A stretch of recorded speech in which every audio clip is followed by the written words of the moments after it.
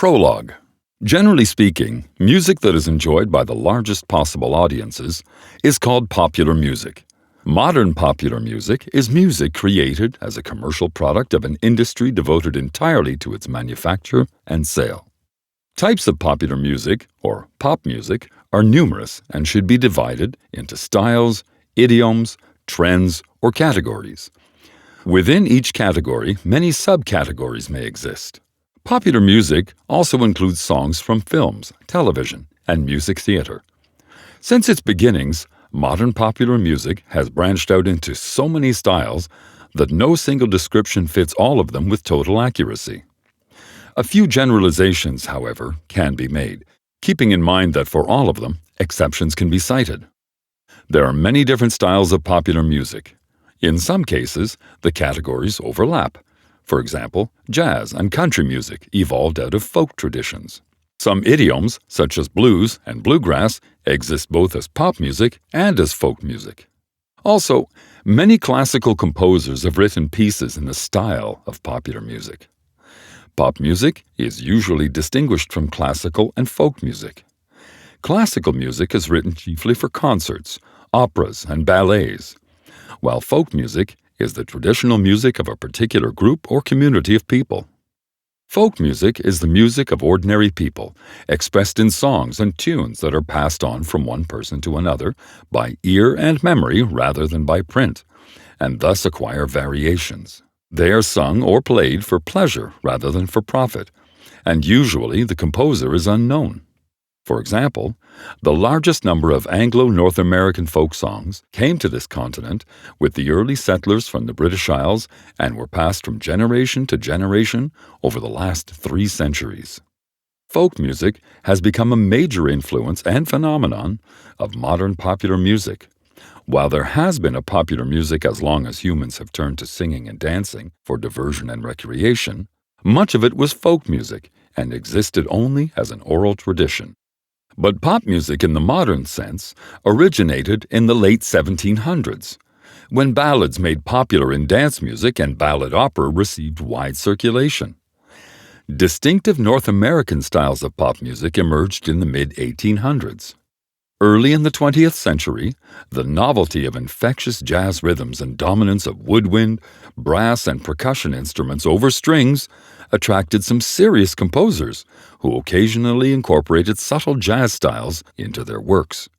Since 1930, the influence has worked in both directions, and pop music has gradually adopted techniques that originated in serious music.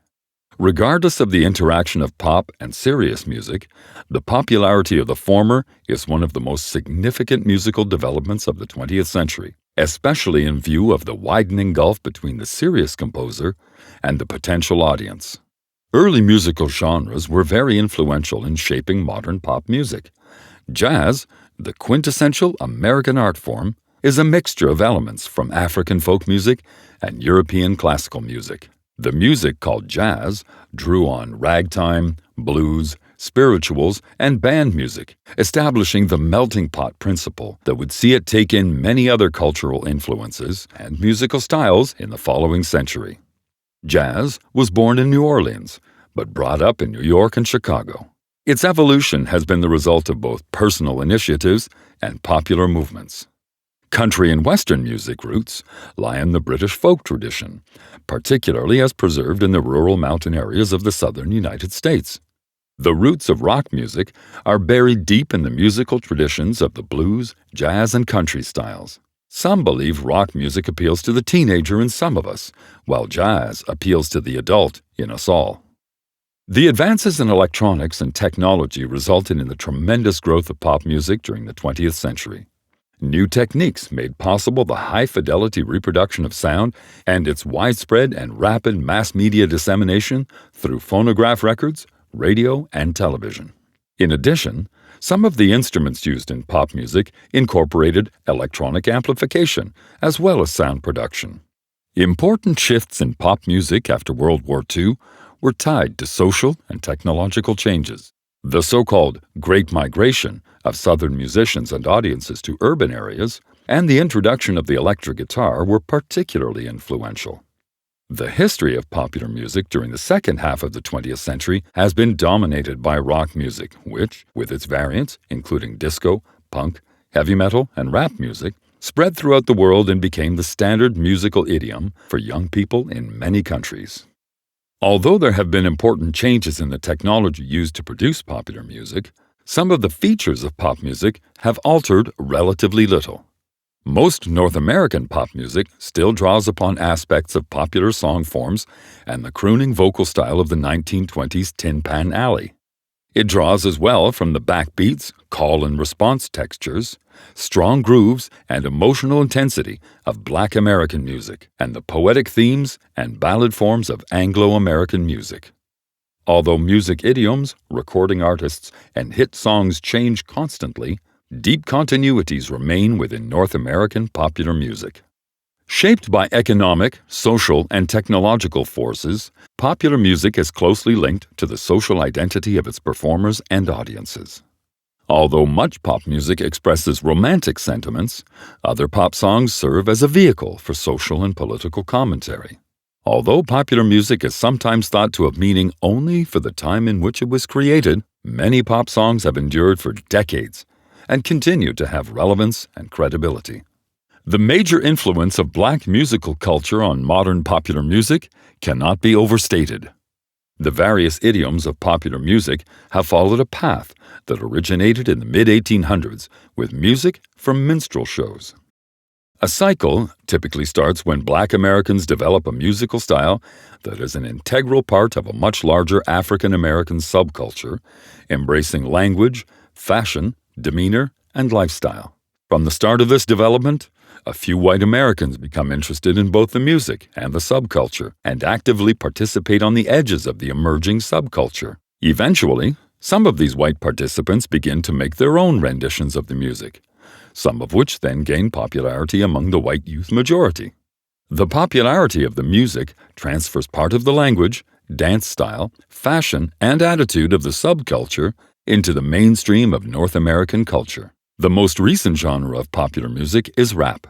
The advent of rap, in many ways, parallels the birth of rock and roll in the mid-1950s. Both originated and incubated within the Black American community, and both were initially recorded by small independent record companies and promoted to an African American audience.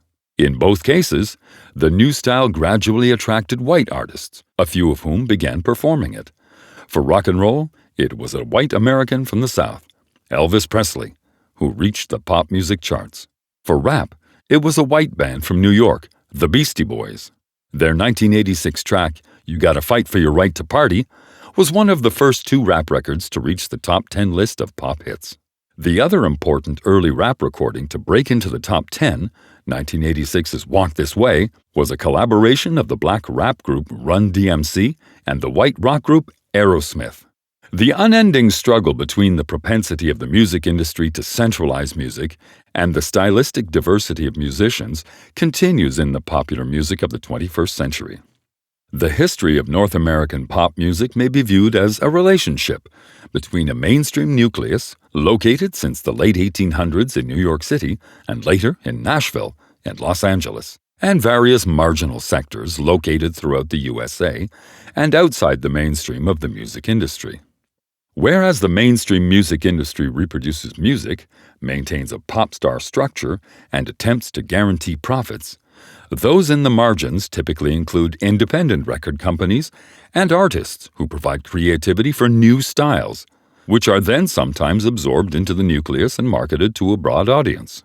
A prime example of this process can be seen in the mainstream success of grunge, an alternative rock style from the city of Seattle, which was rapidly appropriated by the major record companies in the early 1990s.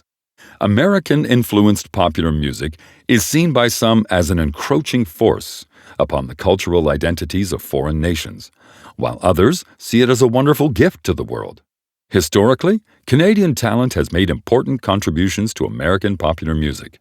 Nonetheless, Canada has been striving to protect and develop its musical culture from this irrefutable American influence since the introduction in 1971 of legislation to create minimum levels of Canadian content in domestic media. This landmark policy is believed to have engendered a self-sustaining Canadian music industry via the development of domestically produced popular music.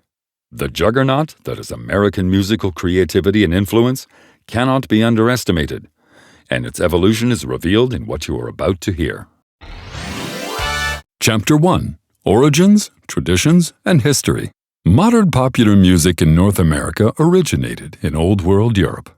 Historically, European popular music consisted of songs of the medieval troubadours and minstrels, mixed with elements of fine art or classical music originally intended for a small, elite audience, but that became widely popular. After the British Industrial Revolution, the popular music of the 18th century Victorian era and the early 1900s was that of vaudeville and the music hall. Its upper reaches were dominated by waltz music and the operettas of composers such as Gilbert and Sullivan, Victor Herbert, Tchaikovsky, Jacques Offenbach, and others. In North America, meanwhile, popular music evolved in its own unique way. The most popular songs in North America during the late 1700s, according to sales of printed sheet music, were written by professional British composers for recital in London parks or for performance in British ballad and comic opera. The songs often had pastoral themes, were romantic in nature, contained ethnic stereotypes, and included Scottish and Irish words and melodies. By the early 1800s, Italian opera had also become popular in North America. Songs by Italian composers were published as sheet music. In addition, the Italian bel canto, or soft style of singing, was to have an influence on the development of the clear, light, intimate, and sentimental style of singing known as crooning that became popular in Canada and the United States during the 1920s and 30s. Prior to the American Revolutionary War, 1775 to 1783, virtually the only music published in the North American colonies was religious music. Most of it consisted of settings of hymns and psalms by various composers, including William Billings. Billings operated singing schools with the goal of building a market for this type of music. People also sang these pieces in church, at family gatherings in homes, and in singing societies. British abolitionist and Reverend John Newton, a reformed merchant slave trader, collaborated with poet William Cowper on several editions of Only Hymns, which achieved lasting popularity. The first edition, published in 1779, contained 280 pieces by Newton, including the world-famous hymn that celebrates his amazing transformation, Amazing Grace. Composed between 1760 and 1770 and only, Amazing Grace was possibly one of the hymns written for a weekly service. Although the hymn was not originally entitled Amazing Grace, it later came to be known under that name. Through the years, other writers have composed additional verses to the hymn, and possibly verses from other Newton hymns have been added. The origin of the melody is unknown. Most hymnals attribute it to an early American folk melody, while others speculate that it may have originated as the tune of a song that slaves sang. Non-religious music also flourished in the British and French colonies, but much of it was passed orally from person to person without being published. British colonists sang secular folk and popular songs from England and songs written by North Americans in the English style. Many songs were sold on large sheets of paper with words printed on one side called broadsides. The broadsides provided no music, only lyrics, with instructions that they were to be sung to a well-known melody. Throughout the colonial period, 1607 to 1776, black slaves often performed as musicians at social functions. They played instruments from Africa, including forerunners of the banjo. They also played the violin and other European instruments. Extensive publication of secular music began in North America in the 1790s. During the post-Revolutionary War decades, 1784 to 1840, most North American music publishing companies were located in the populated northeastern cities of Boston, Philadelphia, Baltimore, New York City, and Montreal. These companies published collections of songs and instruction books for such instruments as violin, flute, and fife. In addition, sheet music, usually for solo voice with piano accompaniment, began to appear. Most of these volumes contained military marches, dances, and other recognizable songs of the time. Also common and popular were booklets called songsters. Like broadsides, most songsters included only the lyrics to be sung to well-known tunes. Throughout this period, North American popular music continued to be greatly influenced by music from overseas. Great Britain's Henry Bishop, for example, composed and arranged the music to Home Sweet Home, probably the most popular tune of the 19th century. American poet John Howard Payne wrote the lyric. Between 1808 and 1834, Irishman and poet Thomas Moore wrote new words for traditional Irish melodies. Among the popular titles in Moore's collection, known in North America, were Believe Me If All Those Endearing Young Charms and 'Tis the Last Rose of Summer. During the pre-American Civil War years, 1841 to 1861, North American popular music began to develop its own identity. Minstrel theater shows became a dominant form of popular stage entertainment. In minstrel shows, troops of white performers disguised as blacks, by wearing blackface makeup, performed songs, dance routines, and comedy skits that reflected their conceptions of African American life and music. Mid-1800 minstrel shows acted out crude parodies of African American behavior. They were performed in a spirit of parody and did not present authentic black music. Although these blackface entertainers impersonated blacks, they did introduce some basic elements of African American music to large white audiences for the first time. The instruments minstrels played were characteristic of slave music. Minstrel entertainers played fiddles, tambourines, bones, and incorporated the technique of banjo playing used by African American musicians. The minstrel stage had a strong impact on the development of popular music. American performer Thomas Dartmouth, Daddy Rice, demonstrated the profitability of minstrel music with his 1829 song Jim Crow, which was the first American song to become a worldwide sensation. Many minstrel songs were successful in sheet music form, and they became an important force in the development of 19th century popular song. Ohio composer Daniel Decatur Emmett's popular songs Old Dan Tucker of 1843 and Dixie of 1859 were first performed on the American minstrel stage. Dixie made its Southern debut in New Orleans and quickly became the favorite of all Confederate songs during the Civil War. The tune also accompanied Jefferson Davis's inauguration at Montgomery, Alabama on February 6, 1861. Dixie was the most parodied of all the Southern songs during the war. Even Northerners wrote some Dixie parodies, but despite its Northern origins, Dixie belonged to the South. The first important composer of North American popular song and the most influential American songwriter of the mid-19th century was Pittsburgh native Stephen Collins Foster, who rose to fame writing more than 200 songs for minstrel shows. The best-known troupe of the 1850s was Christie's Minstrels, which popularized many of his songs. Foster was at the forefront when white American culture started to integrate black culture to its own. His melodies are so much a part of American history and culture that most people think they're folk tunes. Foster was the first North American to make his living as a songwriter, making him the first true king of pop.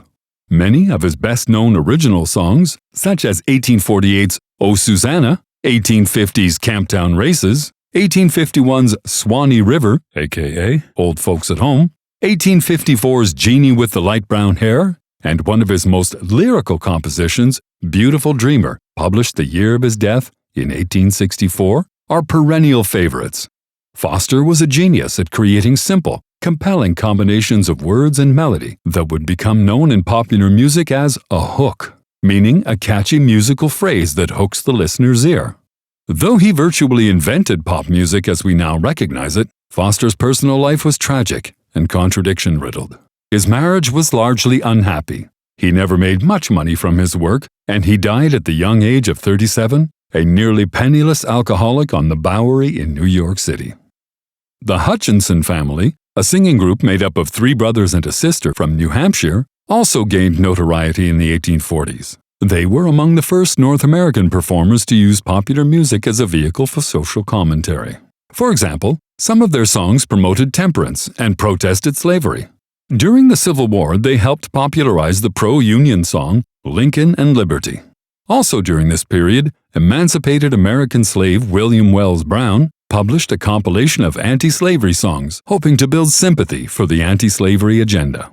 This, along with his other literary publications, helped establish his reputation as the most prolific Black American man of letters of the mid-1800s. Chapter 1. Origins, Traditions, and History, Part 2. The African population shipped to the Americas in chains as slaves originated from many different West African regions, tribes, and villages, each with their own language and musical culture. In order to thwart any plans of revolt, they were separated, thereby denied a common means of verbal communication. These immigrant captives turned to the music they knew for comfort. This mixing of music most likely led to the unique rhythms that eventually formed the bedrock of North America's modern popular music. When slave owners outlawed African drums, slaves compensated by incorporating percussive elements into their playing of other instruments and their singing styles. Later, African American slaves used music and lyrics to orally express their suffering. Many of these songs are now recognized as the forerunners of more modern Black American musical forms, including spirituals, the blues, and ultimately, jazz. The intent of this slave music and the human suffering that lay behind it conveyed a strong message to those who listened. Joshua McCarter Simpson from Ohio was one such African American poet whose memorable songs of emancipation were set to popular tunes and sung by runaway slaves traveling the Northern Underground Railroad. Canadian-bound runaways often sang inspirational songs. A version of the song, The Free Slave, by the American abolitionist George W. Clark, illustrates this well. Crossing the border suspension bridge into Canada at the Niagara frontier, fugitive slaves sang songs, which in many ways captured the spirit of their personal heroic journey, while at the same time rendering homage to the many great escape stories that marked the Black experience in North America. The American Civil War, 1861 to 1865, was of great importance to North American popular music. Citizens often expressed in song the strong feelings aroused by the conflict. As a result, there was a tremendous increase in composition and publishing. Such songs as The Battle Cry of Freedom and Julia Ward Howe's celebrated Battle Hymn of the Republic of 1862 expressed Northern Unionist sentiments. Southern secessionists, meanwhile, expressed the attitudes of the Confederacy in 1861's The Bonnie Blue Flag. The former song was second only to Dixie in popularity among Confederate soldiers. English-born vaudeville performer Henry McCarthy wrote The Bonnie Blue Flag, setting it to a well-known Irish tune. When Union General Benjamin F. Butler was commander in New Orleans, he banned the song, fined anyone who sang it, fined the publisher, and confiscated the plates from the printer. During the war, singing was one of the soldiers' favorite pastimes. Numerous tunes were written and sung throughout the armies and at home. On the field, fifers played shrill tunes accompanied by drummers, beating various beats. The songs sung during the conflict can be divided up into several distinct categories. There were inspirational marching tunes written to boost the morale of soldiers on both sides, Negro spirituals, and other traditional slave songs. Sad, sentimental tunes that soldiers sang when they were melancholy and lonesome for home. There were songs that homefront families sang when thinking of loved ones away at war. Songs of the Union and of the Confederacy, of Abraham Lincoln, dialect, minstrelsy, and humorous songs, and those inspired by the battles and campaigns. Civilians, for the most part, sang the sentimental songs. Soldiers preferred the rousing marching songs, satiric songs, protest songs, and parodies that sprang spontaneously from Army life. Both sides enjoyed singing Stephen Foster's songs. Music was a basic element in everyday life for the soldiers. For example, during the Battle of Gettysburg, the Confederate regimental band played waltzes and polkas. Sometimes, if soldiers liked a tune they heard the enemy singing, they would write their own lyrics to the song and sing it themselves. For this reason, many Civil War songs have at least two versions. In the Confederacy, poems about the war were published in Southern periodicals. Those that captured the ears of tunesmiths were set to music and published as songs.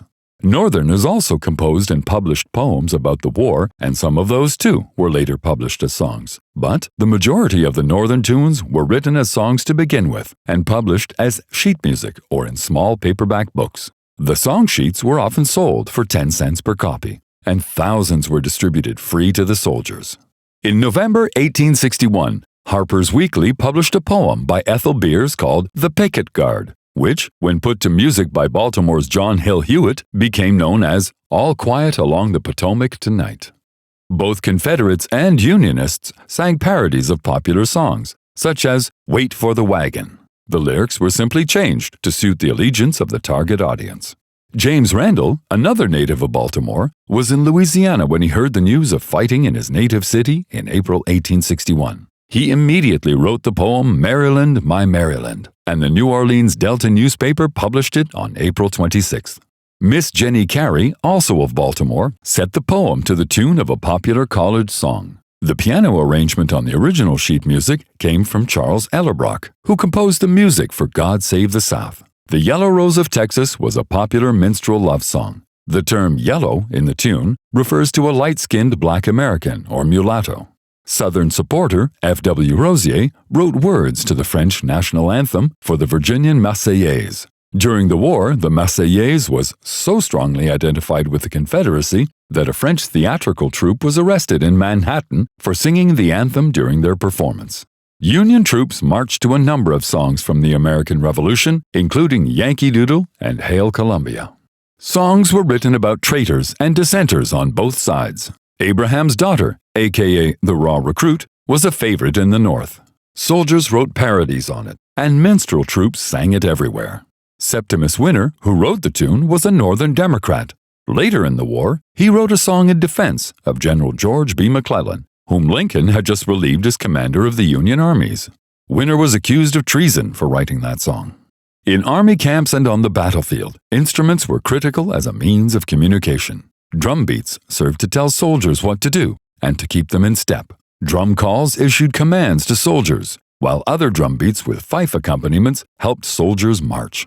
Fife music was popular during the war because the shrill tone of the fife could be heard well above the rumbling of cannon and the other noises on the battlefield. Buglers were indispensable in the war because they, too, were responsible for sounding out commands. These included réveil in the morning, numerous calls throughout the day, and tattoo at night, as well as field commands such as advance and retreat. The Civil War also had an impact on popular music in many other ways. It provided musical training for soldiers who played in military bands. In addition, the so-called War Between the States brought people from different parts of North America together. These contacts enabled people to learn about one another's musical traditions, styles, instruments, and songs. Of particular importance was the exposure many whites gained to authentic black music, notably the religious songs called spirituals. The all-black Fisk Jubilee Choir, led by George White, first popularized the spirituals. Up to this time, most Northern whites' conception of black music had come only from blackface minstrelsy. Of the 50,000 Canadian-born soldiers who fought for the North and South in the bloody four-year conflict, a French-Canadian soldier named Calix Lavallee would return to Canada after the war and work as a professional musician and composer. He would one day compose the music for Canada's national anthem, O Canada. Emancipation in the United States after the war allowed a greater number of former black slaves to become professional songwriters and musicians. Black groups who specialized in singing spirituals became popular in the late 19th century. During the 1870s, a distinct genre of popular American hymnody emerged. At first, a style predominantly popularized by whites, it became prominent in the urban religious revivals led by evangelist Dwight Moody with the musician Ira Sankey. Its roots were in camp meeting spirituals, Sunday school hymns, and the harmonies and melodies of popular music. The lyrics often dealt with conversion and salvation. Chapter 1. Origins, Traditions, and History, Part 3. With the winds of change brought about by the Civil War, the southern United States became fertile ground for new musical idioms during the late 19th century. Instruments rarely used by black slaves, such as guitars, piano, and horn instruments, became central to the new genres of black American music that developed and flourished. In addition, all-black minstrel troupes were formed during this era. A new style called the blues became popular in the early 1900s. The blues most likely developed from work songs and the calls known as field hollers that plantation laborers used as a form of communication in the fields. Ragtime, a style of music often played on the piano, emerged in the 1890s in the American Midwest, principally in the city of St. Louis, Missouri. It quickly became the most popular music style in North America. Ragtime was an energetic variety of music that emphasized formal composition. It combined many elements, including syncopated rhythms and the harmonic contrasts and formal patterns of European military marches. Ragtime traced its roots to plantation melodies and dance music, such as the cakewalk, to minstrelsy, and to music for black stage shows. Early in ragtime's development, professional composer Scott Joplin began writing formal compositions in the ragtime style. Ragtime soon acquired mass popularity throughout Europe and flourished worldwide in the first 2 decades of the 20th century, giving birth in the 1920s to the Charleston dance craze.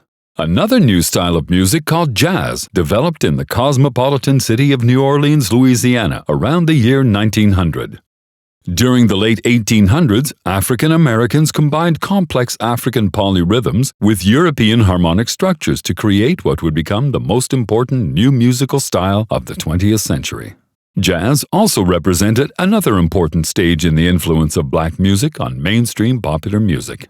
Jazz was particularly rooted in African American dance music, as well as in the brass band music played in New Orleans during parades and funeral processions.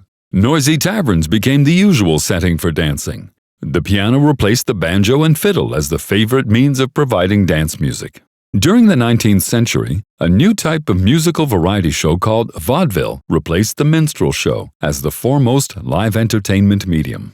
Like minstrel shows, vaudeville consisted of songs, comedy routines, dances, and other skits. The two differed, however, in that vaudeville reflected northern white influences rather than black southern culture. Vaudeville was at the peak of its popularity from 1880 to 1939. By the late 19th century, the music publishing business was centralized in an area of Lower Manhattan Island in New York City to be known as Tin Pan Alley. The genre took its name from the byname of the street on which the industry was based. Around 28th Street between 5th Street and Broadway Street in the early 20th century, around Broadway and 32nd Street in the 1920s, and ultimately on Broadway between 42nd and 50th Streets.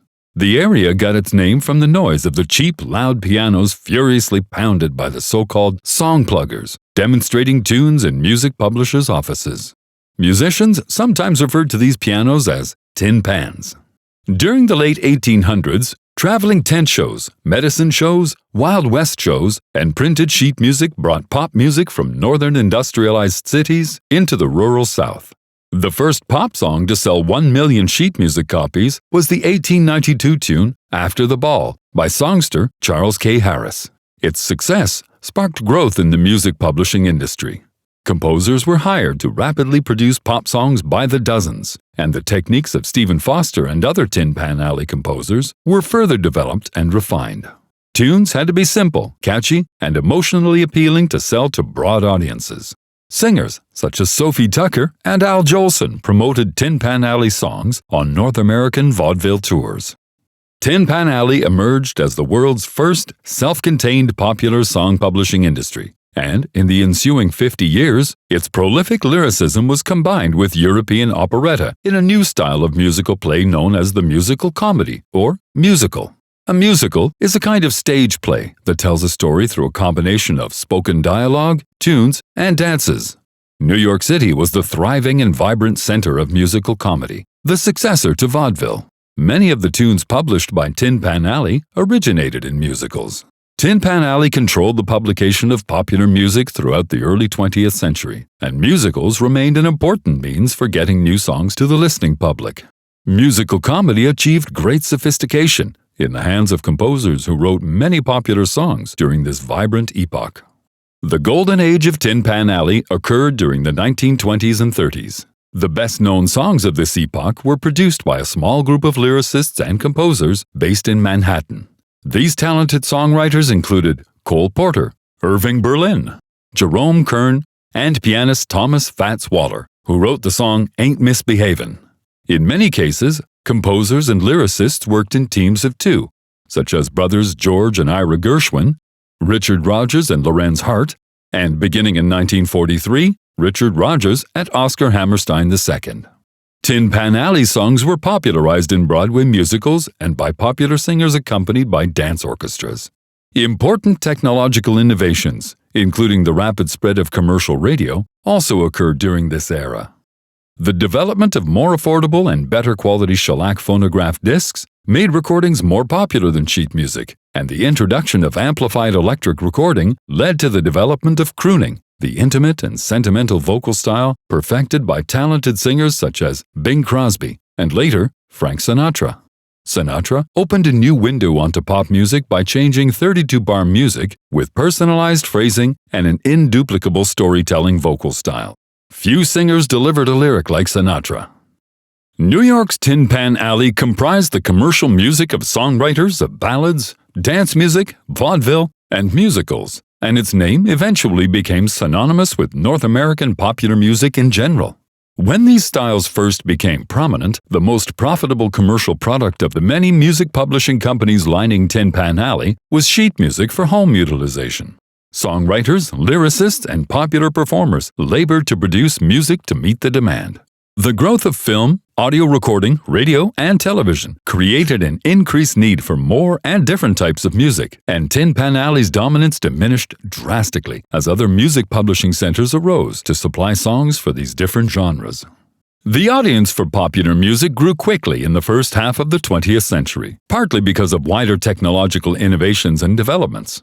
Sound recording, invented and patented in 1877 by the American Thomas Edison, became an important way to distribute popular music in the early 20th century. Gramophone discs soon surpassed printed sheet music as the primary means through which popular music was disseminated. By the mid-20s, almost 110 million records were produced and sold each year in North America. Songwriters and publishers were no longer the main force in popular music. Instead, music began to be dominated by artists and record companies. The rise of sound recording also altered the ways in which people enjoyed pop music. Instead of gathering around the piano in homes to sing the latest tunes themselves, people played recordings of other people singing. By 1930, phonograph records had replaced sheet music as the main source of music in the home, thereby enabling persons without any musical training to hear popular tunes. At the same time, the use of the microphone relieved vocal performers of the need for professionally trained voices that could fill large concert spaces, thereby allowing intimate vocal techniques to be commercially adapted. Record companies discovered and exploited new markets during the early 20th century. In the process, they helped popularize several styles of music that eventually evolved into 21st century popular music.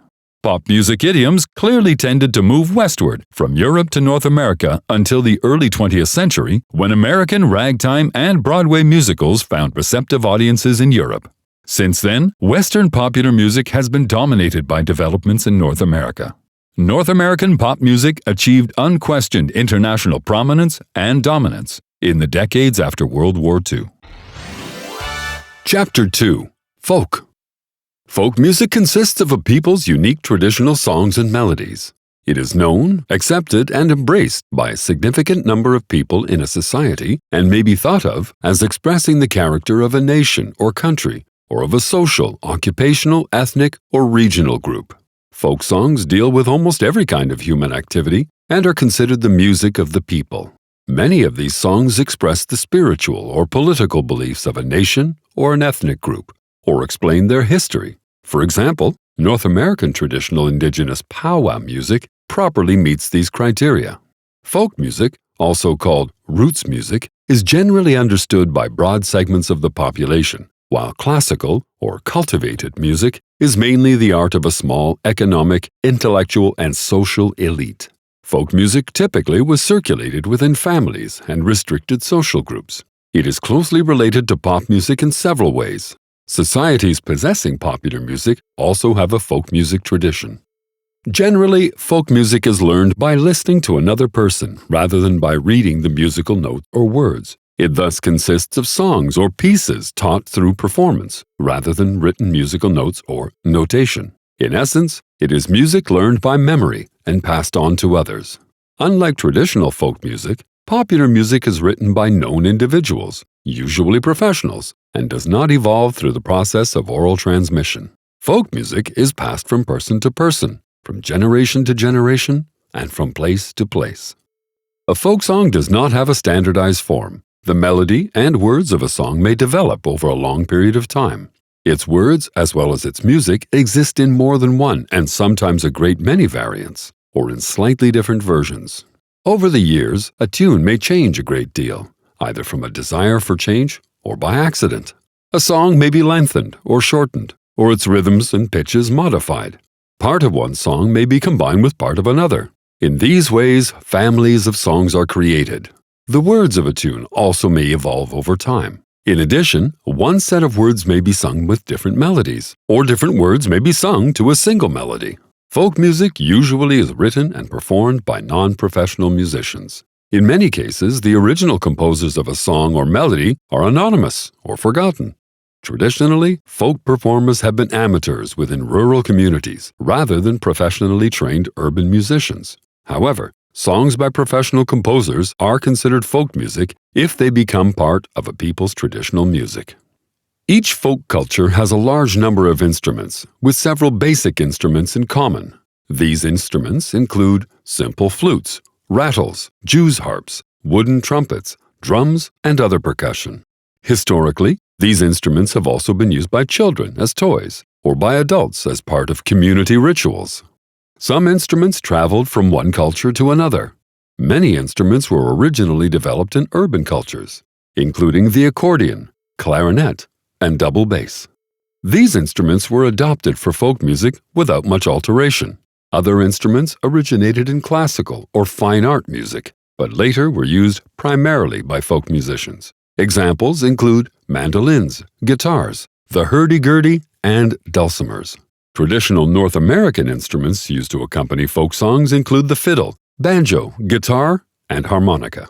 Many folk music instruments are played solo, but ensembles or groups are also common. Folk ensembles generally resemble chamber music ensembles rather than orchestras, in that no two instruments play precisely the same part. Many other ensembles combine one melody-producing instrument with drums and other percussion. Although many folk artists are accomplished musicians, folk music is simpler and more compressed in style than classical or serious art music. Folk music exists in many different forms and under a variety of cultural, economic, and social conditions. Folk music is found in most of the world's societies. Historically, folk music is most commonly the music of the socially and economically lower classes and of rural populations living in villages, hamlets, or small towns. Different than the music of tribal societies, folk music is often viewed as the music of people without a higher education in societies that have a more educated class. This politically and economically elite stratum of society maintains the so-called classical music structure. There are many types of folk songs, including folk theater songs, tunes that address important occasions, children's songs, marching songs, and religious songs. Folk music is closely associated with everyday activities such as spirituality, work, and family life. Some folk tunes have no words, only a melody. Instrumental folk music of this type goes with marching and dancing, which is occasionally accompanied by singing. The ballad, or narrative epic, is one of the main types of Western European and North American folk songs. A ballad tells a story, usually based on true events. Ballads have a stanza form, in which a melody is repeated for each of several verses. There may also be a chorus or refrain that is sung several times during the tune. Some ballads describe legendary events that happened long ago, while others are based on more recent actual incidents. Many ballads tell about the deeds and exploits of heroes or villains, as well as famous or infamous characters. For example, the American Civil War tune, John Brown's Body, honors a well-known abolitionist viewed by his contemporaries as either a hero or a villain. The stories of the origin of the song are numerous and varied. One story has it originating spontaneously from a parade in Boston shortly after Brown was hanged. The song was often referred to as the Emancipation Marseillaise among black and white Union soldiers. Many folk songs reflect outstanding events in a nation's history. For example, Canada's 759 Battle of the Plains of Abraham inspired the earliest known Anglo-Canadian ballad, Brave Wolf or Bold Wolf. The War of 1812 produced such lively tunes as Come All You Bold Canadians and The Chesapeake and the Shannon. Other ballads recall the rebellions of 1837 through 38 and the Fenian raids of 1866. and Confederation in 1867 inspired some anti-Confederation songs in Newfoundland. Newfoundland is particularly rich in the ancient supernatural ballads that are rare elsewhere in North America. Some folk songs deal with a particular set of circumstances, including love, prison life, natural disasters, and war. For example, the Civil War Confederate song, The Battle of Shiloh Hill, effectively describes the realities of war with the killing, suffering, and dying. The song remains in oral tradition in the southern Appalachian Mountains.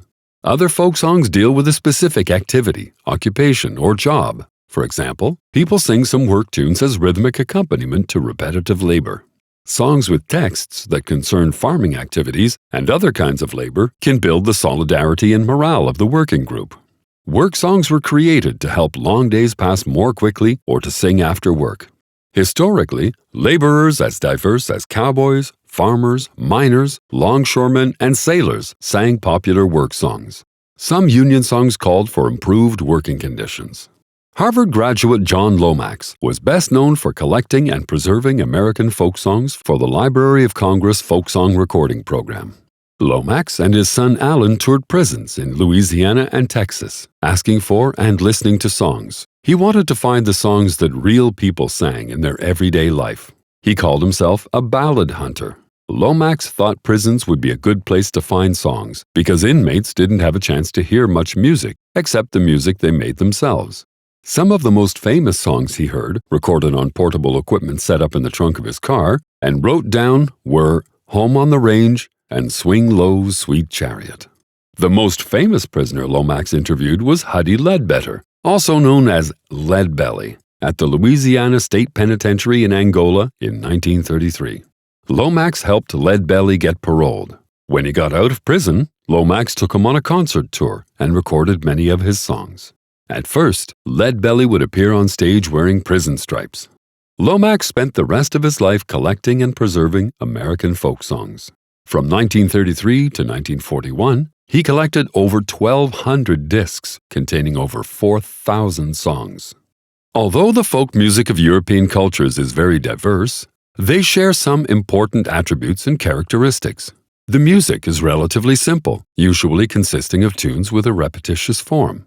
Most folk songs themselves, while spreading as variants, remain in their homelands. Occasionally, however, they pass from one nation to another, their style altering in the process. Chapter 2, Folk, Part 2.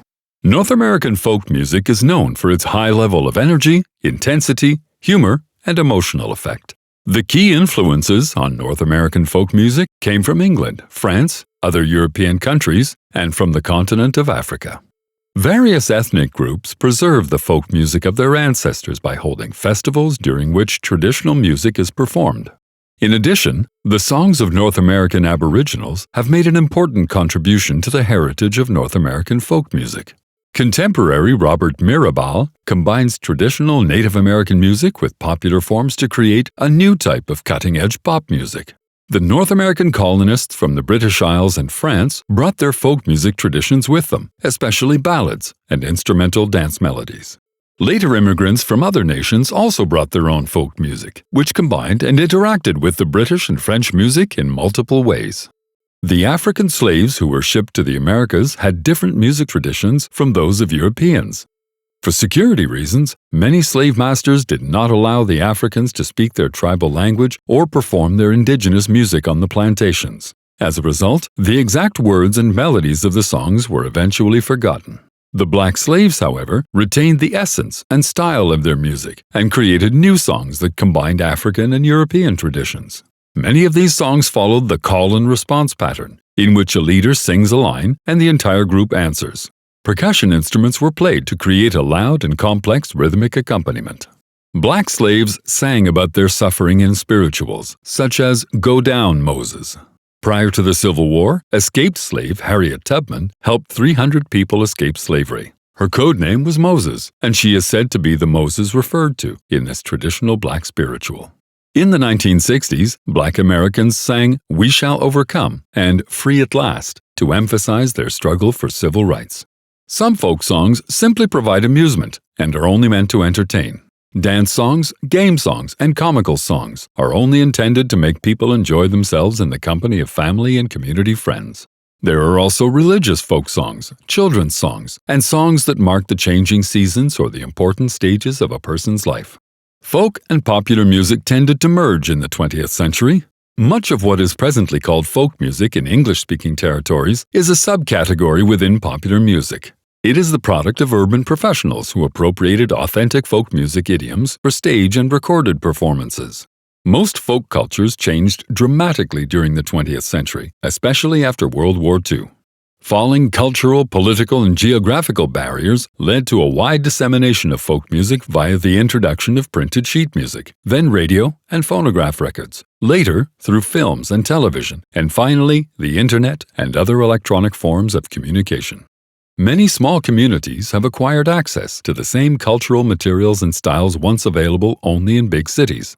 The musical ideals and lifestyle of rural people are now almost identical with those of urban people. The notions of regional isolation, distinctiveness, and ethnicity once associated with folk music have changed, as almost everyone has easy access to the sounds of folk music from many countries.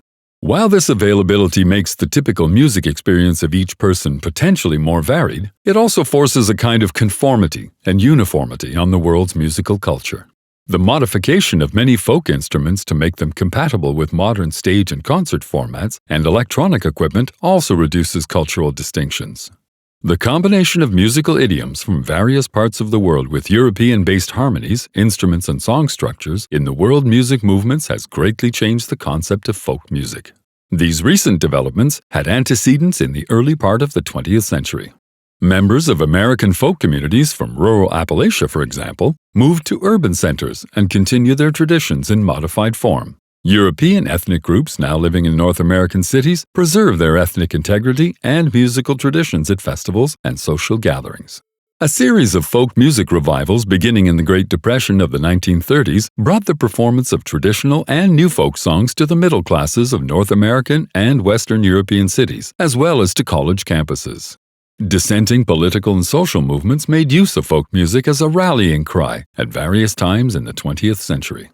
The radical European fascist right of the 1920s and 30s, the North American liberal movements of the 1930s and 40s, the American civil rights movement of the 1960s, and the international movement against the Vietnam War, 1954 to 1975, in the late 60s and early 70s, produced agitation and protest songs that used popular folk melodies and imitated the styles of folk songs.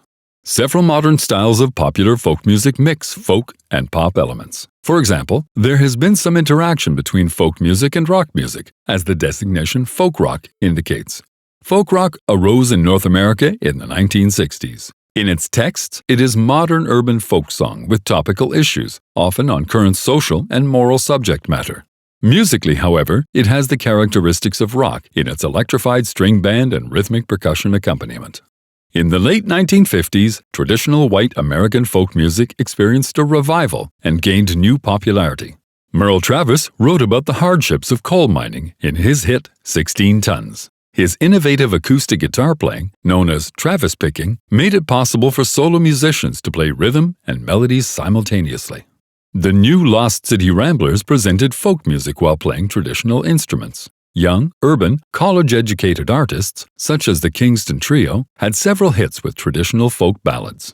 Woody Guthrie, a native of Oklahoma, inspired many artists in this folk music resurgence. Guthrie composed over 1,000 songs that used traditional folk influences, styles, and melodies, including This Land Is Your Land in 1965. Many folk singer-composers with a social conscience began writing their own songs, and a number gained immense popularity.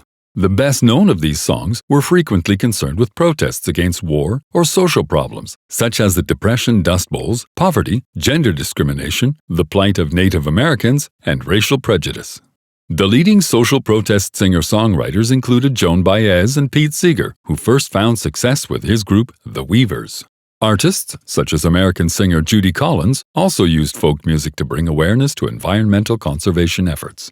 Bob Dylan, whose songs include Blowin' in the Wind, of 1962, The Times They Are A-Changin' of 1963, and Like a Rolling Stone of 1965 was the most important writer and best known of the folk singers produced by this movement. Several of Dylan's compositions were later re-recorded or covered with greater commercial success by pop artists including Joan Baez, Peter, Paul and Mary, and the Byrds. International liberation movements in Quebec, Northern Ireland, among the Basques of northern Spain, and among various ethnic groups from Central and Eastern Europe have also produced major folk song artists. Quebec's Gilles Vigneault and the 1980s Irish group called the Chieftains are examples of nationalist folk musicians. The use of folk music for political purposes was prominent in Eastern Europe and the former Soviet Union. Not long following World War II, governments in these areas founded schools to train folk musicians who would then work as concert performers, representing both Russian nationalism and communist populism. After 1950, Eastern European countries raised money to support their folk traditions through festivals, community gatherings, and competitions. Modern tourism has also had an important impact on folk music culture. For example, in almost all parts of Europe, the conservation of folk traditions is encouraged, while at the same time causing them to be changed to meet entertainment expectations and tastes of international tourists. Although folk music includes a great variety, modern popular music has mainly been influenced by folk music of the 19th and early 20th centuries in North America and Western Europe. Folk music has continued to alter in style, method of transmission, and social context. The differences separating folk music from other types of music, however, have become less visible. Despite the apparent loss of distinctions in world musical folk culture, its mass appeal persists as a worldwide phenomenon, and its influence on modern popular music continues unabated. Chapter 3: Blues, Part 1. The blues is a genre of secular African American folk and popular music. It is a musical style created in response to the hardships endured by generations of Black American people. It originated in the rural Mississippi Delta region of America's Deep South at the beginning of the 20th century. The monumental importance of blues on modern popular music is not to be underestimated. Blues is primarily a vocal narrative style featuring solo voice with instrumental accompaniment in repeated 12-bar sequences. Blues lyrics tend to deal with the general hardships, challenges, and difficulties of life and the sorrows of love. They are typically presented in 3 phrases consisting of an initial phrase, its repetition, and a new third phrase. The sung words are normally followed by instrumental improvisation, creating a call and response pattern, whereby a vocalist or musician will sing or play a phrase and another singer or musician will respond with another phrase. African influences are apparent in the blues form, including tonality, the call and response pattern of the repeated refrain structure of the blues stanza, the artificially high voice or falsetto break in the singing idiom, and the imitation of vocal styles by instruments, especially the harmonica and guitar.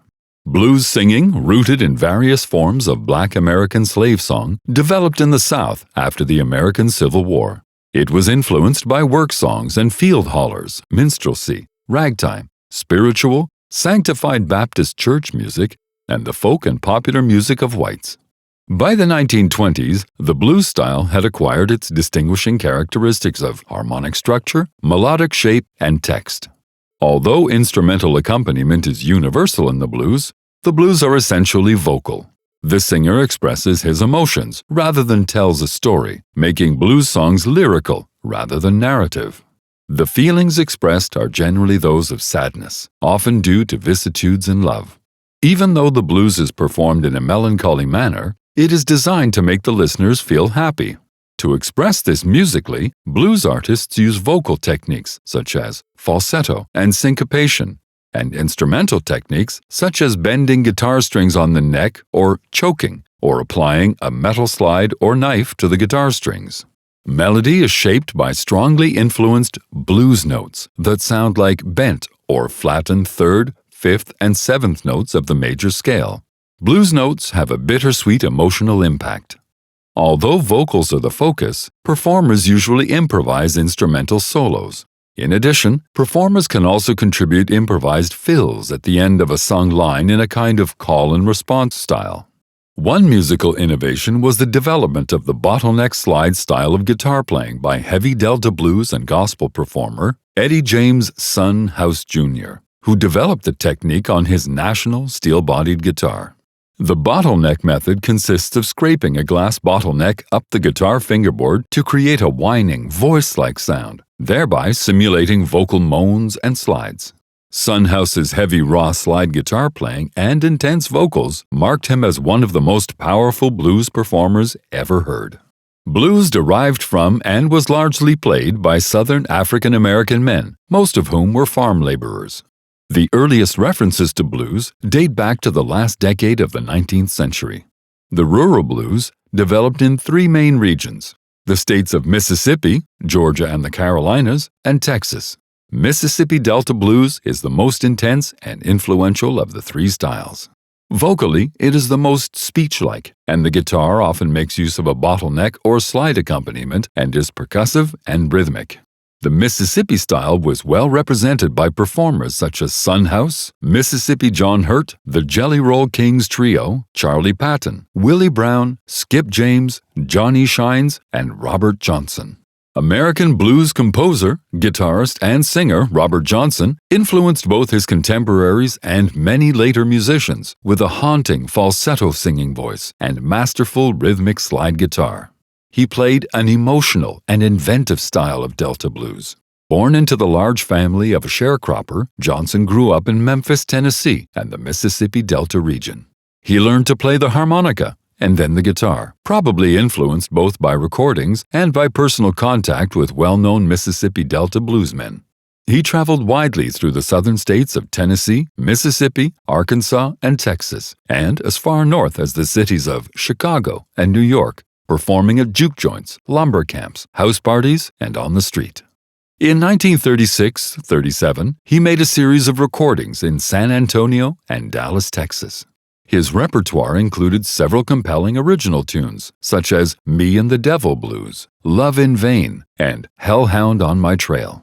Despite the limited number of his recordings, Johnson had a great impact on other musicians and recording artists. Johnson died of poisoning in 1938 at the age of 27 after drinking strychnine-laced whiskey in a juke joint. Best known as a traveling companion of Robert Johnson, Johnny Shine's own contributions to the blues have often been underappreciated, simply because Johnson's own legend casts such a long shadow. Shines was one of the top slide guitarists in Delta blues, with his distinctive, energized style. Shines eventually made his way to Chicago and made the transition to electrified urban blues, helped in part by his robust, impassioned vocals. The blues of Georgia and the Carolinas are celebrated for their regularity of rhythm and clarity of enunciation. Influenced by white roots music and ragtime, they are more melodic than the Mississippi and Texas styles. Blind Boy Fuller and Blind Willie McTell were representative of this style. The Texas blues are noted by high, clear vocals, accompanied by supple guitar lines that consist of single-string picked arpeggios rather than strummed chords. The most prominent Texas bluesman was, without a doubt, Blind Lemon Jefferson, who greatly influenced 1950s Mississippian electric bluesman J.B. Lenoir. Texas also produced seminal gospel blues artist Blind Willie Johnson, regarded as one of the greatest bottleneck slide guitarists. His 1927 recording of Dark Was the Night was included on the disc of sounds attached to the 1977 Voyager deep space spacecraft. Over the years, many artists have covered the gospel songs made famous by Johnson. The earliest blues, known as archaic, country, and Delta blues, were a product of the 19th century Southern rural experience, especially after emancipation. These blues styles differed widely in their musical and lyric structure and form. Vocalists usually accompanied themselves on harmonica or guitar. Itinerant performers, generally men, traveled from one town to another, singing about freedom, love, sex, the hardships of life, and even the devil himself. At the dawn of the 20th century, blues gradually became more of an urban phenomenon as rural Black Americans migrated to big city urban areas, such as New Orleans, Memphis, and Nashville, looking for work. Classic, city, or urban blues evolved in the 1920s and 30s and featured a male or female stage vocalist, usually accompanied by a piano or backed by a whole jazz band. Musical and lyric structures and forms became largely standardized. Adapted to solo piano, city blues gave rise to boogie-woogie piano playing. Chapter 3. Blues Part 2. Black women made the first blues recordings in the 1920s. These performers were primarily stage singers backed by jazz combos.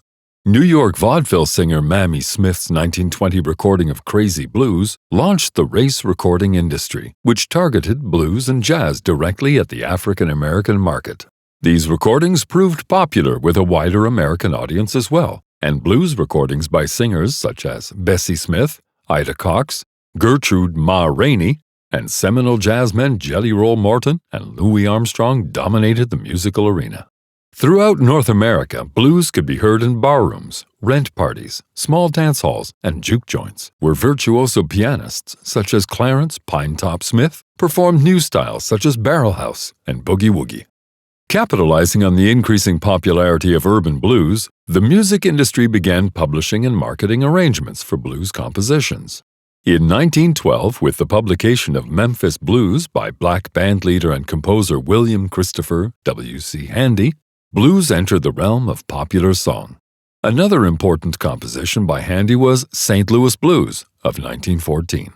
Blues songs became so fashionable and successful that many popular Tin Pan Alley songs that were not actually blues simply added the word blues to the title to ensure their popularity. W.C. Handy was a key figure in the development of the blues. He took his themes from the blues musicians he heard daily, wrote them down, and harmonized them. Some blues was published prior to Handy, but as a result of the distribution of his work, jazz players by the late 1920s were freely improvising and spontaneously inventing melodies on his blues chord sequences. The World Wars and the Great Depression caused the geographic spreading of the blues. The blues expanded and dispersed as millions of African Americans, along with many blues musicians, left the abject poverty, repressive Jim Crow segregation laws, and the Dixie cotton fields and tobacco farms for northern cities like Detroit, where the Ford Motor Company offered high-paying jobs. During the Great Migration, black singers from the South moved north to industrial cities and a more sophisticated urban environment to look for work. The older rural blues evolved into the rougher urban blues style, marked by freer vocal phrasing and larger bands.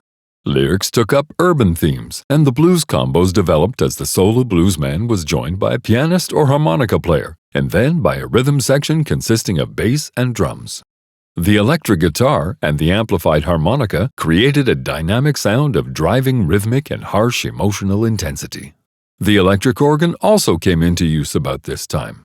Among the cities in which the blues initially took hold were Detroit, Memphis, St. Louis, and Atlanta.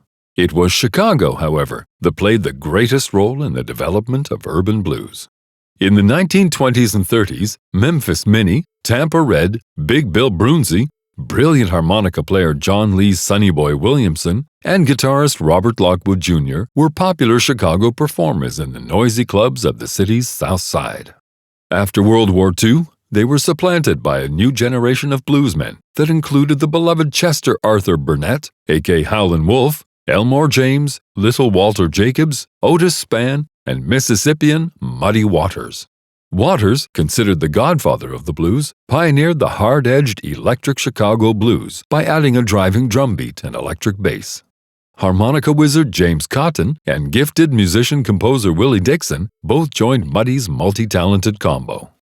Blues and jazz overlapped, sometimes almost indistinguishably, and blues was considered a nurturing form for early jazz. But blues also developed independently. In the 40s, vocalists such as Aaron T-Bone Walker and Louis Jordan performed with big bands or with ensembles based on electric guitar, acoustic stand-up bass, drums, electric organ, and saxophones.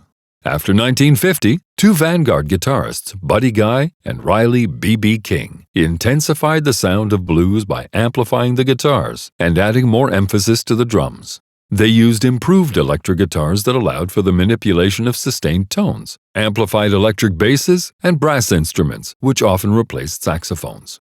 B.B. King was musically nurtured on Memphis's Beale Street, a cultural center for blacks throughout the South and a rendezvous for different musical styles.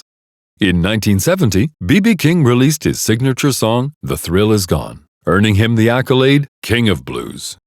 Unlike traditional blues, the recording industry applied the terms electric blues, rhythm and blues, and later, soul, to blues and non-blues music performed in these electrically amplified blues styles. Soul music and rhythm and blues, aka R&B, show obvious blues tonalities and forms. The birth of black radio in the 1950s made stars of the Memphis bluesmen, and they hit the road. The black clubs they played became known as the Chitlin Circuit. The creator of a singular sound which he dubbed folk-funk, multi-instrumentalist Bobby Rush was among the most colorful characters on the contemporary Chitlin circuit, honing a unique style which brought together a cracked lyrical bent with elements of blues, soul, and funk. The blues have influenced many other musical styles. It has contributed significantly to the development of jazz, rock music, and country music. Blues and jazz are closely related. Jelly Roll Morton and Louis Armstrong both employed blues elements in their jazz music. The blues, however, have had their greatest influence on rock music. Early rock singers often used blues material. During the 1950s, white musicians adapted the electric blues style. White artists such as Bill Haley, Jerry Lee Lewis, and Elvis Presley, transforming R&B into rock and roll, often covered R&B hits. British rock musicians in the 1960s, especially the Rolling Stones, the Animals, Led Zeppelin, John Mayall, and Eric Clapton, were greatly influenced by the blues. These artists, along with such American rock musicians as Paul Butterfield, Mike Bloomfield, and the Allman Brothers Band, returned to the blues roots as the source for their heavily amplified hard rock style.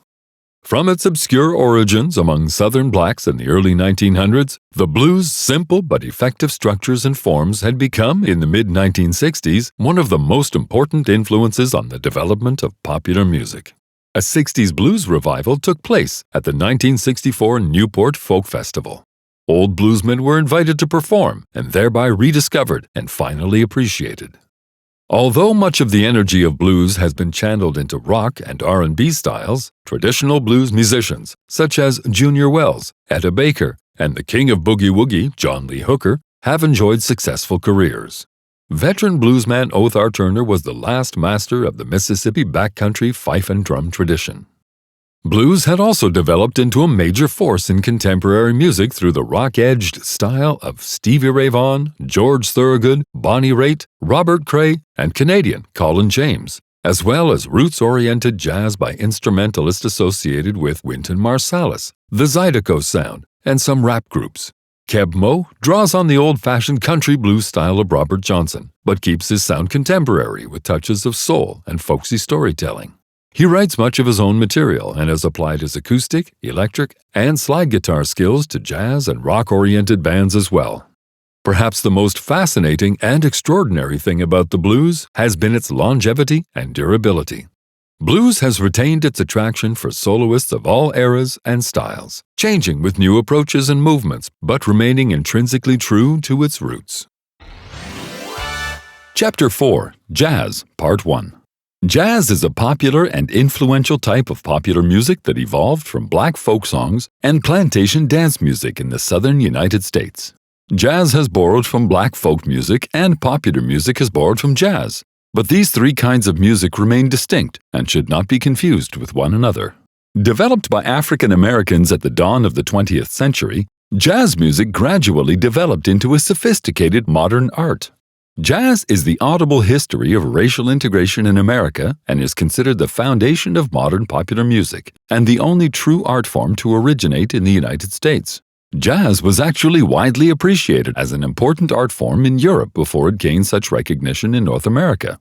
During World War I, Black American James Reese Europe conducted the 369th Regiment Hellfighters Band in France and gave many Europeans their first taste of ragtime and jazz. Unique features of jazz are its sounds, rhythms, and the ability to create new music spontaneously. As a basically improvised kind of music, jazz's mission has always been to express and transmit strongly felt emotions. Improvisation is the key element that gives jazz a fresh excitement at each performance.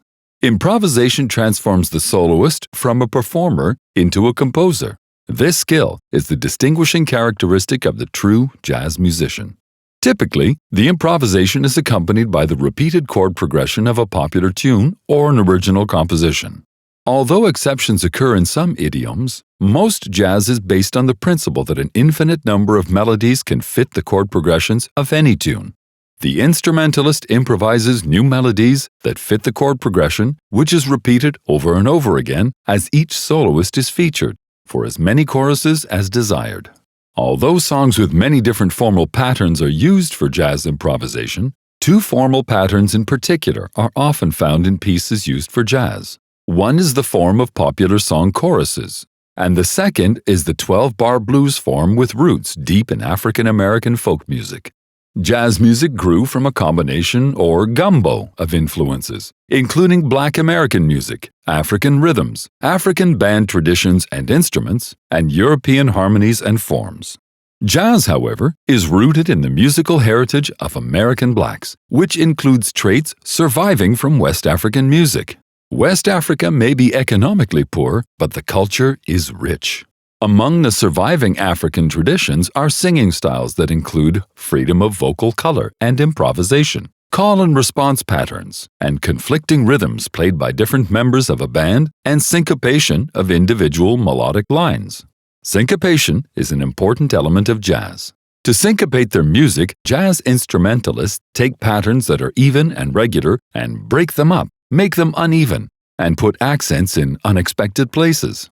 Early jazz also incorporated black folk music forms developed in the Americas, such as rowing chants, lullabies, field hollers, and later, spirituals, gospel, and blues. The blues is a form of music that has always been an important part of jazz. Its mournful scale and simple repeated harmonies help shape the unique character of jazz. Jazz musicians have long exploited the blues as a vehicle for improvisation. Jazz also borrowed from European popular classical music of the 1800s and 1900s, which contributed specific styles and forms, including hymns, waltzes, mazurkas, military marches, quadrilles, and other dance music, light theatrical music, French and Italian operatic music, and also theoretical elements, in particular, harmony. African American influenced elements of pop music that contributed to jazz include the banjo music of minstrelsy and the syncopated rhythmic patterns of black influenced Latin American music played in Southern American cities. Other influential elements include the barrelhouse piano styles of black tavern musicians in the Midwest and hymns and marches, as they were played by African American brass bands in the late 19th century. Near the end of the 1800s, ragtime emerged and influenced early jazz as well. After 1910, W.C. Handy took another influential form, the blues, beyond its previously strictly oral tradition by publishing his original blues songs. Favored by jazz musicians, blues songstress Bessie Smith recorded many of them in the 1920s. African Americans who had almost no training in Western music first performed early jazz. These musicians drew on a strong musical culture from Black American life. As jazz grew in popularity, instrumentalists with formal training and classical backgrounds influenced its sound. During its prolific history, jazz has absorbed influences from the folk and classical music of Asia, Africa, and other areas of the world. The development of instruments with new and different features and qualities has also influenced the sound of jazz. Most early jazz was played by solo pianists or in small marching bands. The repertoire included military marches, ragtime, hymns, spirituals, and blues. Although blues and ragtime had arisen independently of jazz and continued to exist in parallel, these idioms influenced the style and forms of jazz and provided important conduits for jazz improvisation. Jazz bands performed at weddings, birthdays, parades, picnics, and funerals. Typically, the bands played mournful dirges on the way to funerals and spirited up-tempo marches on the way back, modified often by acceleration and syncopations. Almost every Western musical instrument and many non-Western musical instruments have been used when performing jazz. For example, the violin and vibraphone, an instrument similar to the xylophone, have been especially popular in combos. Jazz may be played by one musician, by a small ensemble of pieces called a combo, or by a big band of 10 or more musicians.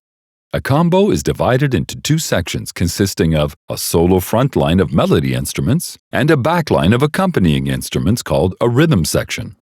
The front line consists of 1 to 5 brass and reed instruments. The rhythm section consists of piano, bass, acoustic or electric guitar, and drums. The frontline instruments play most of the solos. These instruments may also perform together as ensembles. A big band consists of brass, reed, and rhythm sections. The rhythm section in a combo or big band maintains the steady beat and embellishes the rhythm with syncopated patterns. It also provides the formal structure to support solo improvisations. The drums keep the beat steady and add colorful rhythmic patterns and syncopations. The piano or guitar plays the chords or harmonies of the composition in a rhythmic manner. The bass outlines the harmonies by sounding the roots or bottom pitches of the chords on the strong beats of each measure. Any of the rhythm instruments, especially the piano, may also solo during a piece. The principal brass instruments of jazz are the cornet, the slide trombone, and the trumpet. Secondary brass instruments are the valve trombone, the baritone horn, the flugelhorn, the French horn, and even electronic trumpets have been played in jazz performances. The trumpet and cornet are melody instruments of identical range, but the trumpet is usually considered more brassy and the cornet mellower. The slide trombone blends well with the trumpet. The brass section of a big band typically consists of 3 trombones and 4 trumpets. Jazz trombonists and trumpeters often use accessories called mutes to change or modify the sound of their instrument. The musician plugs the mute into the bell or flared end of the instrument or holds it close to the opening of the bell. The saxophone and clarinet are the principal reed instruments of jazz. The flute, though technically a woodwind, is frequently classified as a reed in jazz. It is used especially as a solo instrument. In early jazz, the solo clarinet was an equal member of the front line with the cornet or trumpet and the trombone. The clarinet eventually gave way to the saxophone, which is capable of much greater volume. A reed section in a big band is typically made up of 2 alto saxophones, 2 tenors, and a baritone. Instrumentalists often play 2 or more reed instruments, such as an alto saxophone and a tenor saxophone, during a performance. Drums of various types were familiar to African Americans dating back to the days of slavery. These early percussion instruments played a fundamental role in the development of jazz. As jazz grew, the drum kit evolved until one drummer could play more than one percussion instrument at the same time. The invention of a foot-operated bass drum pedal and pedal-operated cymbals freed the drummer's hands to play other percussion instruments, such as snare drums, tom-toms, wood blocks, and cowbells. Another important invention was a wire brush that the drummer used instead of a mallet or drumstick to produce a more delicate sound on cymbals and drums. The piano has historically been played both as a solo instrument and as an ensemble instrument that performs as part of the rhythm section. At present, other keyboard instruments, including electric pianos, electric organs, and synthesizers, may substitute for pianos. The guitar, like the piano, is capable of playing both melodies and chords. In the early days of jazz, these 2 instruments, along with the banjo, were often substituted for one another. Later, however, the banjo and guitar were most often used in the rhythm section in addition to the piano. The banjo eventually disappeared from almost all later forms of jazz. Since jazz's beginnings, musicians have used the acoustic guitar in bands and as a solo instrument. In the late 1930s, the electric guitar surfaced in jazz to add greater volume, sustained tones, and a new variety of effects and sounds.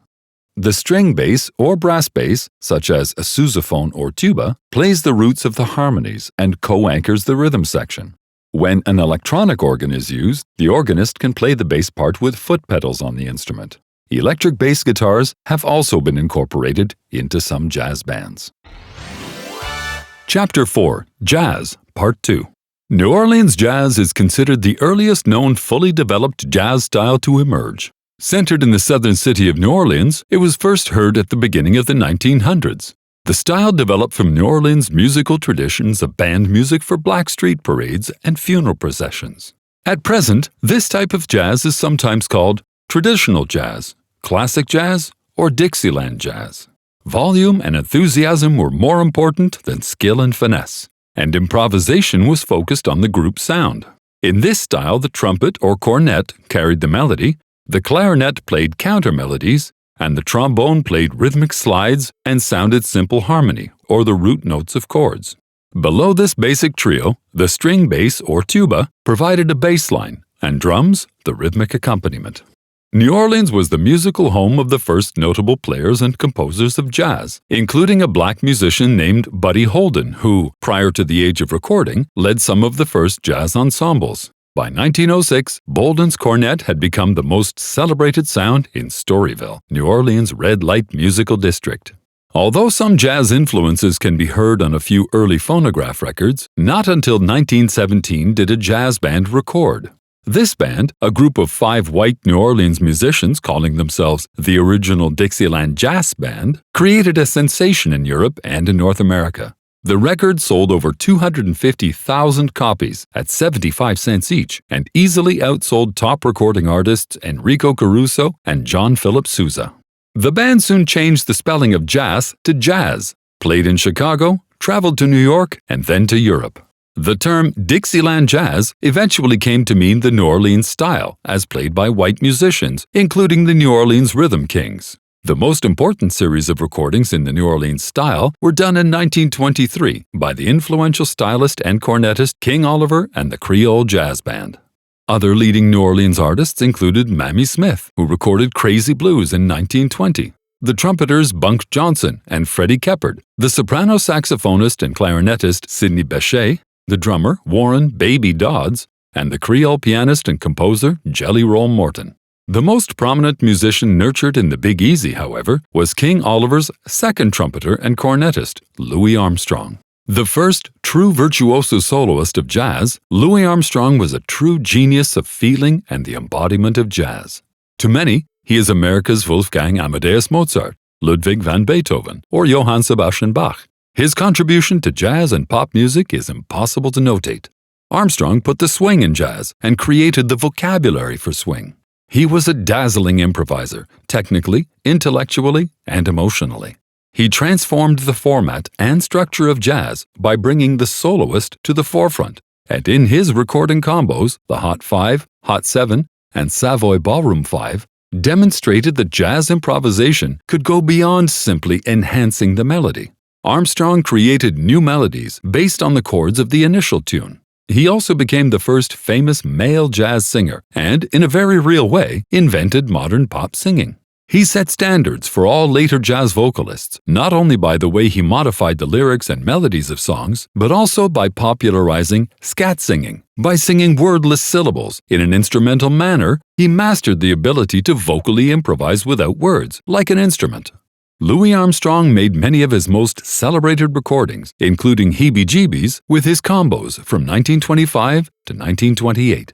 These recordings rank among the masterpieces of jazz, along with his duo recordings of the same era with pianist Earl Father Hines, including a King Oliver tune, West End Blues.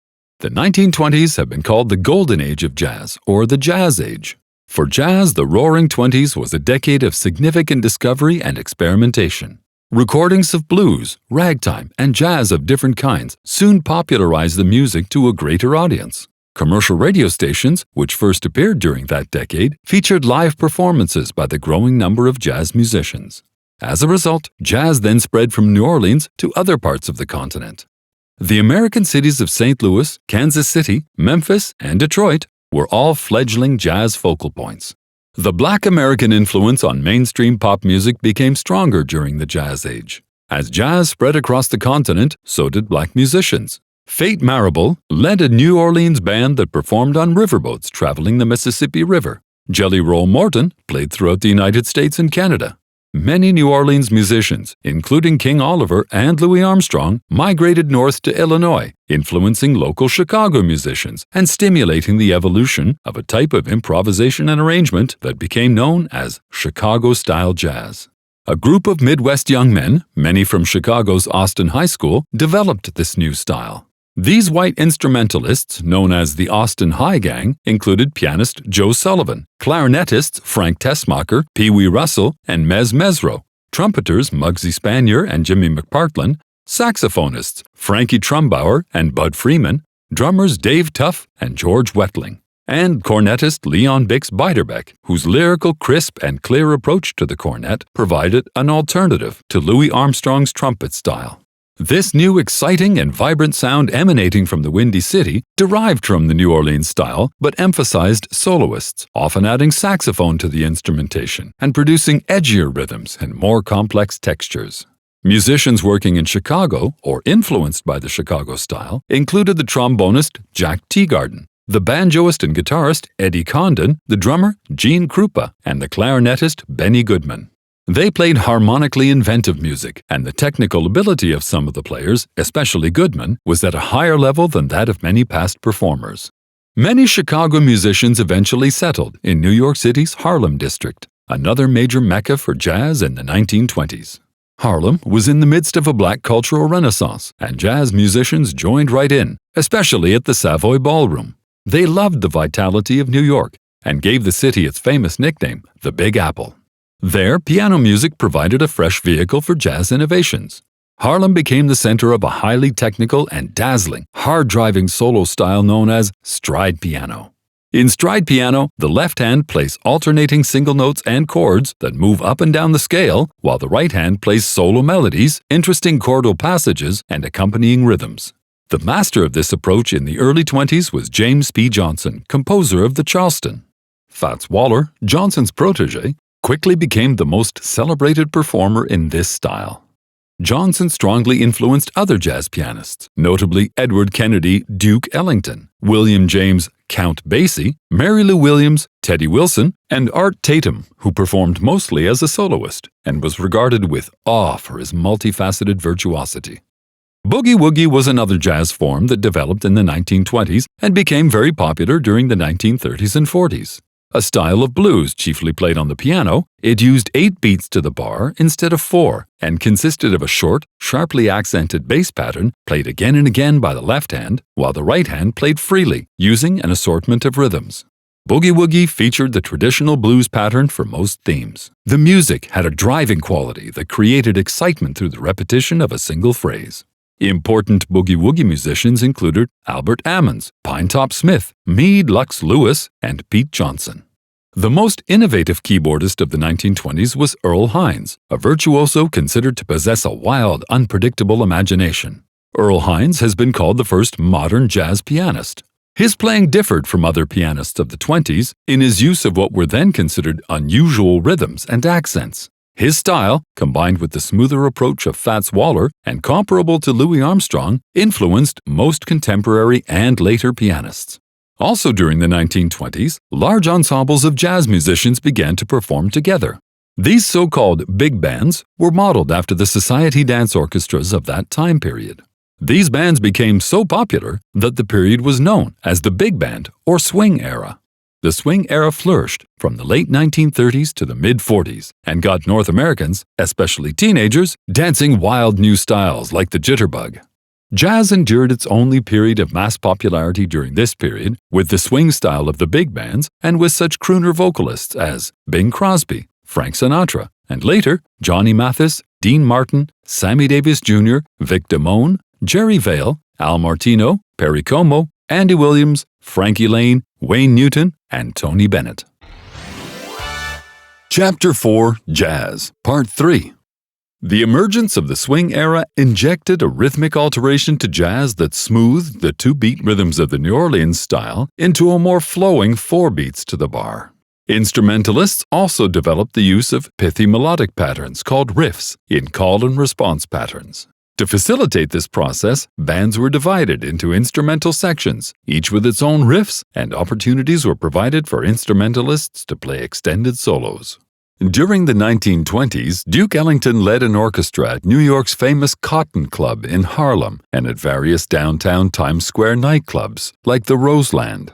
It was at the Cotton Club that his sound, filled with trumpet growls, unusual harmonies, and chords no one had ever heard before, was given a new name, and for some, a demeaning name: jungle music. The music was hot, exotic, and sexy. Ellington was a prolific composer who wrote colorful experimental concert pieces ranging in length from the 3-minute Coco in 1940 to the 60-minute Black, Brown, and Beige in 1943. As well as such tunes as Solitude, Harlem Flat Blues, and Sophisticated Lady.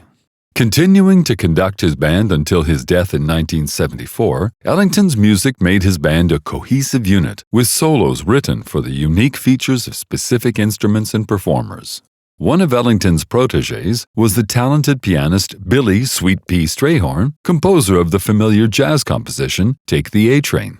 In 1932, Duke Ellington recorded his famous composition, It Don't Mean a Thing If It Ain't Got That Swing, an anthem for a new era. Swing, which emphasizes 4 beats to the bar, was soon adopted as the name of the newest style of jazz. Big bands dominated the swing epoch, especially in the tradition of Ellington, led by Chick Webb, Jimmy Lunceford, Cab Calloway, Count Basie, and Benny Goodman, who became known as the King of Swing. Beginning in 1934, Benny Goodman's orchestras, bands, and combos brought swing to North American audiences through concert halls, ballroom dance events, radio broadcasts, and recordings. Goodman was the first white band leader to feature white and black musicians performing together in public. In 1936, he introduced 2 outstanding black soloists, vibraphonist Lionel Hampton and pianist Teddy Wilson. Until then, racial segregation had hampered the progress of jazz and of black artists in particular.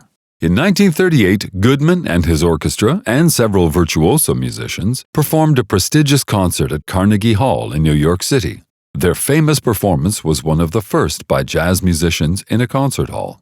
Other leading orchestras of the swing era included those directed by brothers Jimmy and Tommy Dorsey, Woody Herman, Benny Carter, Andy Kirk, Bob Crosby, Earl Hines, Jimmy Lunceford, Artie Shaw, Stan Kenton, Chick Webb, Harry James, Gene Krupa, and American composer and trombonist Glenn Miller. Miller's triumphs in the ballroom as a big band leader were based on sweet orchestrations meticulously executed.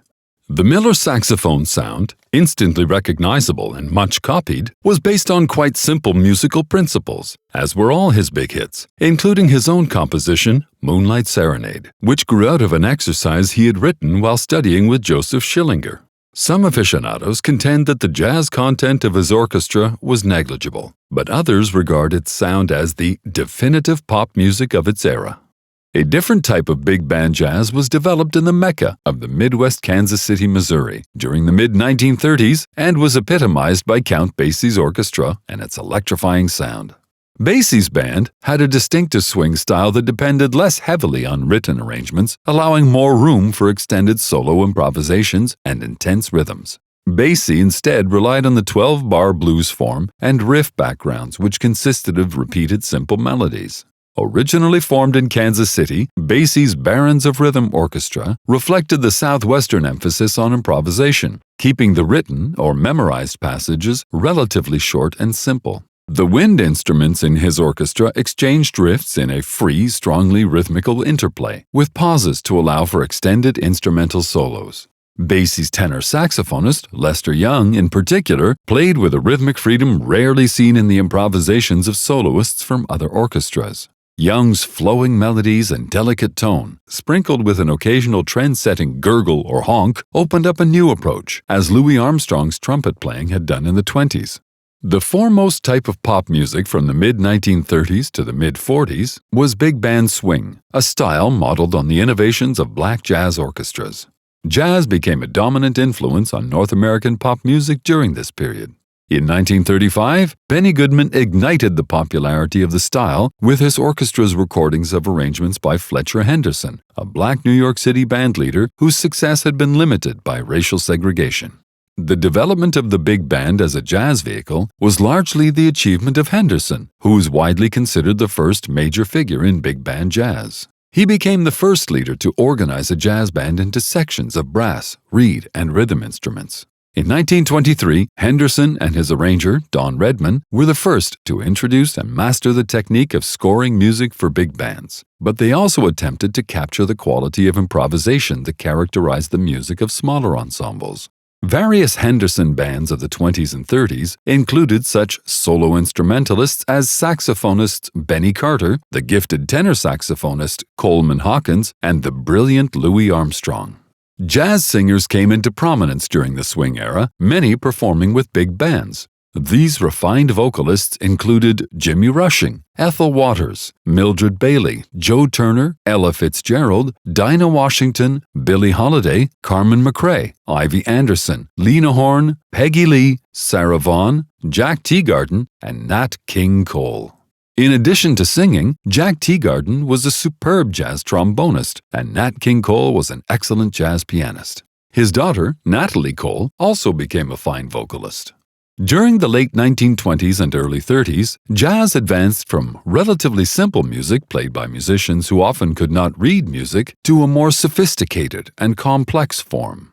Among the instrumentalists who brought about this change were Benny Carter and fellow saxophonists Coleman Hawkins and Johnny Hodges, the team of violinist Joe Venuti and guitarist Eddie Lang, and pianist Art Tatum. Many music connoisseurs consider Tatum the most inspired and technically gifted improviser in jazz history. Other avant-garde jazz artists of the 1930s were the trumpeter Roy Eldridge, the drummer Kenny Clarke, the vibraphonist Lionel Hampton, the pianist-vocalist Hoagy Carmichael, who co-wrote the ballad Stardust, and the electric guitarist Charlie Christian, who performed with Benny Goodman. Since the days of ragtime, jazz composers had admired classical music. Attempting to fuse jazz with light classical music, celebrated white musician and band conductor Paul Whiteman put some of the more obvious melodic and rhythmic aspects of jazz to good use in his orchestrations and recordings. Whiteman's orchestra also premiered jazzy symphonic pieces by American composers such as George Gershwin's Rhapsody in Blue. A number of swing-era instrumentalists jazzed the classics in recordings such as Bach Goes to Town by Benny Goodman and Ebony Rhapsody by Duke Ellington. Composers of classical concert music, in turn, paid tribute to and acknowledged the spirit of jazz in their works. In the early 1940s, a group of young musicians began experimenting with more complicated melodic ideas and chord patterns in a combo setting called the Billy Eckstine Orchestra. The band included pianists Earl Bud Powell and Thelonious Monk, drummers Kenny Clarke and Max Roach, trumpeter Fats Navarro, and alto saxophonist Charlie Bird Parker. The group also included trumpeter Dizzy Gillespie, known for his formidable speed, fast runs, range, and daring harmonic sense. Recognized for his signature bent trumpet and legendary expanding cheeks when playing, it is a generally held belief that the modern trumpet style began with Gillespie's unbelievable concept of virtuosity. One of the preeminent jazz singers of the period, Sarah Vaughan, was also associated early in her career with these musicians, particularly Gillespie and Parker. The style these two men developed became known as bebop, rebop, or bop. In an era of fresh sounds, bebop was one of the freshest.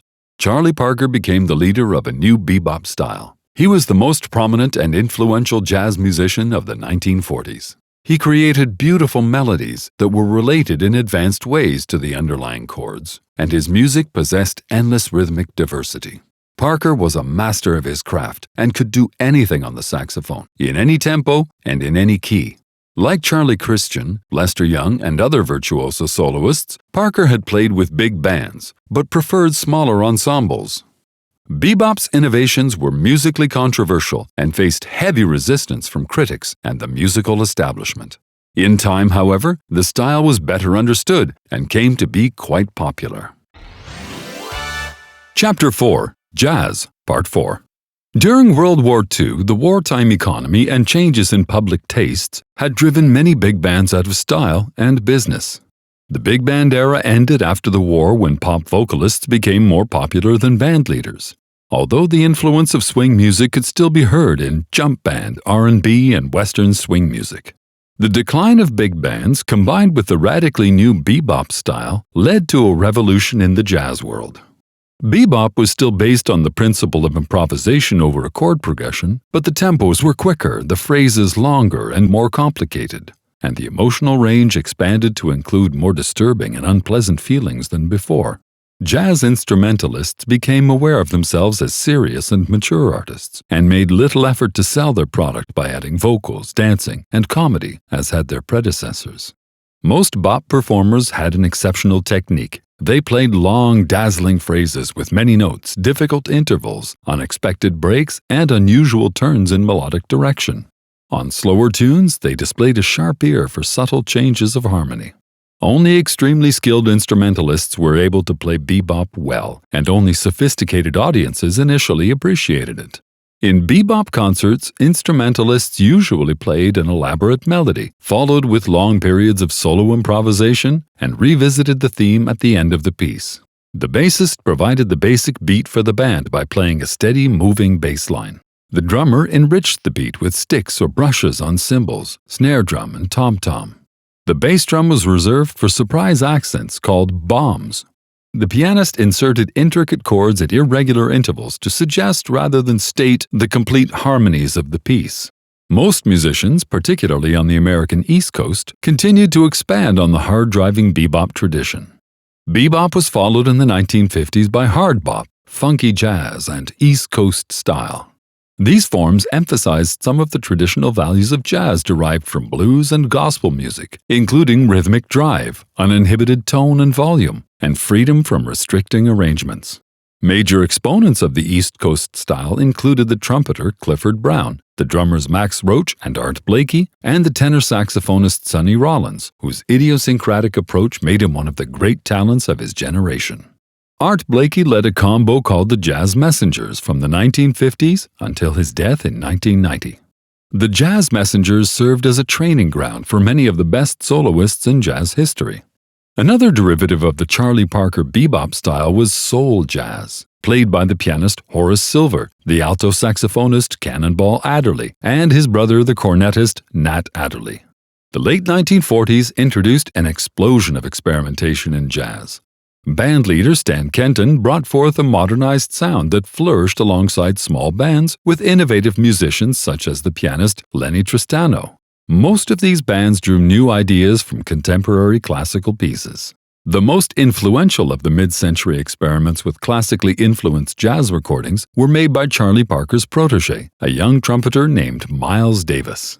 The written arrangements, by Davis and others, were soft in tone but highly complicated. Many bands adopted this so-called cool jazz style, especially on the American West Coast, and so it also became known as West Coast jazz.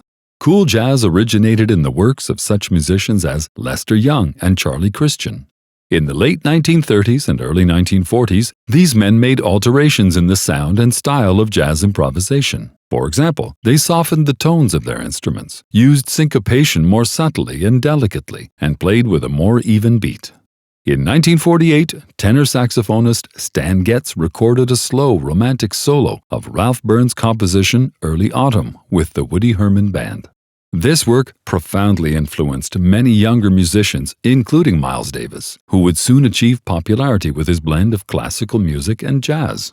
In 1949 and 1950, Davis recorded several new compositions with a group of young virtuoso players that included alto saxophonist Lee Konitz, tenor saxophonists Stan Getz and Zoot Sims, baritone saxophonist Jerry Mulligan, and arranger Gil Evans.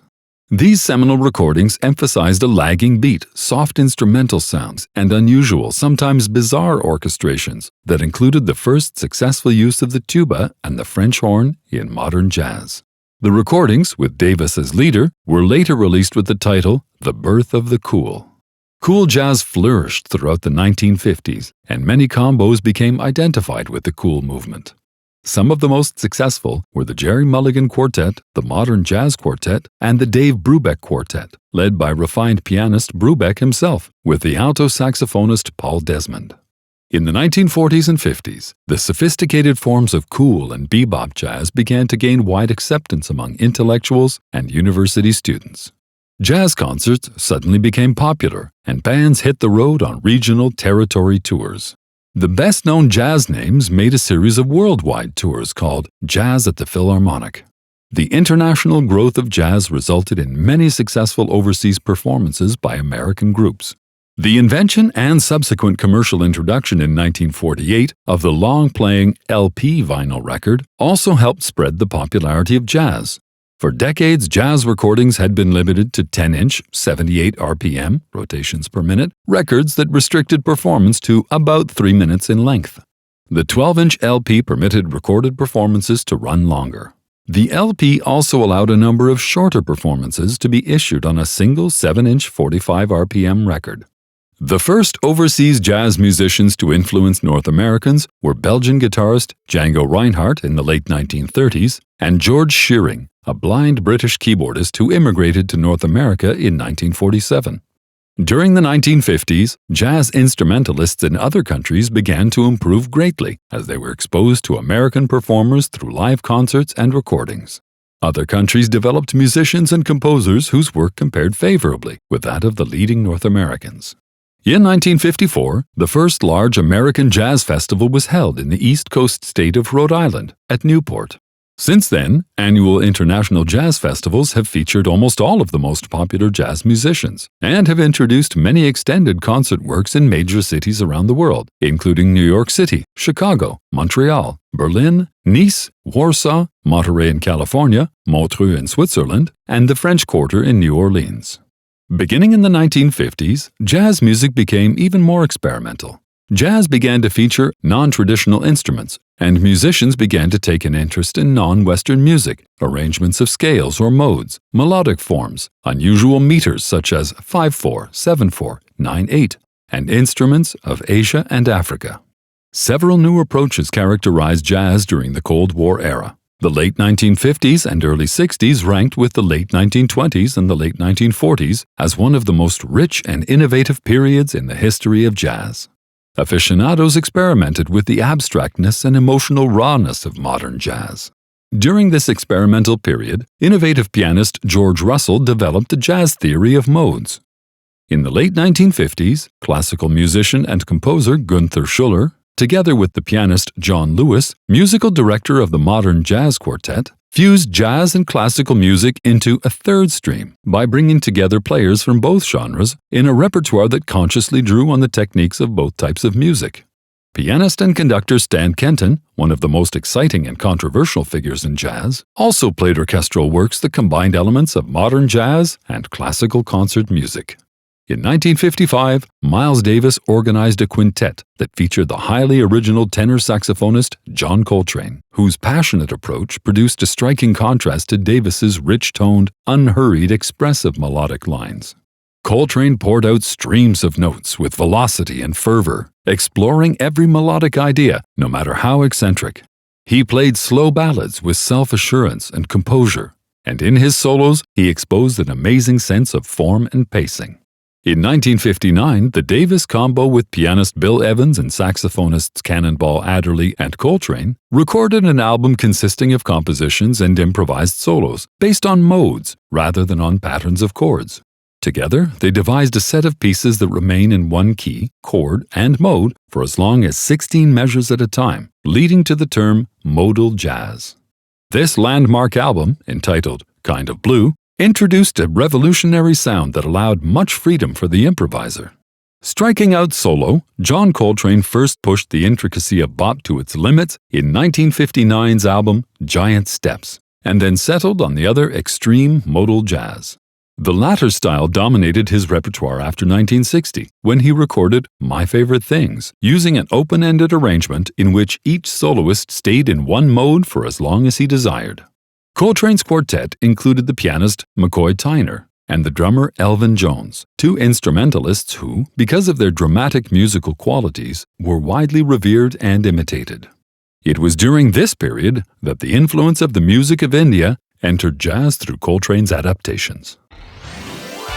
Chapter 4, Jazz, Part 5. Most controversial was the work of the alto saxophonist Ornette Coleman, whose improvisations, at times almost atonal, did away with chord progressions altogether, while maintaining the steady rhythmic swing so distinctive of jazz. Although Coleman's wailing sound and raw technique alarmed many critics, others recognized the humor, honesty, and rare sense of form that characterized his solos. In 1960, Coleman recorded the groundbreaking album Free Jazz with a double quartet. In this recording, Coleman discarded harmony, melody, and regular rhythms. He substituted unstructured improvisation, played in no definite key or atonally. Coleman inspired a whole school of avant-garde jazz that flourished in the 1960s and 70s and included the Art Ensemble of Chicago, the clarinetist Jimmy Giuffre, pianist Cecil Taylor, and even Coltrane, who ventured into avant-garde improvisation and conducted similar atonal experiments before his death in 1967. Also productive during this period was the composer, bassist, and bandleader Charlie Mingus, who performed his atonal chord progression-based improvisations with an uninhibited rough excitement. Meanwhile, the mainstream of jazz, although incorporating many of Coltrane's melodic ideas and even some modal jazz pieces, continued to build improvisations largely on the chord progressions of pop songs. The trio formed by Bill Evans treated pop songs with depth, the musicians constantly interacting instead of simply taking turns for solos. This interactive approach was brought even further by the rhythm section of Miles Davis's quintet of 1963, which included the bassist Ron Carter, the pianist Herbie Hancock, the drummer Tony Williams, and later the tenor saxophonist Wayne Shorter. Latin American songs, especially those in the Brazilian samba and bossa nova styles, were popular in the early 60s. Their wild and exciting Latin rhythms and fresh chord progressions appealed to many jazz musicians, notably Stan Getz and flutist Herbie Mann. As a result of this Latin music boom, many bands augmented their regular drum kit with Caribbean percussion. During the late 1960s, jazz suffered a dry spell and suffered an economic crisis. Younger baby boom audiences favored soul music, R&B, and rock. In the hopes of regaining an audience, jazz moved away from its recent seriousness and instead drew ideas from pop music. Some of these pop-oriented ideas came from rock, while others were drawn from the dance rhythms and chord progressions of R&B and soul musicians. Some jazz bands also added elements of music from other cultures. In 1969, Miles Davis recorded Bitches Brew, a very successful album that combined soul rhythms and electronically amplified instruments with unrelenting, highly discordant jazz. This ferment of sounds and styles became known as fusion jazz. Fusion combined the improvisational and melodic aspects of jazz with the instruments and rhythms of popular music. Electronic music played a major part in fusion. Jazz keyboardists began exploring the increased sound potential of synthesizers. String and horn musicians began to use electronics to distort, multiply, or intensify their sounds. Many celebrated jazz players gained new popularity by performing fusion. In addition to Miles Davis, some of the most popular fusion musicians were trumpeter Donald Byrd, keyboardist Herbie Hancock, guitarist George Benson, and two ensembles, the Mahavishnu Orchestra and Weather Report, co-led by Wayne Shorter and the Austrian-born pianist Joe Zawinul. Alumnus of Davis's band, including British electric guitarist John McLaughlin and the dazzling pianist Chick Corea's group Return to Forever, created some of the most musically successful fusion recordings of the 1970s. Rock groups such as Chicago, Chase, and Blood, Sweat and Tears also began featuring jazz phrasings and solos over a rock-based rhythm. Together, they blended rock with the improvisation techniques of jazz to create a new form called jazz rock. At the same time, another Davis alumnus, the unconventional pianist Keith Jarrett, succeeded commercially while avoiding electronic instruments and pop styles. His performances of pop standards and original compositions with a quartet, as well as his improvisations alone at the piano, marked him as a major contemporary keyboardist of jazz. During this same period, many veteran jazz musicians retained their popularity by leading bands that played in the cool, bebop, and swing styles. These seasoned band leaders included Dizzy Gillespie, Woody Herman, Stan Getz, Jerry Mulligan, and Canadian pianist Oscar Peterson. American jazz musicians were present in Canada by the late 1910s, among them Jelly Roll Morton, based in Vancouver, British Columbia in 1919 through 1920. Young Canadians began to play the new music almost without delay. The many styles of jazz, from traditional through Dixieland, swing, mainstream, and bebop to contemporary, fusion, and the avant-garde, have all had their adherents in Canada. Not until the 1940s, however, did individual figures such as Peterson and the multi-instrumentalist big band leader Bert Niosi gain national recognition through their tours and radio broadcasts. Many other talented musicians have led successful big bands and jazz orchestras in Canada, including Montreal's Vic Vogel and Oliver Jones. It was Oscar Peterson, however, who emerged as the most internationally celebrated Canadian musician in jazz, along with the iconoclastic Montreal group UZEB. In the mid-1980s, there was renewed interest in serious jazz on the international front. A number of young jazz musicians rediscovered the mainstream jazz elements of cool, bebop, and swing styles. Linked with this interest was the brilliant trumpeter Wynton Marsalis, who was also highly praised for his performances of classical music. Marsalis soon became the most widely acclaimed young musician of the 1980s, playing with dazzling technique, refinement, and tone. Wynton has led several superb hard bop combos and has also shared the stage with his instrumentalist father and three brothers, including acclaimed saxophonist Branford Marsalis. Despite this apparent return to basics, many young players continued to forge ahead with fusion bands. Two of the most widely respected fusion musicians are the brothers Becker, saxophonist Michael and trumpeter Randy. In addition, Jane Ira Bloom displays a virtuosity of the synthesizer and soprano saxophone. Versatile guitarist Pat Metheny continues to stretch the boundaries of jazz with his music. In the 1980s, some new wave jazz artists adopted minimalism, a style that often repeats simple patterns for long periods of time.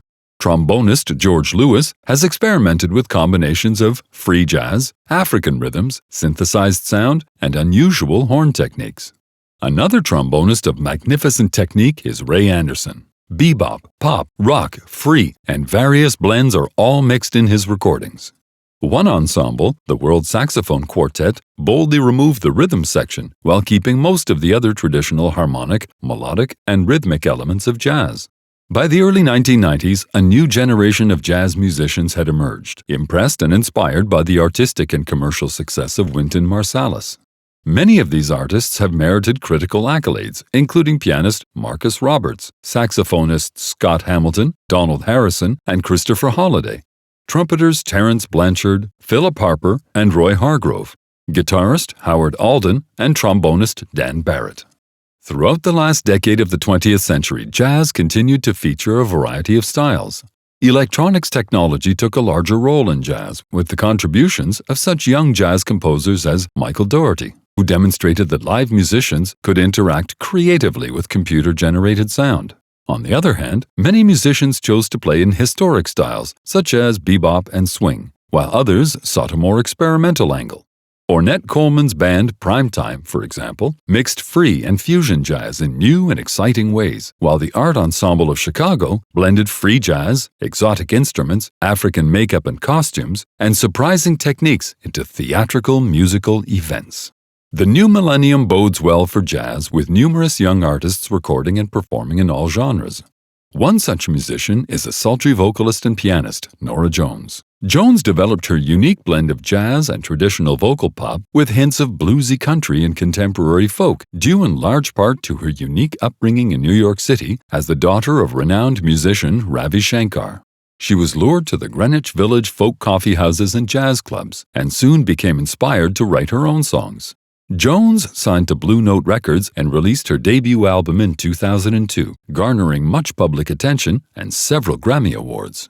Her crossover jazz-pop style is reminiscent of the 1980s success of Harry Connick Jr.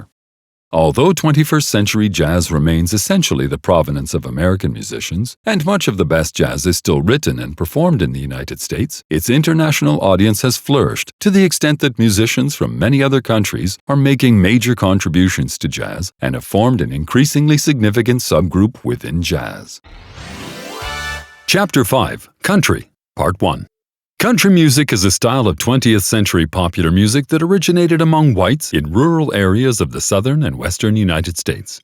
Born out of the folk music of the southern Appalachian Mountain region in eastern Kentucky and Tennessee, country music is a major component of modern popular music. It encompasses the dance and narrative styles known as old-time, Cajun, cowboy, bluegrass, honky-tonk, western swing, rockabilly, the Nashville sound, and the pop-oriented new country. Over the years, country music has been influenced by folk, gospel, soul, R&B, and rock music, and in turn has had an impact on these popular idioms. Although originally known by the derogatory and derisive label hillbilly music, country has since moved into the pop music mainstream and gained worldwide acceptance. The label country and western music was adopted by the recording industry in the late 1940s to replace the term hillbilly music. Today's popular usage is simply country music. The roots of country music lie in the ballads, folk songs, and popular songs of the English, Scots, and Irish settlers of the Appalachians and other parts of the South. Different types of music combined to form the basic sound of early 19th century country music, including Anglo-American folk ballads and fiddle tunes from Britain, Irish reels, and the blues of Southern blacks, Southern spiritual music, and American popular songs from the 1800s. Beginning in the 17th century, immigrants from the British Isles brought their folk music to what is now the southern United States. The music featured singing and fiddling. Such music was performed from colonial times in both religious and social contexts. Solo fiddlers played dance music at weddings, barn dances, and church services. One person, accompanied by a fiddle, often sang ballads and folk songs. By the early 20th century, mail-order catalogs and traveling salesmen made banjos, guitars, and mandolins widely available to people in the rural South. These instruments combined with the fiddle to form the basic country string band. British folk music blended with the church music of the rural South. This religious music included hymns and, beginning in the late 19th century, gospel tunes and spirituals. In the 1920s and 30s, congregations sang shaped note music by reading symbols in a hymn book, and Southern bands played stringed instruments and sang gospel songs as well as old love ballads and folk songs, collectively called old-time music. Since blacks and whites lived together in the South, they shared their traditional styles of music. Lyrics, form, song structure, and rhythmic guitar styles absorbed from the blues music of black Americans are part of the folk heritage of country music. One of country music's first stars, Jimmie Rodgers, performed in a style influenced by African American blues singers. Rodgers composed blue yodels, which combined story tunes similar to English ballads with the mournful and melancholy performance style of the blues. Country music is about tradition, yet its simple form lends itself to endless variations on similar themes. Like blues, the two genres often shared themes, melodies, and songs. Country is a simple music at its core and can be identified by its instrumentation, song lyrics, and vocal style. It is one of the easiest musical styles to create and one of the least intimidating to listen to. These basic qualities contribute greatly to its popularity. This fundamental aspect of country music stems from the fact that it is traditionally based on lyric content rather than musical content. In country, the primary purpose of the musical elements of melody, harmony, and rhythm is to showcase the words without distracting from them. Exceptions to this general rule include the purely instrumental music from country's early days and the technical skill often found in the bluegrass style.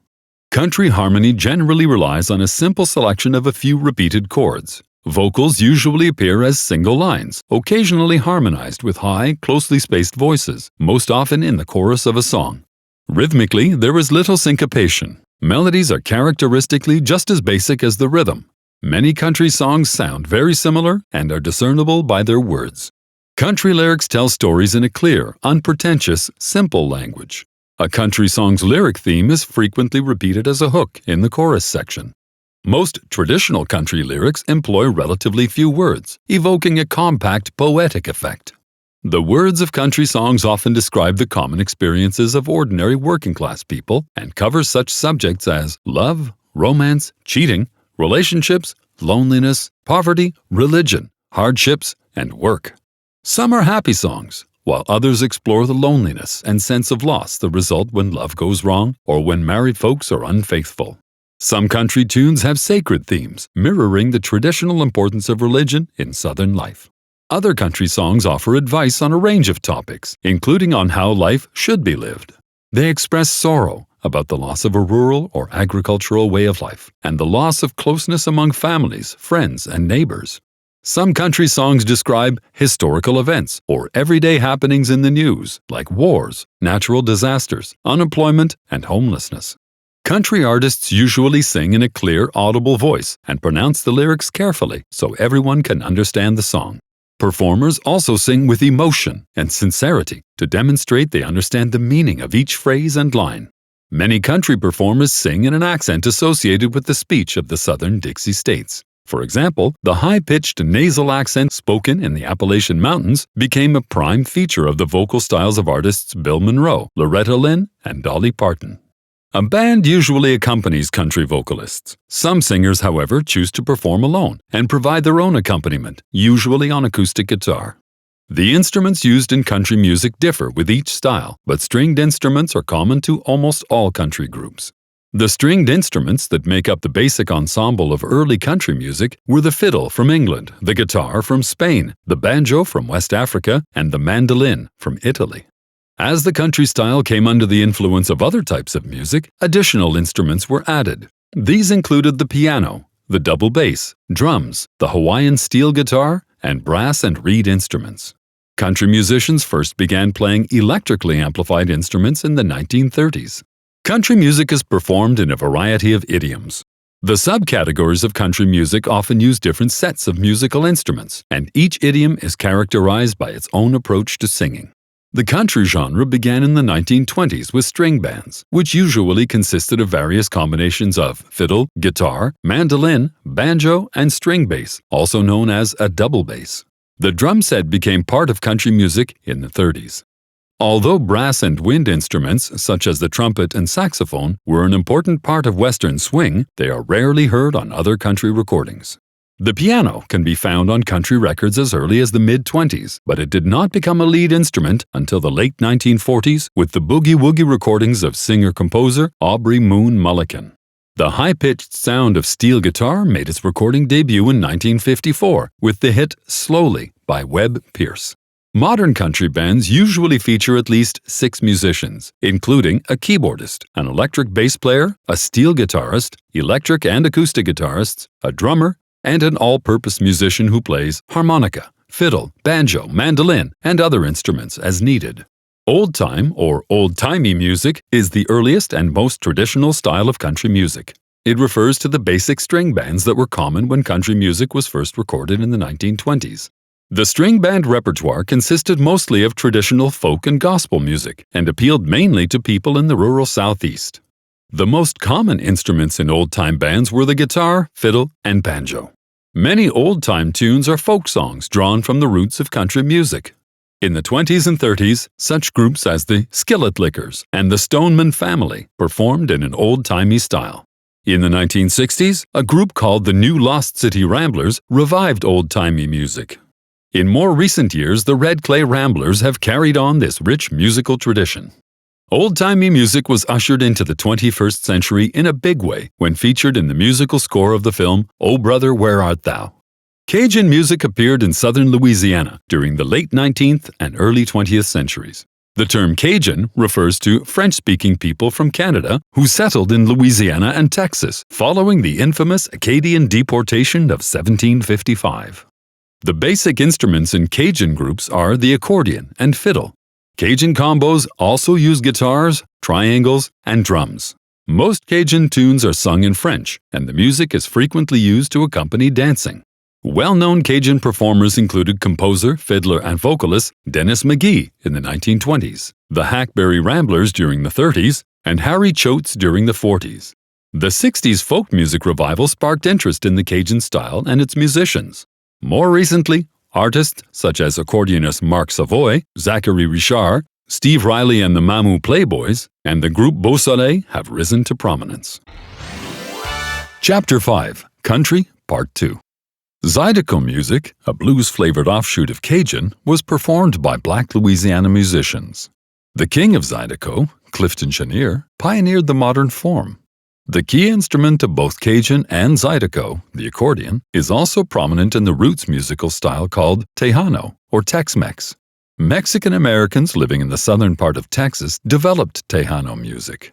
Flaco Jimenez remains the best-known Tejano accordion player. In the 1920s, the recording industry helped spread and popularize country music. In 1922, the first country recordings appeared, introducing the music of string bands or old-time music. The recordings were marketed as hillbilly music, partly because of a popular band called the Hillbillies. During the 20s, the audience for hillbilly music expanded with the spread of small-town radio stations. The new ability of radio broadcasting to reach rural communities aided the dissemination of new musical styles, notably country music. Powerful radio stations broadcast country music around North America. With the wider distribution of music over radio, new local styles were incorporated into the gospel and folk core of the traditional country sound. When country music was first recorded, musicians performed popular songs like The Baggage Coach Ahead, along with folk and blues songs. Vernon Dalhart, one of country music's first recording stars, began his career as a popular singer with training in classical opera. Dalhart lived in the northern United States and recorded in New York City. One of his hit records had a bona fide folk tune, The Wreck of Old 97, on one side, and a sentimental popular number, The Prisoner's Song, on the flip side. Ever since that time, country music has been strongly affected by mainstream popular music. This influence has occurred despite the vehement objection of some fans and artists who feel that country music loses its rural Southern identity when it sounds too much like popular music. Country became available on records about the same time that country music radio shows appeared. Most record companies were located in the city of New York. Some country performers traveled north to record in Manhattan studios. The first country recording, Eck Robertson's version of the old-time fiddle tune Sally Gooden, was recorded in New York in 1922. The rapid development of radio and the recording industry transformed country from an informal folk art into part of North America's entertainment industry. Records permitted musicians to hear a performance again and again to study lyrics and method of playing. In 1924, Chicago radio station WLS began broadcasting a live program of farce and country music. The program was later called the National Barn Dance. In 1925, WSM in Nashville began a similar radio program called the WSM Barn Dance. Station manager George D. Hay was hired from WLS to host this program, which he renamed the Grand Ole Opry in 1927. One of the program's first stars was all-round musical entertainer Uncle Dave Macon. Another was talented black musician DeFord Bailey. During the 1920s and 30s, live country radio programs broadcast from many North American cities. Each country music radio show ran for several hours, usually a few nights a week. The shows featured fiddlers, guitar and piano soloists, and string bands, as well as rural poets and comedians. All the shows included ads for products of interest to folks living in rural areas. Most programs were performed in front of a live theater or studio audience. The radio stations emitted powerful signals, and no other station was allowed to broadcast on their assigned frequencies. Therefore, the shows could be heard and enjoyed many miles from their station of origin. Nashville's Grand Ole Opry, for example, could be heard from Florida to southeastern Canada.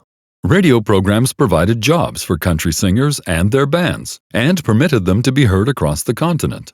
By singing their latest recording, artists could stimulate record sales and promote concert ticket sales by informing listeners where and when they would be appearing in concert.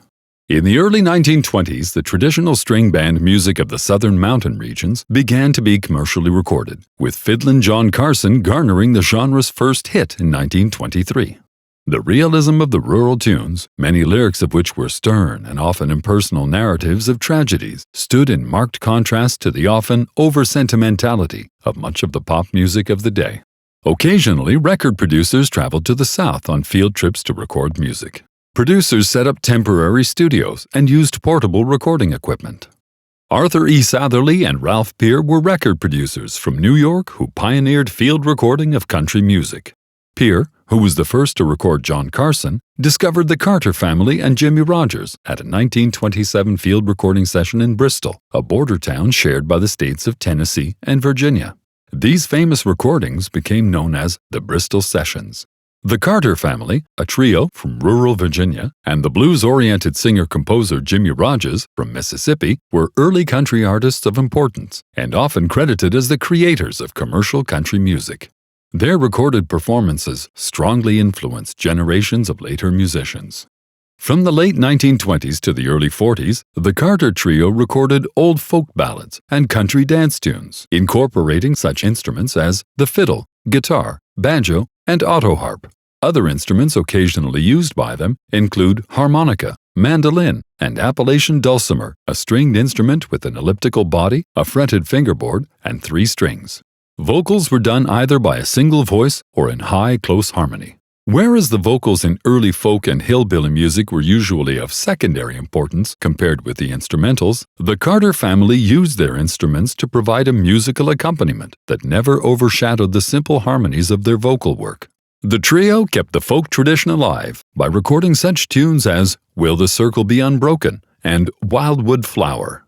Jimmie Rodgers, who recorded over 120 songs during the late 1920s and early 30s, brought both blues and folk elements to country music through maudlin ballads and his so-called blue yodels, which introduced yodeling to a mainstream audience.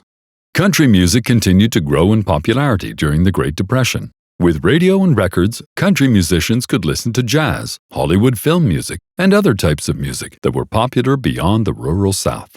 Country artists and songwriters soon began to incorporate these styles into their music. As a result, several important styles of country music developed during the 1930s. Country radio programs provided free entertainment that helped folks through the hard times. This free music, however, hurt record sales, which plummeted by 90% in 1932 compared to 1922. In response, record companies offered inexpensive country recordings so financially strapped fans could continue to buy records. With the migration of many southern rural whites to industrial cities caused by the economic dislocation of the Depression, country music was brought into new territories and exposed to new influences, such as blues and gospel music. The traditional nostalgic roots of country, with its lyrics about poverty, orphans, sentimental lovers, and homesick workers, held special appeal during a time of grinding economic hardships and wide-scale population shifts. During this same period, virtuoso mandolin player Bill Monroe and his string band, the Bluegrass Boys, made a concerted effort to recover some of country music's root values and heritage. Kentucky native Monroe discarded more recently adopted instruments and rhythms and brought back high harmony singing and the lead fiddle. His style combined traditional folk music, roots and rural music, and gospel songs with string band music played at breakneck tempos. Alan Lomax called it folk music in overdrive, while others described it as the high lonesome sound. By the mid-1940s, Bill Monroe had experimented considerably with new methods of presenting string band music. He began to evolve a highly distinctive mandolin style while playing with his brothers Birch and Charlie. It was after their group broke up that he formed his own band. Together, they already showed many of the distinctive qualities of modern bluegrass when in 1946, banjoist Earl Scruggs developed a brilliant, revolutionary three-finger picking technique that brought the instrument into a lead position. Their music, with its driving, syncopated rhythms and instrumental virtuosity, took the name bluegrass from Monroe's band. The seeds of bluegrass music were planted in rural Kentucky during the 1920s and 30s. It represented, primarily through its instrumentation, a return to the pre-recording days of folk music. Bluegrass bands generally feature guitar, fiddle, mandolin, banjo, bass, and an amplified steel resonator guitar called a dobro, also known as the Hawaiian guitar because it can be played Hawaiian style by laying it across the lap. Although bluegrass music remains faithful to the folk roots of country music, it features elaborate and complex instrumental and vocal solos, accompanied by intricate harmony singing. Bluegrass artists often sing in a high-pitched nasal style, characteristic of the speech in Appalachia. Traditional square dance tunes, time-honored religious songs, and age-old ballads furnish a large part of the bluegrass repertory. Bluegrass standards also include perennial favorites, Orange Blossom Special, and Blue Moon of Kentucky. Chapter 5, Country, Part 3. When Bill Monroe formed the Bluegrass Boys in 1939, it marked the birth of bluegrass music. He and his band performed from the mid-20s until his death in 1996. Monroe is considered the father of bluegrass music. The bluegrass style emerged fully by the late 40s, when several groups were playing the music. The musicians who led these groups had, at one time or another, played with the Bluegrass Boys and learned the style from Monroe himself. One such well-known alumni was Vassar Clemens, considered the Miles Davis of the fiddle. Combining jazz with country, Clemens became one of the most distinctive and inventive fiddlers in bluegrass music. He first came to prominence as a member of Monroe's band in the early 1950s, but never limited himself to traditional bluegrass. Over the next half-century, he distinguished himself by incorporating several different genres into his style. In the process, he became not only one of the most respected fiddlers in bluegrass, he also became a sought-after session musician, playing with artists as diverse as Hank Williams Sr., The Monkees, Paul McCartney, Michelle Schacht, and Bonnie Raitt. Bluegrass performances spread like wildfire on the radio in small southern towns in the 1940s.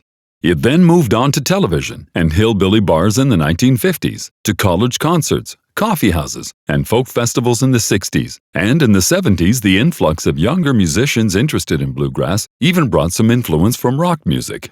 Lester Flatt was an important bluegrass artist for decades following World War II. Flatt joined Earl Scruggs to form the popular band Flatt and Scruggs. Together, they expanded the bluegrass fan base and helped expose bluegrass to the masses during the folk revival of the 1960s. They appeared at the Newport Folk Festival, on the Beverly Hillbillies television show, and were featured on the musical soundtrack of the Hollywood landmark film Bonnie and Clyde. The Osborne brothers, a duo from Kentucky, were highly regarded for their work during the 1950s and 60s. Among their most notable achievements are the pioneering, inventive use of amplification, twin harmony banjos, steel guitars, and drums. They were the first bluegrass band to expand the style's sonic palette in such a way. During this same period, Arthur "Doc" Watson, who had accompanied roots music legend Clarence Ashley, became a renowned and influential acoustic guitar stylist. More recently, Ricky Skaggs, Vince Gill, Alison Krauss and her band Union Station, the Nashville Bluegrass Band, Bella Fleck and the Flecktones, the Whites, and many other young performers have proudly carried on the traditions of bluegrass music. Others, like Marty Stewart, one of the best country instrumentalists, bridge the strong traditional bluegrass and gospel past of country music with the new rockabilly southern rock contemporary sound. The first truly urban form of country, honky-tonk music originated and developed in Alabama, Oklahoma, and the Lone Star State of Texas in the 1930s, 40s, and early 50s. This style took its name from the working-class roadside bars and nightclubs called honky-tonks, where the music was first performed and heard by an appreciative audience. Honky-tonk music was louder and had a stronger beat than other types of country music. Honky-tonk groups expanded the role and importance of amplified instruments in country music. Most honky-tonk singers write their own tunes. Generally, these songs tell melancholy stories about life, love, and romance. Another popular theme deals with the daily hardships one faces and how life's difficulties lead people to escape through drinking. Honky-tonk's fiddle, steel, guitar combination and its resentful, sad lyrics about rural whites adrift in the big city were widely adopted by other country performers. Honky-tonk combined the maudlin ballads of folk music and older forms of country music with driving, up-tempo rhythms and the improvisational freedom of jazz music. Drums, and both steel and electric guitars, were prominently featured. The new style developed as a result of several factors, including the urbanization of the rural South by a hardened population scarred by World War II, the introduction of electric guitars, and a more lenient public attitude toward alcohol following the end of Prohibition in 1933. Honky-tonk broadened the range of country lyrics, and tunes about drinking, marital infidelity, and divorce became nationwide hits for the first time. The best-known early honky-tonk stars included Texan Al Dexter and Ernest Tubb. Dexter's Honky Tonk Blues of 1936 was the first song to use the term honky-tonk. Tubb's 1941 honky-tonk single, Walking the Floor Over You, eventually sold more than 1 million records. Hank Williams Sr. combined honky-tonk, blues, and more traditional country singing in his many hit songs like Cold Cold Heart of 1951, Jambalaya of 1952, and Your Cheatin' Heart of 1953. Another early honky-tonk performer was singer-songwriter Lefty Frizzell, whose innovative singing style greatly influenced later vocalists such as George Jones and Merle Haggard. The high standards set by early honky-tonk pioneers were passed on to modern country superstars, including Randy Travis, Alan Jackson, Dwight Yoakam, Garth Brooks, and the duo of Brooks and Dunn. During the 1930s and 40s, movies about cowboys and the American West popularized the style known as cowboy or Western music. Cowboy music became popular in the 1930s and 40s when singing cowboy Hollywood films were produced. Ken Maynard, Tex Ritter, Roy Rogers, and Gene Autry all had careers as country singers in addition to starring roles in cowboy films. Autry, who had appeared on the National Barn Dance radio program, made his first singing cowboy film in 1935. Rogers was an original member of the Sons of the Pioneers, a band that appeared in 85 westerns. The group's style of three-part harmony singing became broadly popular and influential. Most of the tunes in these movies described pioneering life in the western United States. The singers were accompanied by guitar, harmonica, accordion, or fiddle. Professional songwriters from New York City and Hollywood wrote most of these movie tunes. The Western style eventually grew beyond its stereotypical use in cowboy movies. Originally, Western music grew out of a 19th century tradition of cowboy songs and string bands that was particularly strong in Oklahoma, Arkansas, and Texas. Modern Western music often features improvisation and a wide range of instruments, including wind instruments. The lyrics, however, still center around folklore life on the Western frontier and the romanticized cowboy of the late 1800s. A variation on traditional Western music called Western swing developed in Oklahoma and Texas during the 1920s and 30s. Western swing was a country rendition of the big band jazz music popular during the 30s and 40s. Western swing bands combined the traditional string band with instruments commonly used in blues and jazz. They featured the fiddle, conventional guitar, and steel guitar, alongside trumpets, saxophones, piano, and drums. Milton Brown led popular Western swing bands in the 1930s and 40s. The style also gained fame through fiddler Bob Wills and his Texas Playboys, a band that included almost 20 musicians. Wills began recording Western swing music in 1935 and was a top musical attraction throughout the Southwest during the 40s and 50s.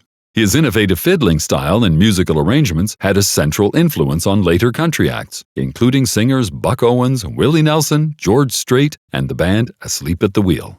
The Second World War produced changes in North American society that had an impact on country music. During the war, many rural Southerners left their farms to move close to factories in big urban centers. In addition, Southern men traveled overseas with the military forces. These transplanted Southerners brought with them their records and love for country music. As a result, the taste for country music expanded outside the southern United States. The economic surge that followed World War II expanded the opportunities for the entertainment industry, including country music recordings and performances. The post-war economic boom favored the emergence of the country music industry beyond its former geographical borders. Radio exposed a broader audience to country music, while new, relatively inexpensive recording technology made records available at affordable prices. These forces helped create demand for country recordings in greater variety and quantity than ever before. Country music began to reflect its changed audience. One of the most successful responses to this new demand for country music was the style called rockabilly.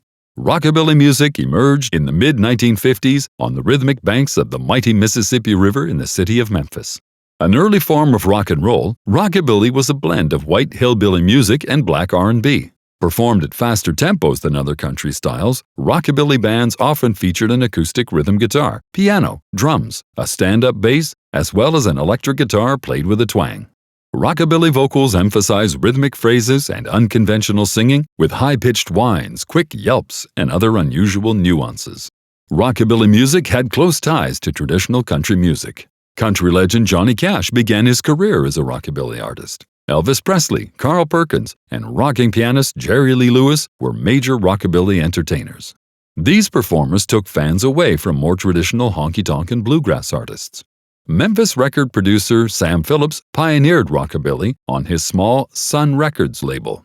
During the early 1950s, Phillips began recording black blues artists from Memphis, such as Junior Parker, Roscoe Gordon, Ike Turner, and Rufus Thomas, who launched his recording career with a hit song called Bearcat. Written as an answer song to Big Mama Thornton's hit Hound Dog, Bearcat brought Sun its first real taste of success.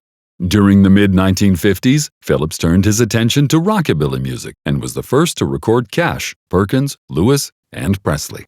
Many recent country performers, including singer Mark Colley and successful group The Mavericks, have been influenced by rockabilly. Chapter 5, Country, Part 4. During the 1940s, Nashville began to emerge as a center for country music. The Grand Ole Opry, now broadcast across North America on the NBC radio network, became the most important country music radio show, and country music publishing became an important Nashville business. Singer and fiddle player Roy Acuff, who joined the Opry in 1938, was its brightest star in the 1940s and 50s. In 1942, Acuff and songwriter Fred Rose formed Acuff Rose Publishing in Nashville, the first publishing house for country music. In 1946, Acuff Rose signed Hank Williams Sr. as a songwriter. Williams made hit recordings of his own tunes, and several of his songs were also hits when later recorded by pop artists. Though Hank Williams Sr. died in 1953 when he was only 29 years old, many country music aficionados consider him to be the most influential artist in country music history.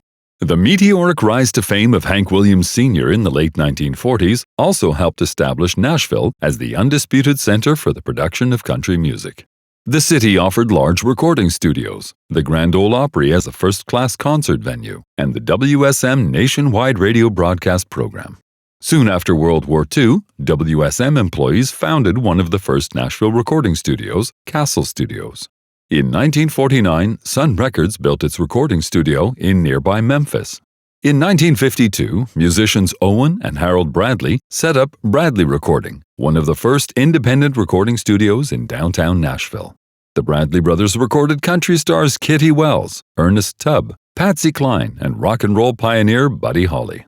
The commercial success of the Bradleys helped convince major record companies to build studios in Nashville. By the late 1950s, numerous country performers, songwriters, and studio musicians had relocated to Music City, USA, as Nashville came to be known. In the mid-1950s, rock and roll emerged and captured much of the country music audience. For the remainder of the decade, Nashville confronted this crisis and tried to regain the fans it had lost. To increase the exposure of country music, recording companies and radio stations assertively promoted country performers and songwriters. The Country Music Association, aka CMA, was chartered in Nashville in 1958 to promote country music. The CMA organized concerts in big cities and initiated an annual country music awards show. In 1961, the Country Music Hall of Fame was founded in Nashville to commemorate the individuals who have made the most important contributions to country music. During the late 1950s and early 60s, Nashville executives and record producers Billy Sherrill, Chet Atkins, and Owen Bradley created and shaped the Nashville sound. This new style had a broad commercial appeal by incorporating modern pop music arrangements with full and smooth vocals, violin sections, and background choruses. The Nashville sound was an attempt to attract a wider audience by combining elements of rock, pop, and country music. Although it featured country songs performed by country stars, the Nashville sound was produced with the technology and expertise of popular music of the period. For example, full orchestral string sections often replaced traditional mandolin, fiddle, and guitar ensembles to create a rich accompaniment. A chorus of backup singers filled out the vocal tracks of a song. The use of synthesizers, reverb effects, overdubbing, and other studio techniques helped fashion a more marketable and modern sound. A small pool of gifted instrumentalists called session musicians played on nearly all country records waxed in Nashville during this period. These musicians developed a relaxed approach to performing that did not require written music. Guitarist Chet Atkins and pianist Floyd Kramer were influential session musicians. Recording artists associated with this sophisticated style included Jim Reeves, Porter Wagoner, Eddie Arnold, Tammy Wynette, Buck Owens, Patsy Cline, Lee Greenwood, Kenny Rogers, Loretta Lynn, the Gatlin Brothers, Charlie Pride, and Barbara Mandrell. Every one of these Nashville singers cut songs that were hits with both country and pop fans. Such recordings were called crossover hits because they crossed over from one type of music to another. Rogers' She Believes in Me, Arnold's Make the World Go Away, and Cline's Crazy were major crossover hits in the Nashville sound style. By 1965, country music had regained much of the audience it had lost to other pop styles and had attracted new fans. The marketing work of the CMA, the popularity of the Grand Ole Opry, and the Nashville sound reinvigorated country music with renewed success. The 1960s were years of expansion and prosperity for the country music industry. Many new recording studios and record companies were opened. Nashville continued to dominate as a center for country music songwriting, publishing, and recording. During the late 60s, most country recordings contained elements of the Nashville sound. Only Bakersfield, California, home to Buck Owens and Merle Haggard, competed with Nashville as a hub for country music songwriting and recording. During the 1970s, the major label big studio approach remained part of the country music industry, as did the overall tendency to combine country and pop music into a style referred to as country pop. Several mainstream pop music artists, including Olivia Newton-John and John Denver, made successful recordings of country songs.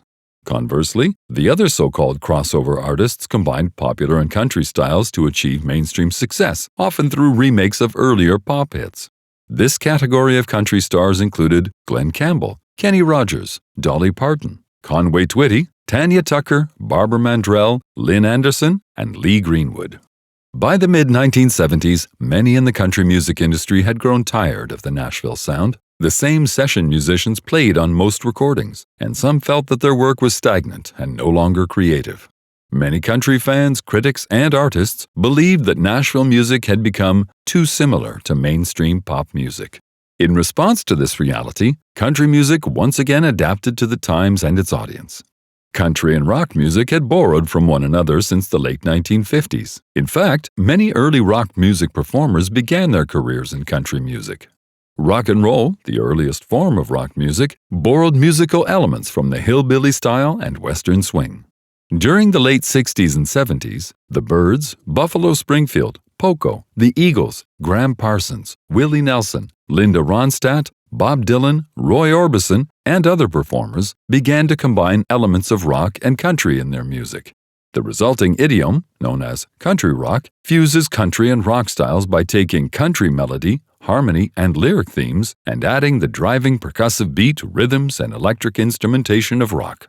The most popular country rock band of the last few decades was Alabama.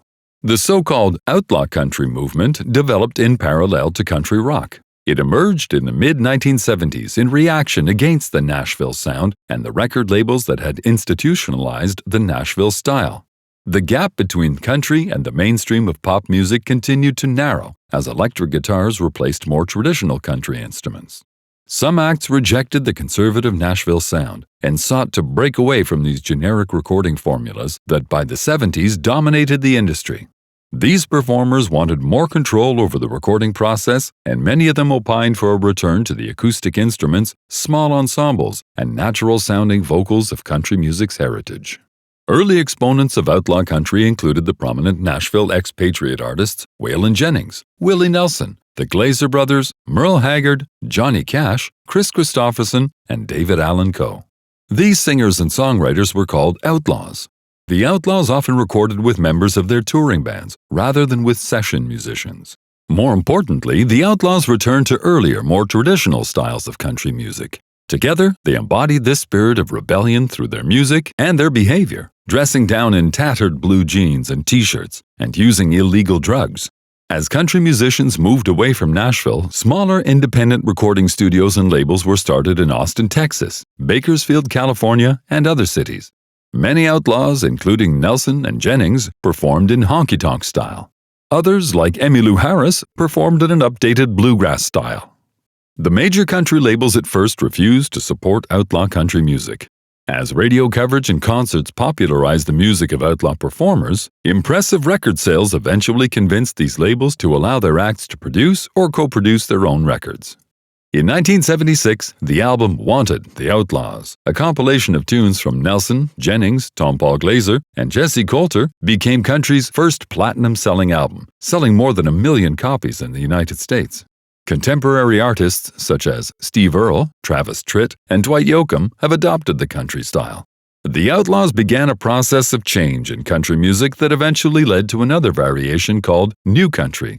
In the late 1980s and early 90s, a number of young country artists came to prominence who had been influenced by the Outlaws. These artists were called New Traditionalists. They rejected musical influences that had made country music sound like popular music and returned to the styles of earlier years.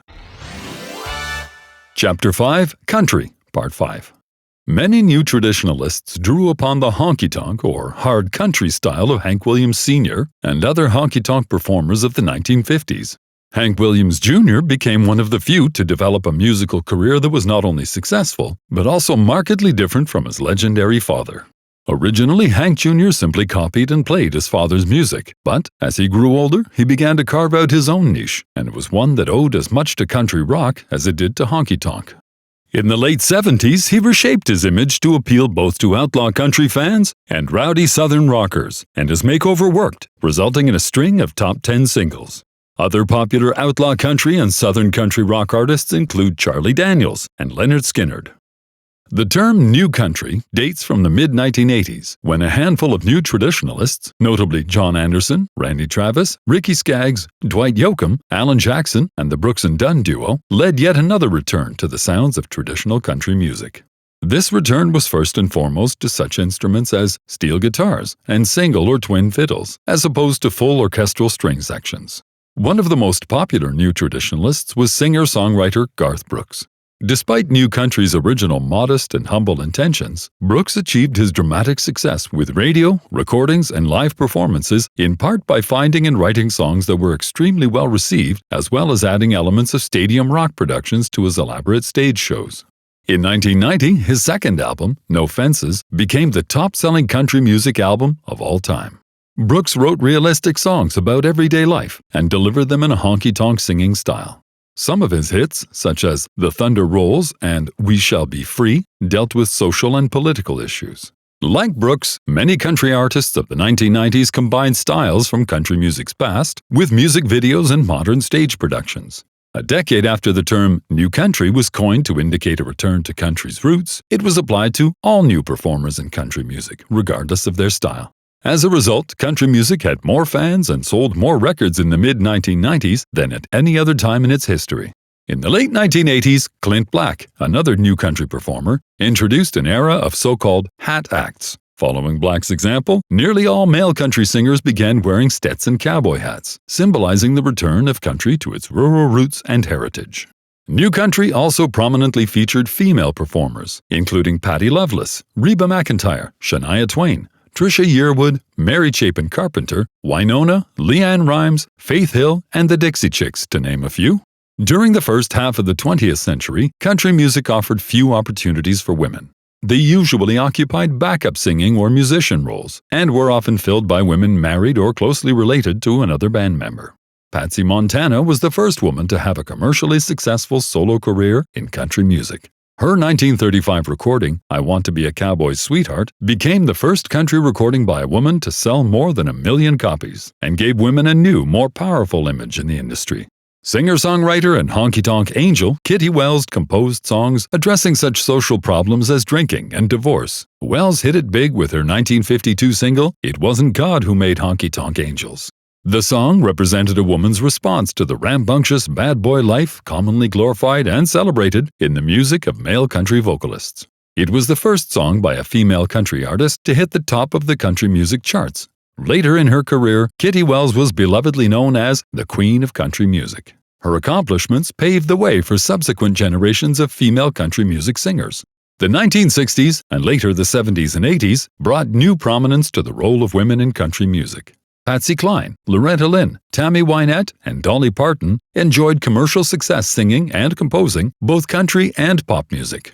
The 1980 film Coal Miner's Daughter depicted how Lynn surmounted the severe poverty of her early life to become the first millionaire among female country performers and the first woman named Entertainer of the Year by the CMA. Dolly Parton's hit composition I Will Always Love You was later covered by pop diva Whitney Houston, making it one of the biggest mainstream hits of all time. Also popular during this period were prominent female country singers such as Tanya Tucker, Crystal Gayle, and Reba McEntire. By the mid-90s, McEntire had crossed another threshold for women in the industry by conquering the business end, establishing herself in the publishing, managerial, and recording studio areas of country music. The average age of country performers began falling in the mid-1980s, partly explained by the rise of music video as a prime promotional tool. While still showcasing musical abilities, labels often placed greater importance on the looks and sex appeal of performers. During the early 90s, North American sales of country music tripled in volume. In addition, country music made important advances overseas. Country Music Television, a 24-hour cable television channel, commenced a period of ambitious foreign expansion in the 90s, and by 1997 was available via cable or satellite around the globe. Country music has developed a broad spectrum of styles and attracted a large mainstream audience by adapting elements of other musical styles. For example, since the 1930s, folk and country styles have continued to influence one another. Major figures of folk country music included Johnny Cash beginning in the 1960s, and more recent country artists Lyle Lovett, the Judds, and Mary Chapin Carpenter. Many country recordings of the 1990s would have been classified as pop or rock records in past years. As in many periods since country music first emerged, in the late 90s a group of artists encouraged a return to a simple, unpretentious country style. This movement, known as countrypolitan, Americana, alternative country, or neo-traditionalist country, gained exposure and momentum through college and public radio stations and concerts across the USA. Americana underscored individual performers who combined singing, musicianship, and songwriting. It encompasses musicians who were new to the industry, such as the band BR 549 and singer-guitarist Robbie Fulks, who became one of the more important members of Chicago's new country music scene, as well as established artists Nancy Griffith, Guy Clark, Jerry Jeff Walker, and Johnny Cash. With a career that spanned 6 decades, Johnny Cash was part of the birth of rock and roll and went on to reach the pinnacle of country music. His music, perhaps more than any other recording artist's, captures the struggle, joy, tragedy, and ultimate redemption of the common man. Shortly before his death in 2003, the Man in Black received an MTV award for his last recordings. Cash's wife, country star June Carter Cash, was part of the Carter family legacy. Country music tends to reflect the concerns, achievements, and lifestyle of the times, and remains an important form of North American cultural expression. Western-style clothing and numerous catchphrases from country songs have found their way into North American lexicon and pop culture. Although country music was born in the politically conservative and patriotic American South, its audience and many of its artists come from all parts of the political dial. At times, country songs have stirred controversy by broaching troubling domestic issues. Perhaps the main quality of country music and the source of its lasting appeal and popularity are its simplicity and direct observations on the everyday issues and concerns of its fans. Since the terrorist attacks on September 11, 2001, country music responded quickly, appealing to the patriotism of its fan base. In some country music quarters, there developed a strong vein of patriotism. The horrors of 9/11 prompted some country artists to express overt and sometimes blatant American patriotism in their songs, touching a nerve amongst many grassroots country fans. The tremendous success of singer-songwriter Toby Keith best exemplifies this new lyrical approach with his hit song, courtesy of the Red, White, and Blue, The Angry American. Over the decades, country music has evolved into one of the most important divisions of the North American music industry. It retains its vitality and has become more acceptable to a national urban audience.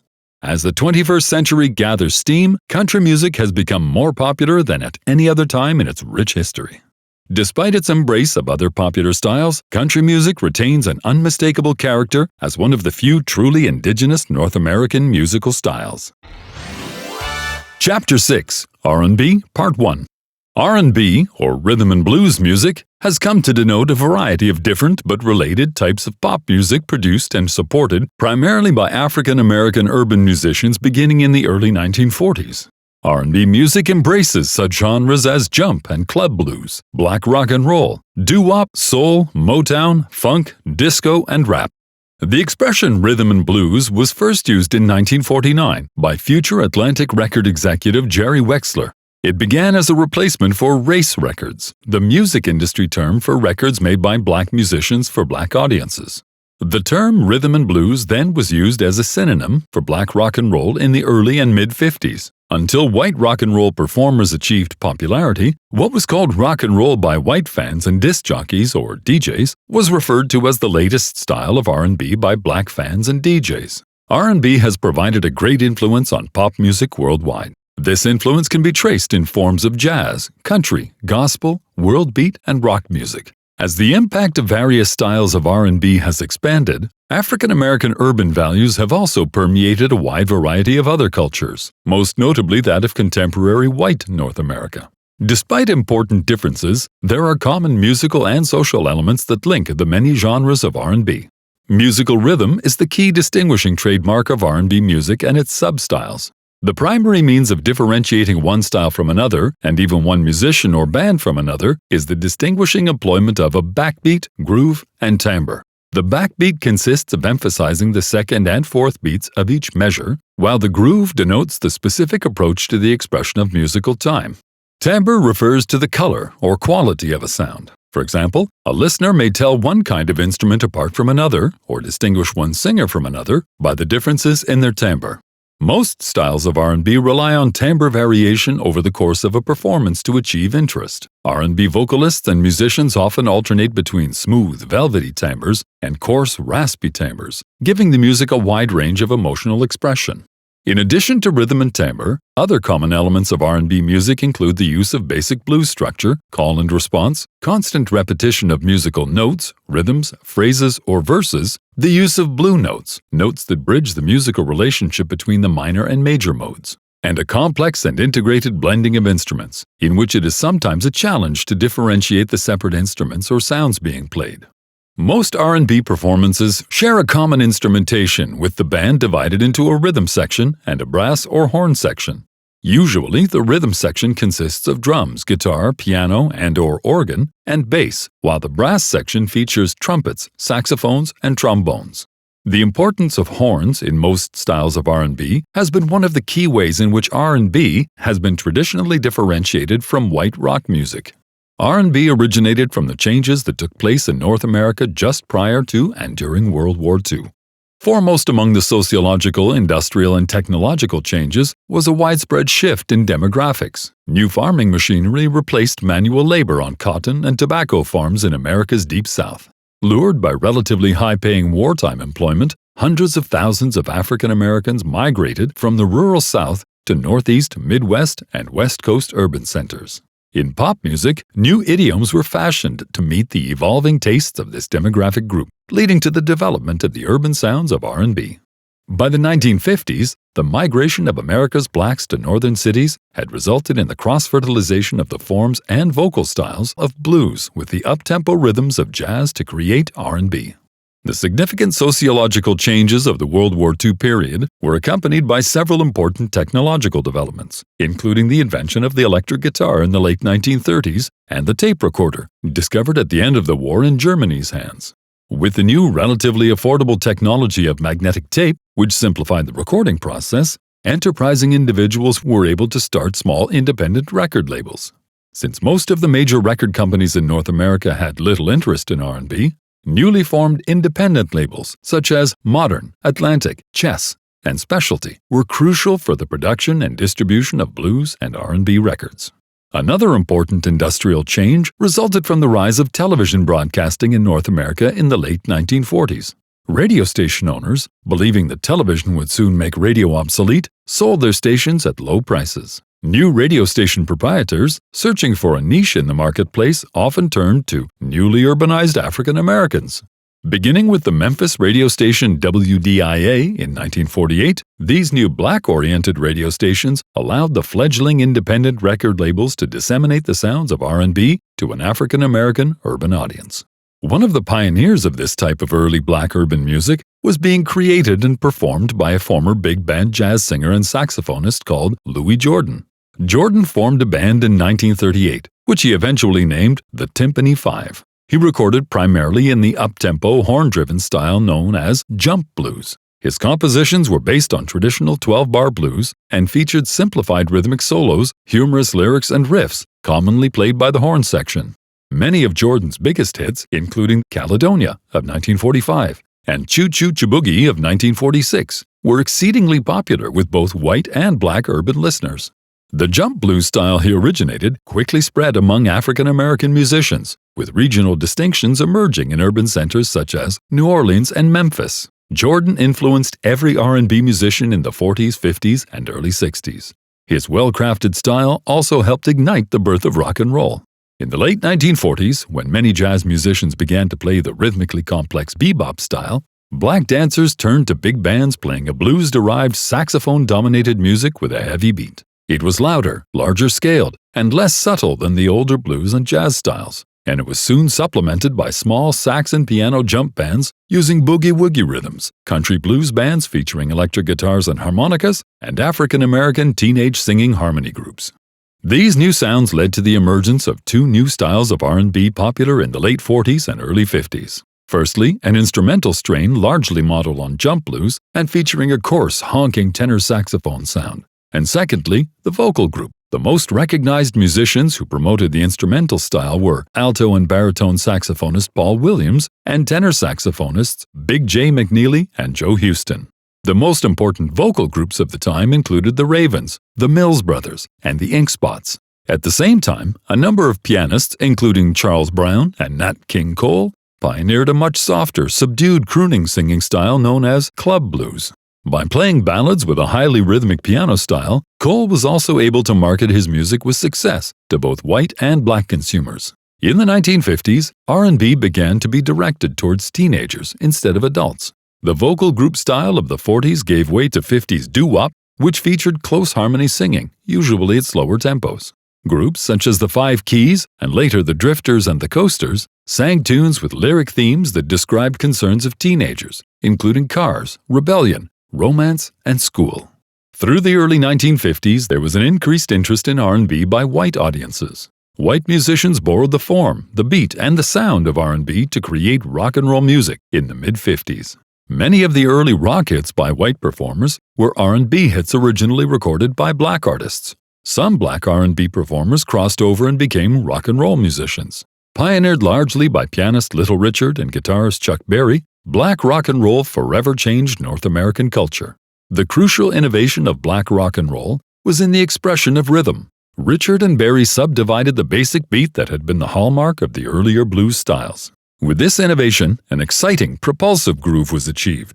Both performers also greatly increased the tempo of their performances, giving their music a frenzied style that appealed to teenagers. Finally, both artists wrote songs that reflected the youthful whims of their audience. Classics such as Little Richard's Tutti Frutti of 1955 and Lucille of 1957, and Berry's Maybelline of 1955 and Johnny B. Good of 1958 were performed by other acts countless times in the 60s and 70s.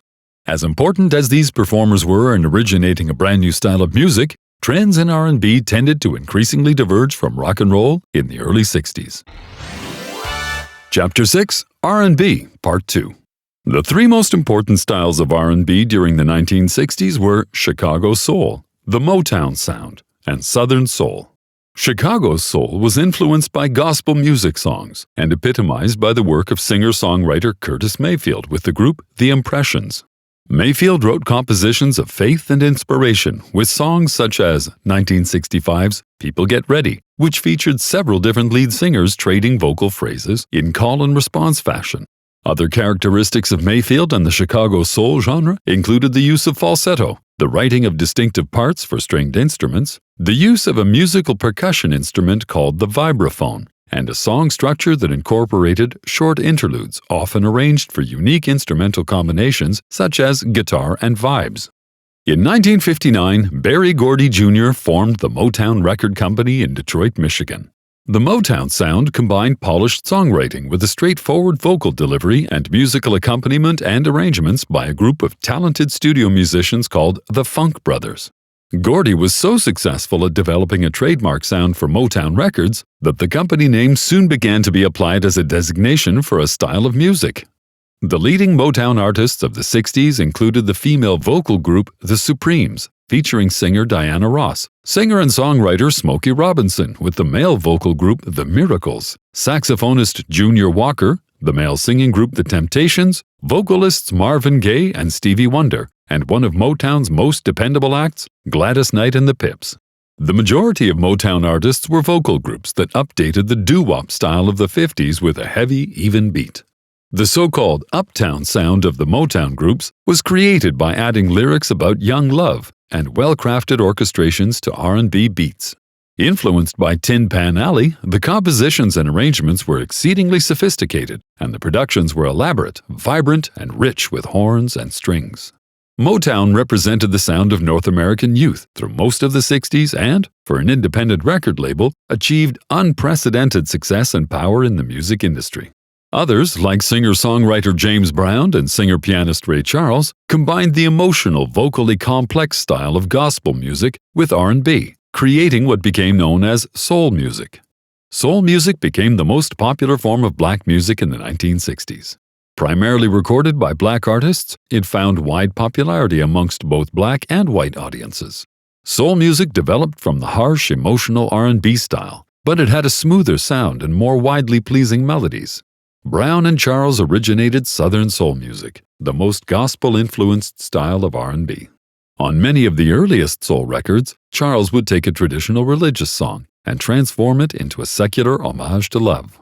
By adding such refinements as string accompaniments, Southern soul remained an important presence in pop music throughout the 60s and much of the 70s, with such successful artists as the King of Rock and Soul, Solomon Burke, the family singing group The Staple Singers, and Memphis-based vocalists Isaac Hayes and Al Green. One of the greatest soul singers was New York-based Atlantic Records artist Aretha Franklin, singing in a style that stayed close to her gospel roots. The gritty soul styles of Sam Cooke, Otis Redding, Sam and Dave, and various artists from the Stax record label in Memphis were also popular with white and black audiences alike.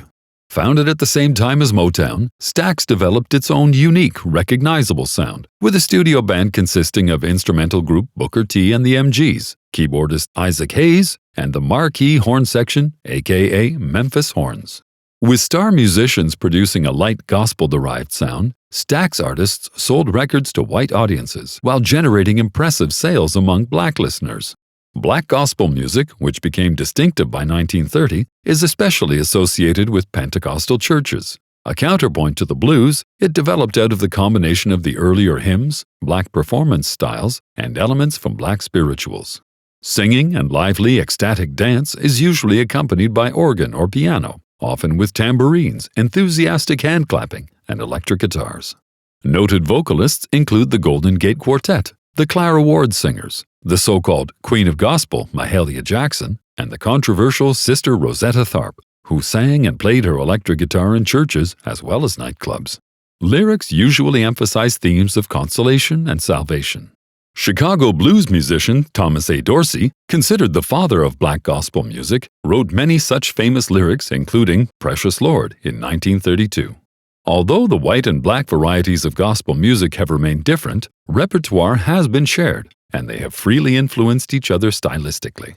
The Righteous Brothers weren't brothers, but Bill Medley and Bobby Hatfield inspired the term blue-eyed soul in the mid-1960s.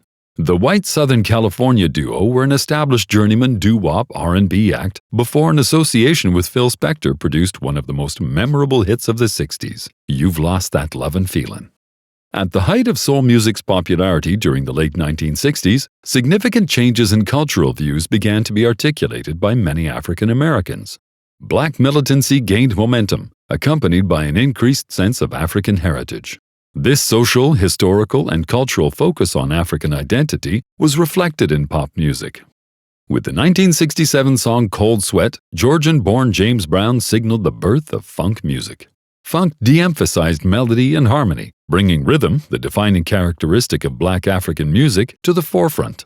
Brown continued to showcase his idiosyncratic genre of music with such hits as Papa's Got a Brand New Bag, I Feel Good, Sex Machine, and Living in America. Nicknamed the hardest-working man in show business and the godfather of soul, James Brown invented the grooves that are still amongst the driving forces of pop music. Named after a slang word for stink, funk was indeed the most primal form of R&B, surpassing even Southern soul in terms of earthiness. It was also the least structured, often stretching out into extended jams, and the most Africanized, built on dynamic, highly syncopated polyrhythms. As such, it originally appealed only to hardcore R&B audiences. The groove was the most prime musical element of funk. All the instruments of the ensemble played off of one another to create it, and worked it over and over. Deep electric bass lines often served as main riffs, with an interlocking web of short, scratchy guitar chords and blaring horns over the top. Complete verses and refrains were often written without a chord change. This style was adopted by a number of performers, including the group Sly and the Family Stone, who started out as a soul band influenced by rock and psychedelia. They became a full-fledged funk outfit with 1969's Stand, and vocalist George Clinton with the groups Parliament and Funkadelic. These musicians synthesized the funk style with elements from white rock music. Rocker Jimi Hendrix was a major inspiration for funk guitar soloists. Disco rivaled funk's popularity in the early 1970s and ultimately surpassed it by the middle of the decade. Like funk, disco was a dance-oriented style. In contrast to funk, however, disco was dominated by arrangements laden with strings and synthesizers that tended to underscore the importance of beats 1 and 3, often creating a heartbeat-like rhythm. Disco emerged out of gay, Latino, and black urban subcultures. The genre prominently featured female artists, such as American singers Gloria Gaynor, Tina Charles, and Donna Summer. For a time, disco was even viewed as a substantial threat to mainstream rock music. Although the songs and hits were often better known than the artists, disco nevertheless managed to give rise to a handful of highly popular groups such as Casey and the Sunshine Band and Earth, Wind and Fire, and a second career to well-known pop ballad trio, the Bee Gees. By the mid-1970s, many different sounds began to mix in R&B. Soul continued to be popular in the early 70s until the lighter pop music of vocal groups featuring close harmonies and falsetto singing began to dominate. Salsa added its different rhythms and instrumentation, and the thumping beats of disco music were a formalized rendition of R&B. Modified by rock sound and production values, the style continued into the 80s, led by older artists such as Smokey Robinson and Patti LaBelle. In the 1980s and 90s, disco gave way to several other dance genres. During this period, R&B artists like Prince worked within funk and other styles of dance music and produced songs by drawing from a number of styles. Michael Jackson, in particular, was influenced by pop music from other ethnic regions, most notably Latin America. He, along with producer Quincy Jones, brought R&B to a new level of pop sophistication. Although a number of hybrid genres were created during this time, most popular R&B music remained dance-oriented. Moreover, with the rise of music video in the early 80s, the dancing abilities of artists like Jackson gained in importance. Legendary R&B artist Jackie Wilson admittedly inspired the Michael Jackson dancing style and many of Jackson's famous signature dance moves. In the 1990s and early 2000s, the vocal group tradition of R&B continued its popularity with the quartet Boyz II Men and the trio Destiny's Child featuring Beyoncé Knowles, as did the prominence of solo vocal acts with Whitney Houston, Mariah Carey, Janet Jackson, Luther Vandross, Toni Braxton, and Brian McKnight. R&B music continues to heavily influence the evolution of modern popular music. The most recent genre of R&B is rap music. Rap is performed over musical accompaniment that emphasizes rhythm rather than melody. Often, this accompaniment consists of short segments of earlier recorded music combined in new patterns. Rap is, by far, the most important recent development in popular music and owes much to its R&B influences. Chapter 7, Rock, Part 1. Popular music underwent a major revolution in the 1950s as musicians combined elements of black R&B and country music to create a new genre called rock music. Rock music is a group of related music styles that have dominated pop music in North America since about 1955. Rock originated in the United States, but its influence is now spread worldwide.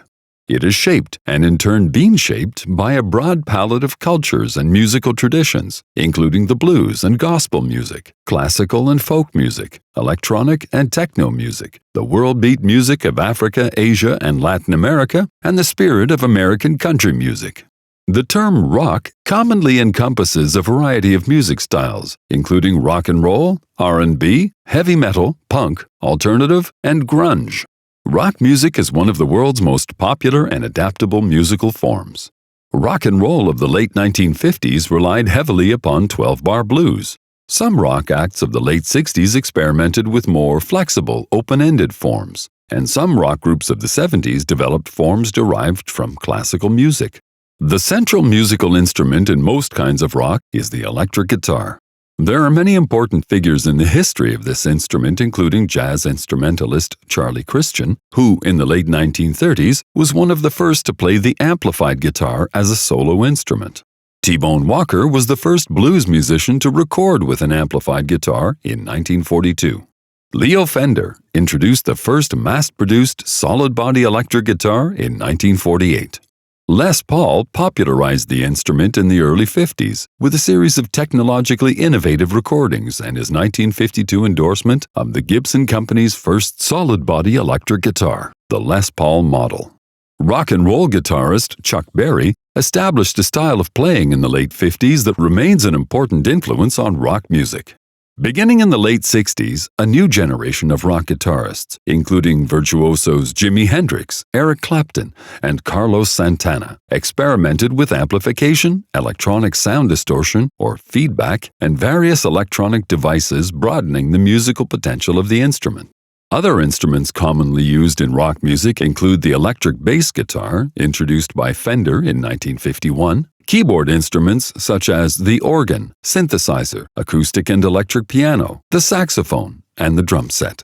The microphone also functions as a musical instrument for many rock vocalists who rely upon the amplification and various effects obtainable through electronic means. The instruments played in early rock combos were modeled from the blues combos of Muddy Waters.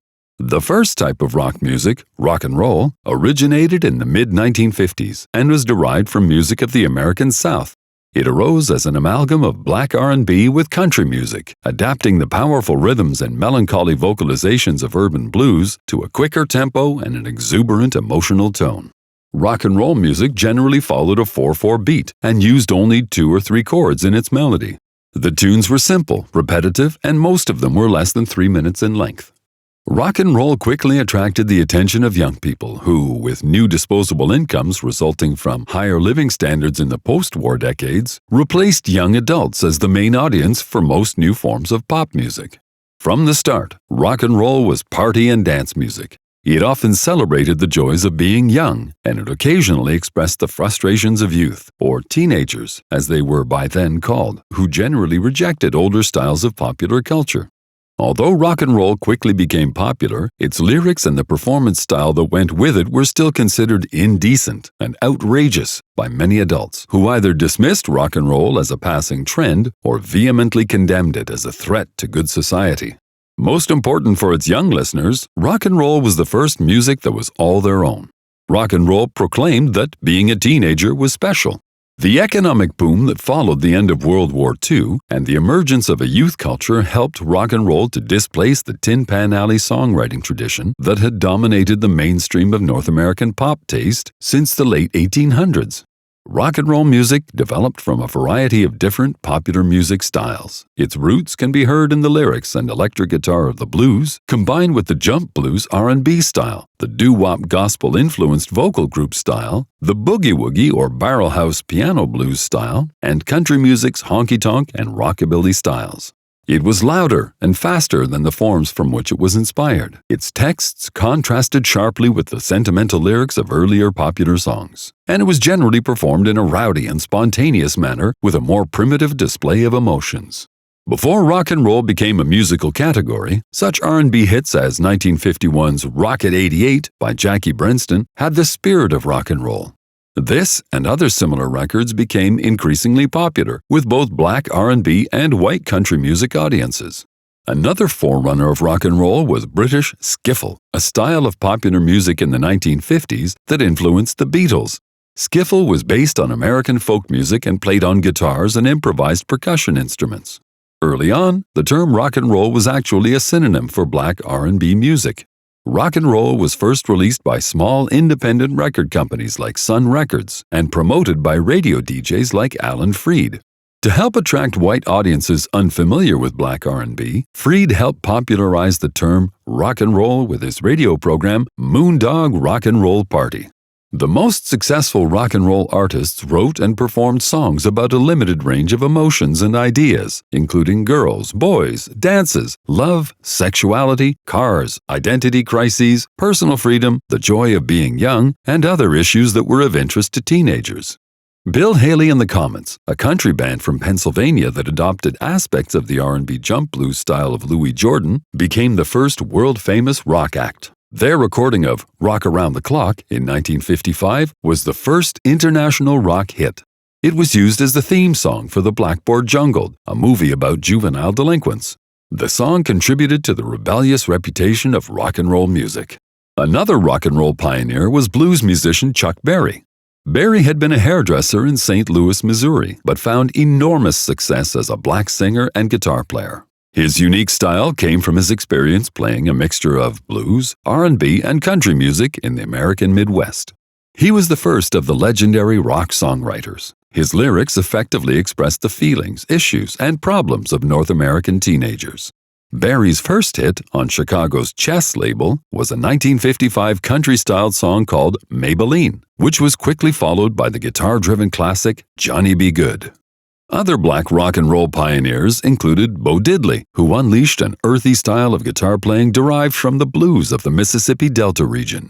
The rock and roll piano style of Louisiana musician Fats Domino grew out of the distinctive sound of New Orleans R&B, while singer-songwriter Richard Penniman, known as Little Richard, was another advocate of this piano style.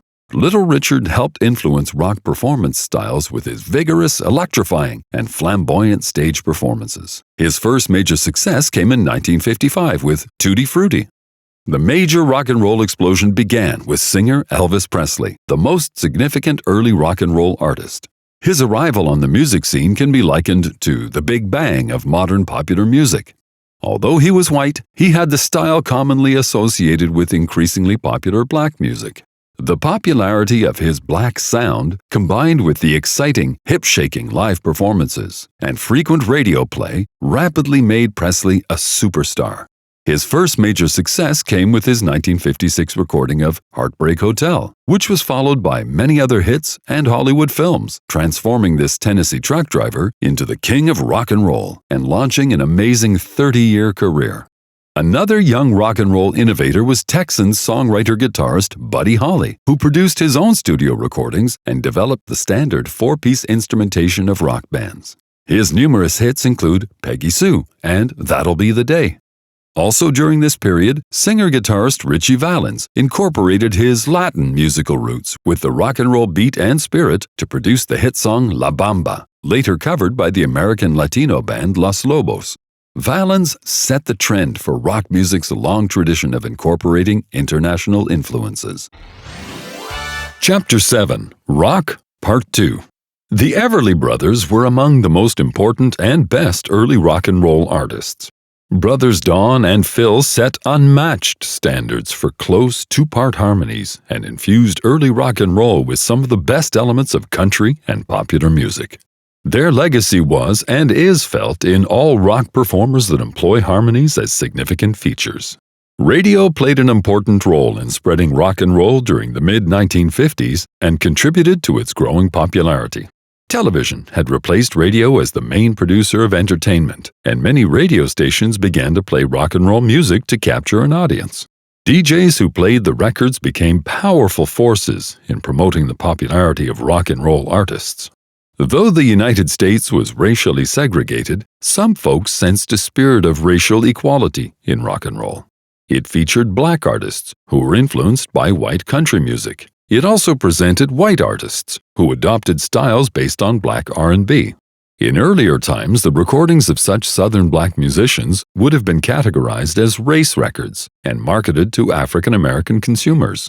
With the arrival of rock and roll, these musicians appealed to black and white audiences alike, as seen in the success of such black doo-wop singing groups as the Penguins, the Chords, and the Platters. The appeal of rock and roll to white middle-class teenagers was immediate and caught the major record labels by surprise. As rock and roll continued to grow in popularity, the major record labels and professional composers who had ignored the music started to recognize rock and roll's profitability. By the late 1950s, much of what record labels released as rock and roll was no longer exciting, spontaneous, and rebellious. The golden age of rock and roll had passed. While rock continued to sell well, the music was much tamer than it had been just a few years earlier. As these companies moved to capitalize on the popularity of the style, the market was energized by mainstream covers of R&B songs that were edited for suggestive lyrics and performed in the vocal style known as crooning by white singers such as Pat Boone, Bobby Darin, and Frankie Avalon. They had toned down the volume and the feel of the music. As a result, the peak period of rock and roll was over. The genre experienced an artistic decline and became just another form of popular music. Rock and roll also lost many of its stars and creative forces toward the end of the 1950s. In 1958, Elvis Presley was drafted into the United States Army, and Jerry Lee Lewis caused a scandal by marrying his 13-year-old cousin. Then, in 1959, Chuck Berry was arrested. Buddy Holly, Ritchie Valens, and rock and roll novelty act The Big Bopper died in an airplane crash, and Little Richard left show business to study for the ministry. By the early 1960s, the pop music industry was assembling professional composers, hired studio session musicians, and bland white teenage crooners such as Fabian, Bobby Rydell, Dion, and Bobby Vinton to mass-produce songs that imitated late 50s rock and roll. In the early 60s, New York songwriters such as Neil Sedaka and Carole King composed numerous hit songs, many of which were recorded by female vocal ensembles known as girl groups, such as the Ronettes, the Chiffons, and the Shirelles. Also during this era, the role of the record producer was expanded by musical mastermind Phil Spector, a producer who created numerous hits by using elaborate studio techniques in a dense orchestral approach called the wall of sound. The early 1960s saw the development of distinctive regional styles in North America, such as the Detroit sound, produced by the Motown Record Company.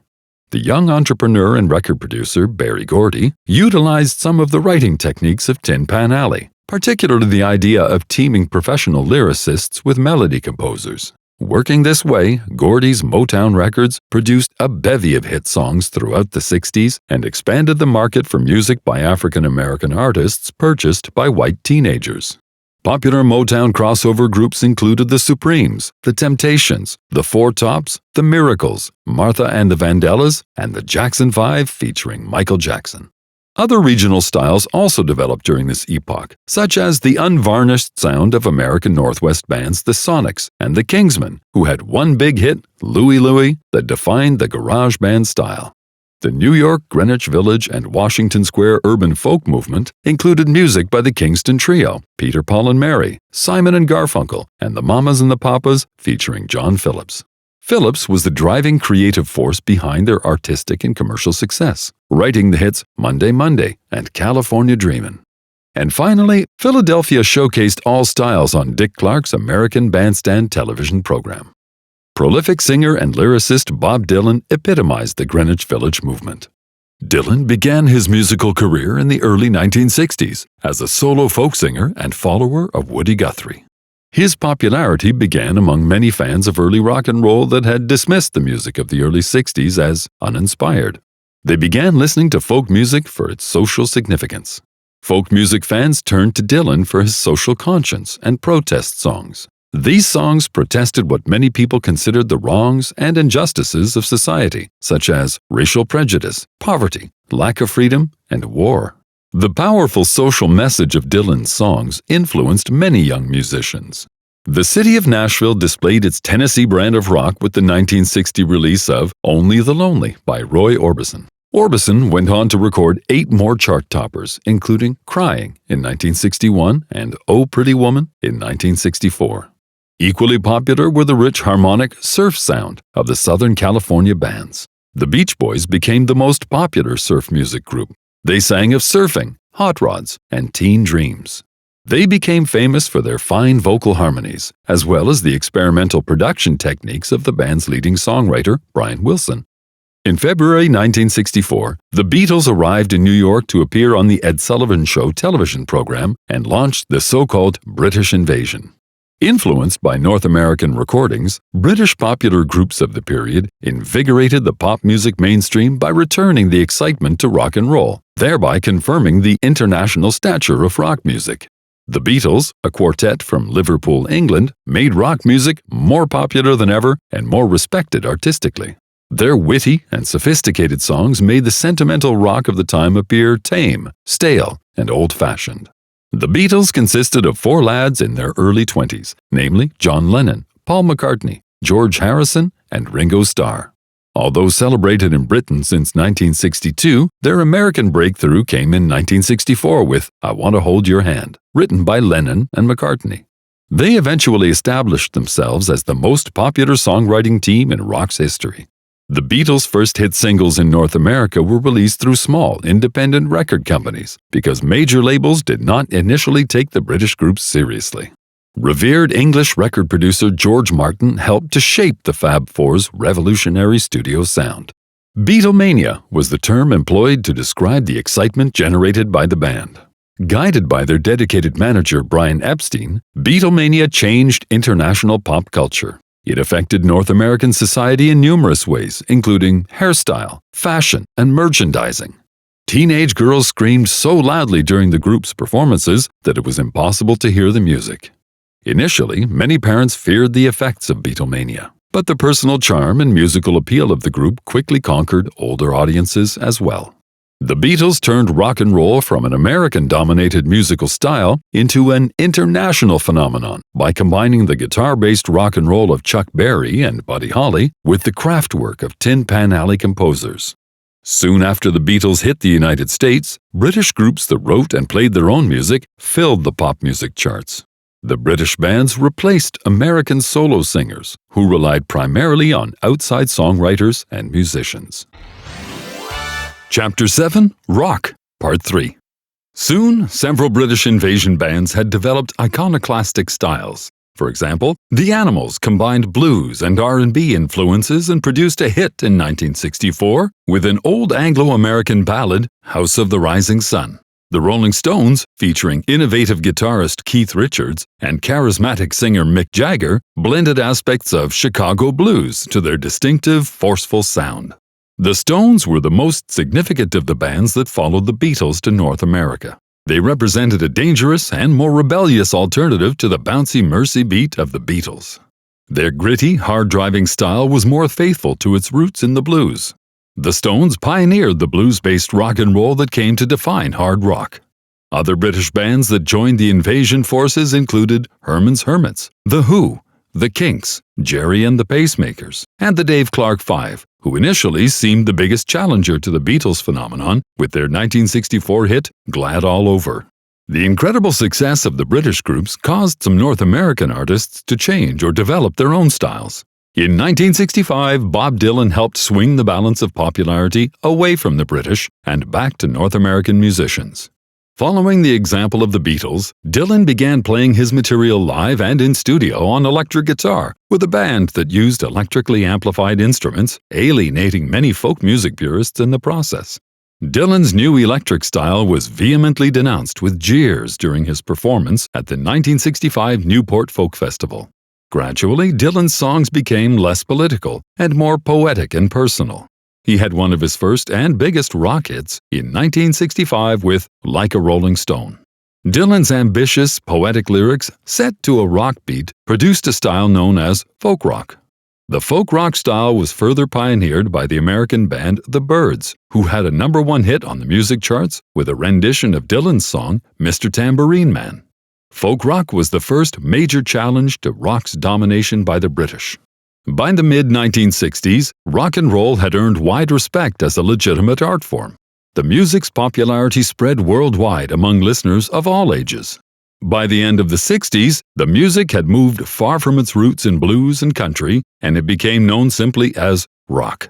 Rock's signature characteristics, however, remained faithful to a driving backbeat, raw emotional vocals, and wailing amplified guitars. The mid-1960s became a time of incredible creativity for rock music.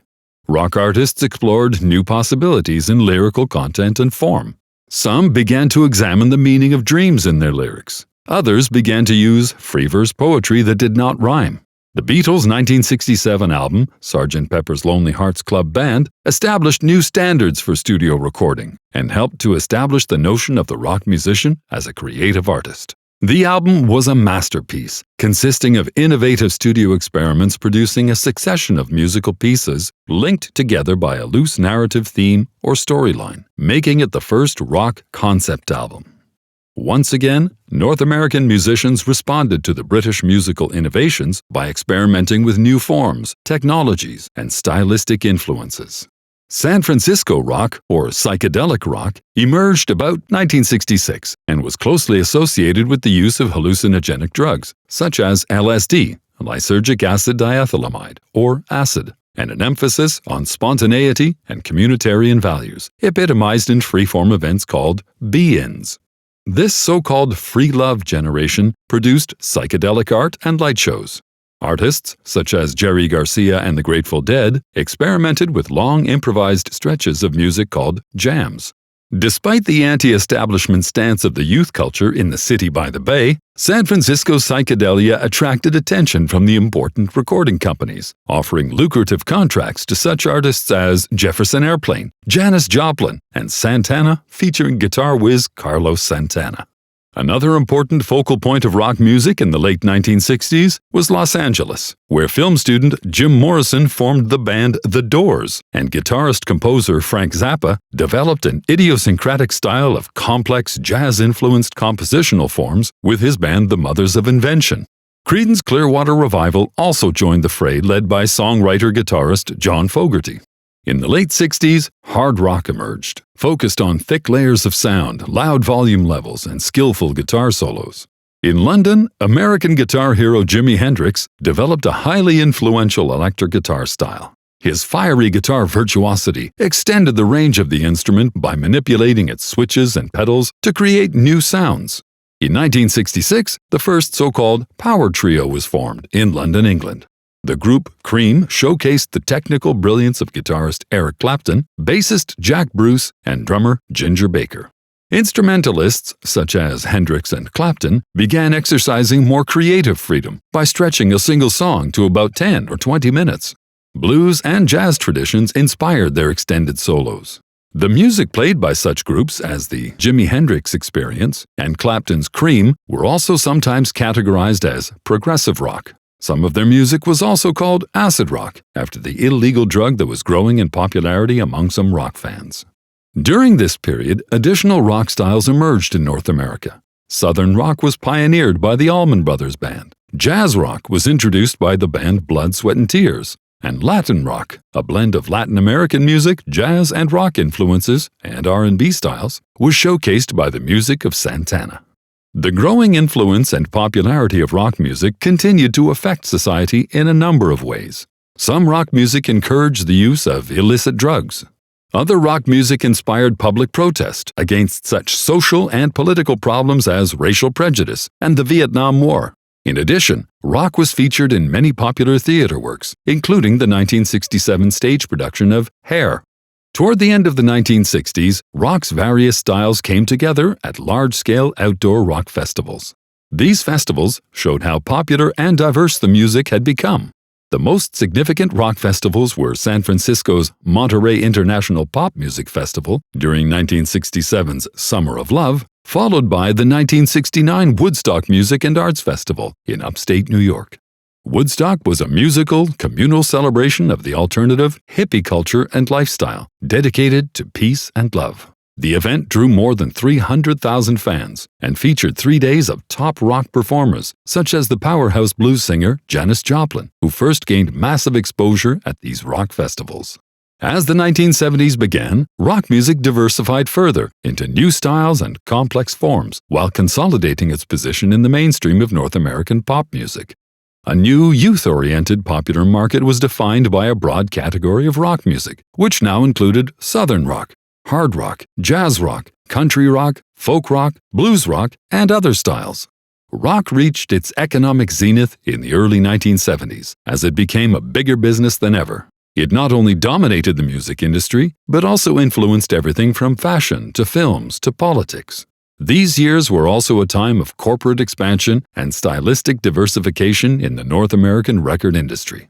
Although the early 70s found rock more profitable than ever, in terms of musical popularity, some considered the period rock's lowest point since the early 60s. As a widening audience increasingly accepted rock, many complained it had lost much of the youthful vigor and spirit of rebellion that had originally powered it.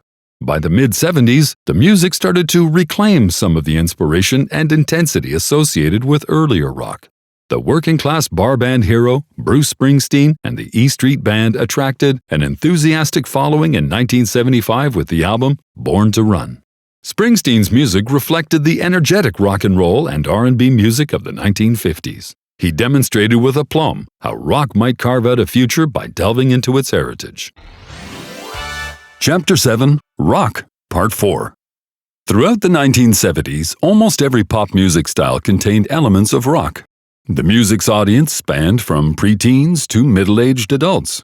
As the audience for rock expanded, a variety of new musical categories developed. The decade's popular mainstream music was dominated by superstar rock bands such as the Rolling Stones, Fleetwood Mac, Chicago, the Doobie Brothers, the Eagles, Paul McCartney and Wings, and by individual superstars such as Elton John, Billy Joel, Rod Stewart, and Stevie Wonder. Each of these acts produced million-selling albums pushing the industry to operate at a new, grander scale. Also fashionable was the singer-songwriter genre, an outgrowth of urban acoustic folk music led by James Taylor, Carole King, Jackson Browne, Canadian Joni Mitchell, and others who popularized this style by composing music with thoughtful, often autobiographical lyrics. Popular as well in the 1970s was a widely listened to pop rock style called adult contemporary, exemplified by radio-friendly mainstream artists such as Barry Manilow, Dionne Warwick, Neil Diamond, Tom Jones, Engelbert Humperdinck, and Barbra Streisand.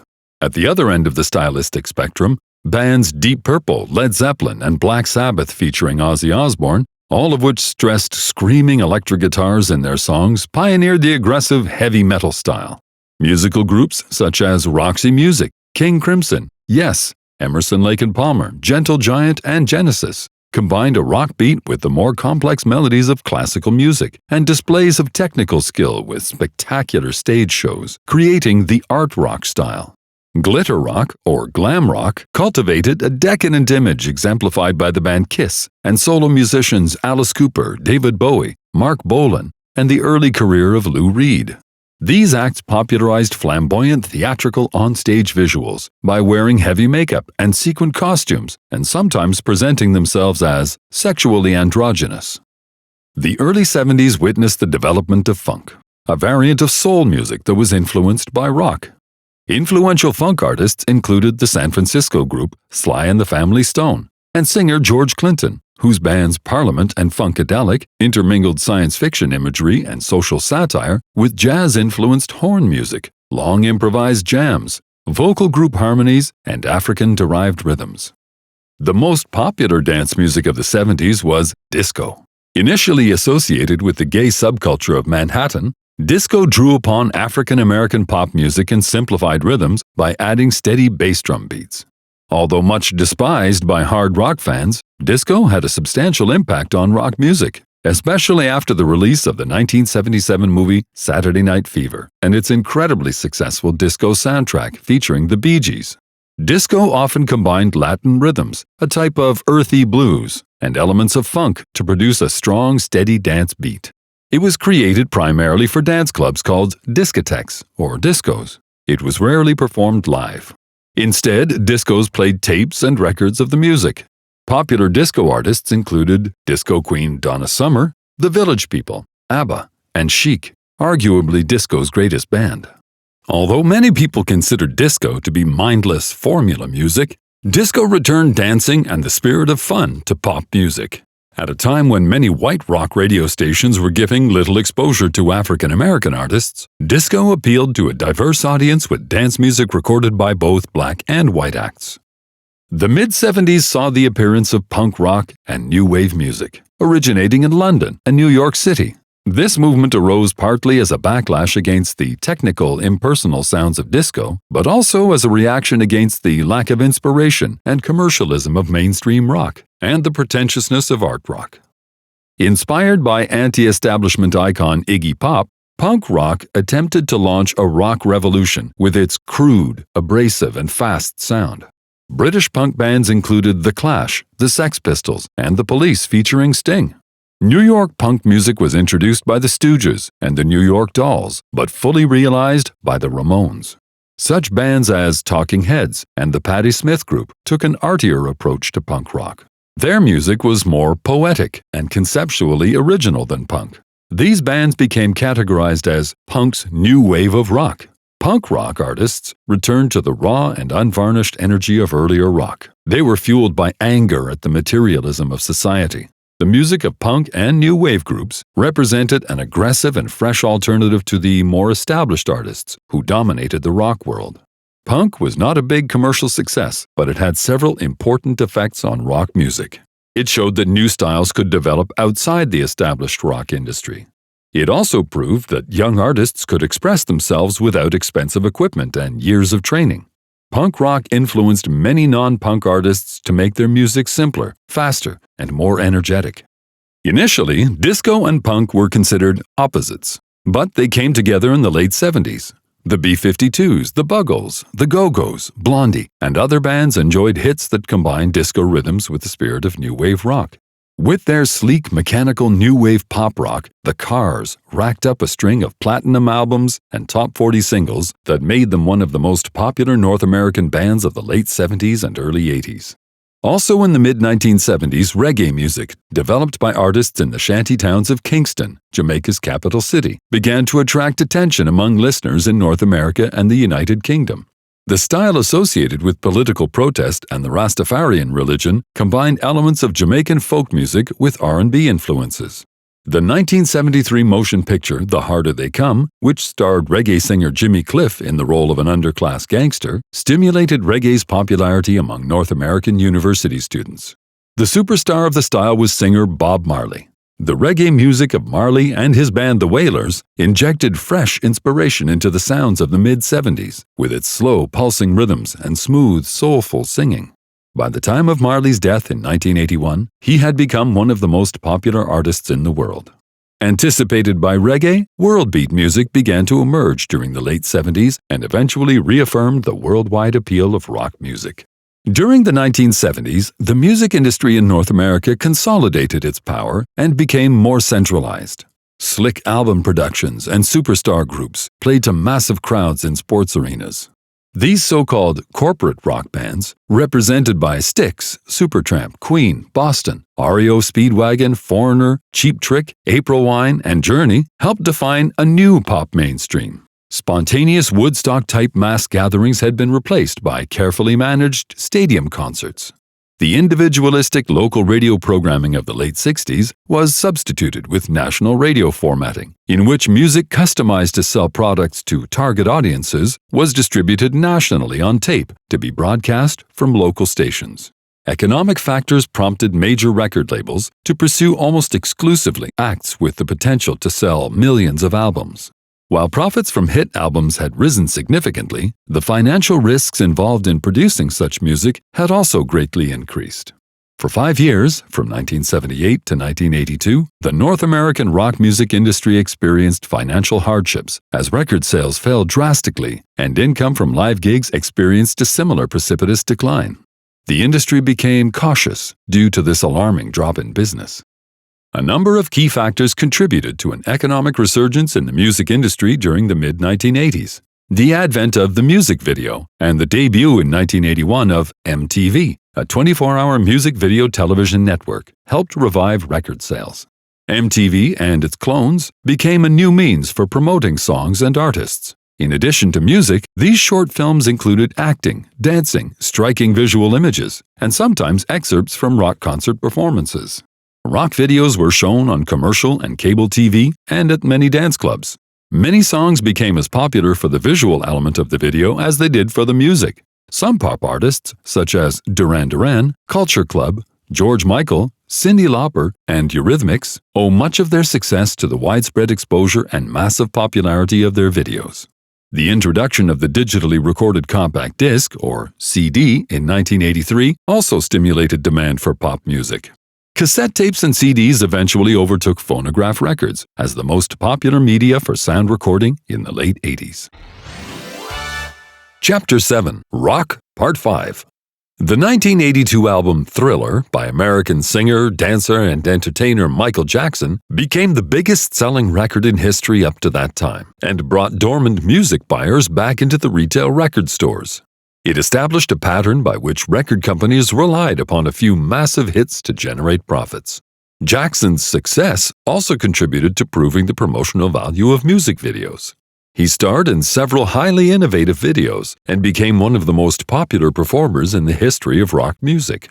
It thereafter became difficult for record labels to achieve hit records without intensive airplay on music video channels. The other mainstream pop rock hits of the 1980s came from a new set of charismatic personalities, each of whom appealed to mass crossover audiences. Singer-songwriter Lionel Richie, former group leader of the Commodores, scored multiple consecutive international hits. Prince, whose 1984 single When Doves Cry from his brilliant film soundtrack album Purple Rain was the first song in more than 2 decades to top both the mainstream pop music charts and R&B charts. Singer Madonna marketed herself as a pop icon and came to symbolize female sexual liberation through her controversial videos, images, and lyrics.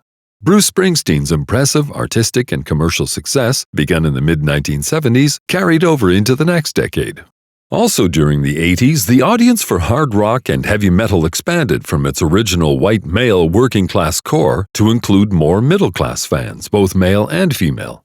By the end of the decade, bands such as AC/DC, Van Halen, Bon Jovi, Def Leppard, and Metallica accounted for as much as 40% of all records sold in North America. Offshoots of the heavy metal style were the so-called hard rock hair bands. They sometimes gave the impression that they focused more on the styling of their coiffure than the originality of their music. Notwithstanding, the best bands of this genre, such as Motley Crue, Poison, and Whitesnake, attained notable success. Music from the 1960s inspired some of rock's most popular artists of the 1980s. Among these was the American group REM, which drew heavily from 60s folk rock.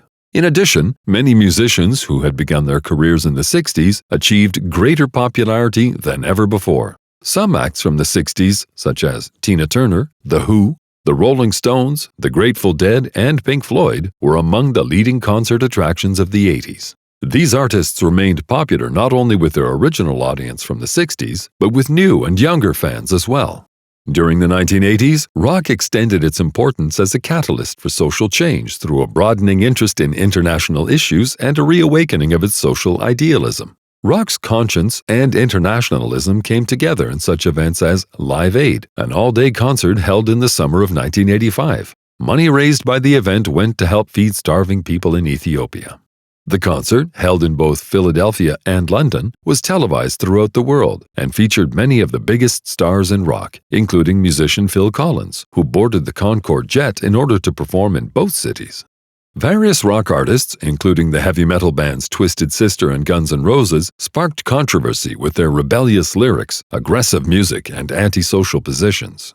Concerned parents, led by Tipper Gore, and such organizations as the Parents Music Resource Center, successfully called for record companies to attach warning labels to albums with lyrics that might be improper or objectionable. Cynics of this policy later pointed out that these warning labels actually helped increase sales. Since 1980, rock has continued to reflect an ongoing technological revolution. Computers and synthesizers have often replaced guitars and drums. Rhythm machines, synthesizers, and computers have also been extensively used with dance and rap music. Perhaps the most significant rock music development of the 80s was the rise of rap, a genre in which vocalists perform rhythmic speech, usually accompanied by music samples from pre-recorded material or from music created by synthesizers. Electronic music, or techno, is a style of dance music developed in the 80s that combines computer-generated disco-like rhythms with digital samples. Played on electronic instruments and created with extensive use of studio technology, techno produces a futuristic, machine-made sound. Depeche Mode was the quintessential electro-pop band of the 80s. These instruments have influenced the recording of more traditional rock as well. Even for concert performances, musicians have mixed live music with pre-programmed computer and synthesizer backing. As a result, it became difficult to distinguish live music from taped or canned music. In 1990, the dance-oriented duo Milli Vanilli was stripped of its Grammy Award for Best New Artist when they revealed that they had not actually sung on their recordings, but had simply mouthed or lip-synced vocals recorded by others. Rock music in the 1990s matured and expanded to include hundreds of musical styles, some of which define a broad mainstream, while others were supported by small but devoted audiences.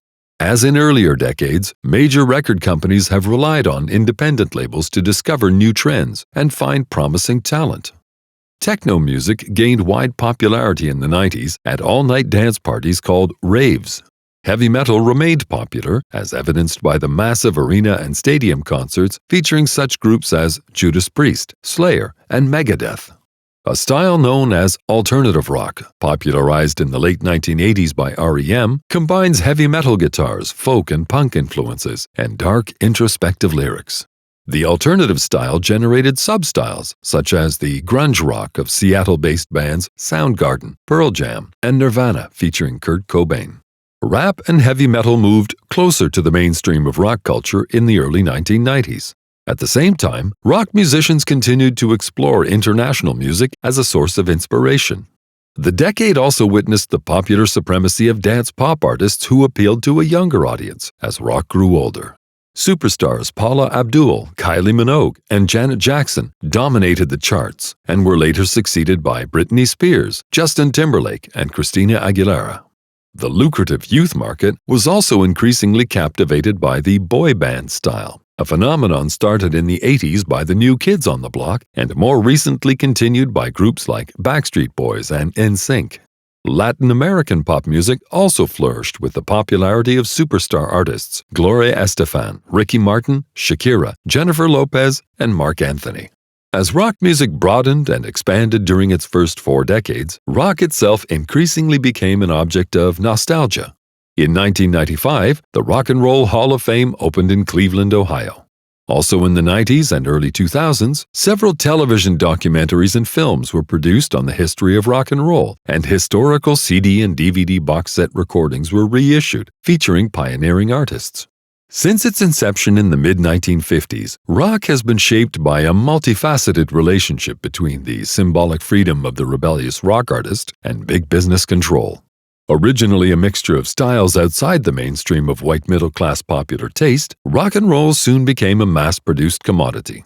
This conflict between individuality and commercialism remains a concern in rock music and is reflected in fan disdain for artists who compromise or sell out their musical principles in order to obtain lucrative recording contracts.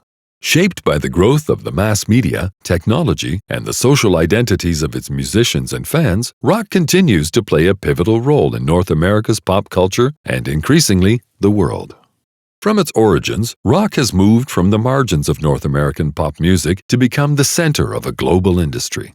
Closely connected with youth culture, rock music and musicians have helped to establish new trends in fashion, language, political views, and social priorities.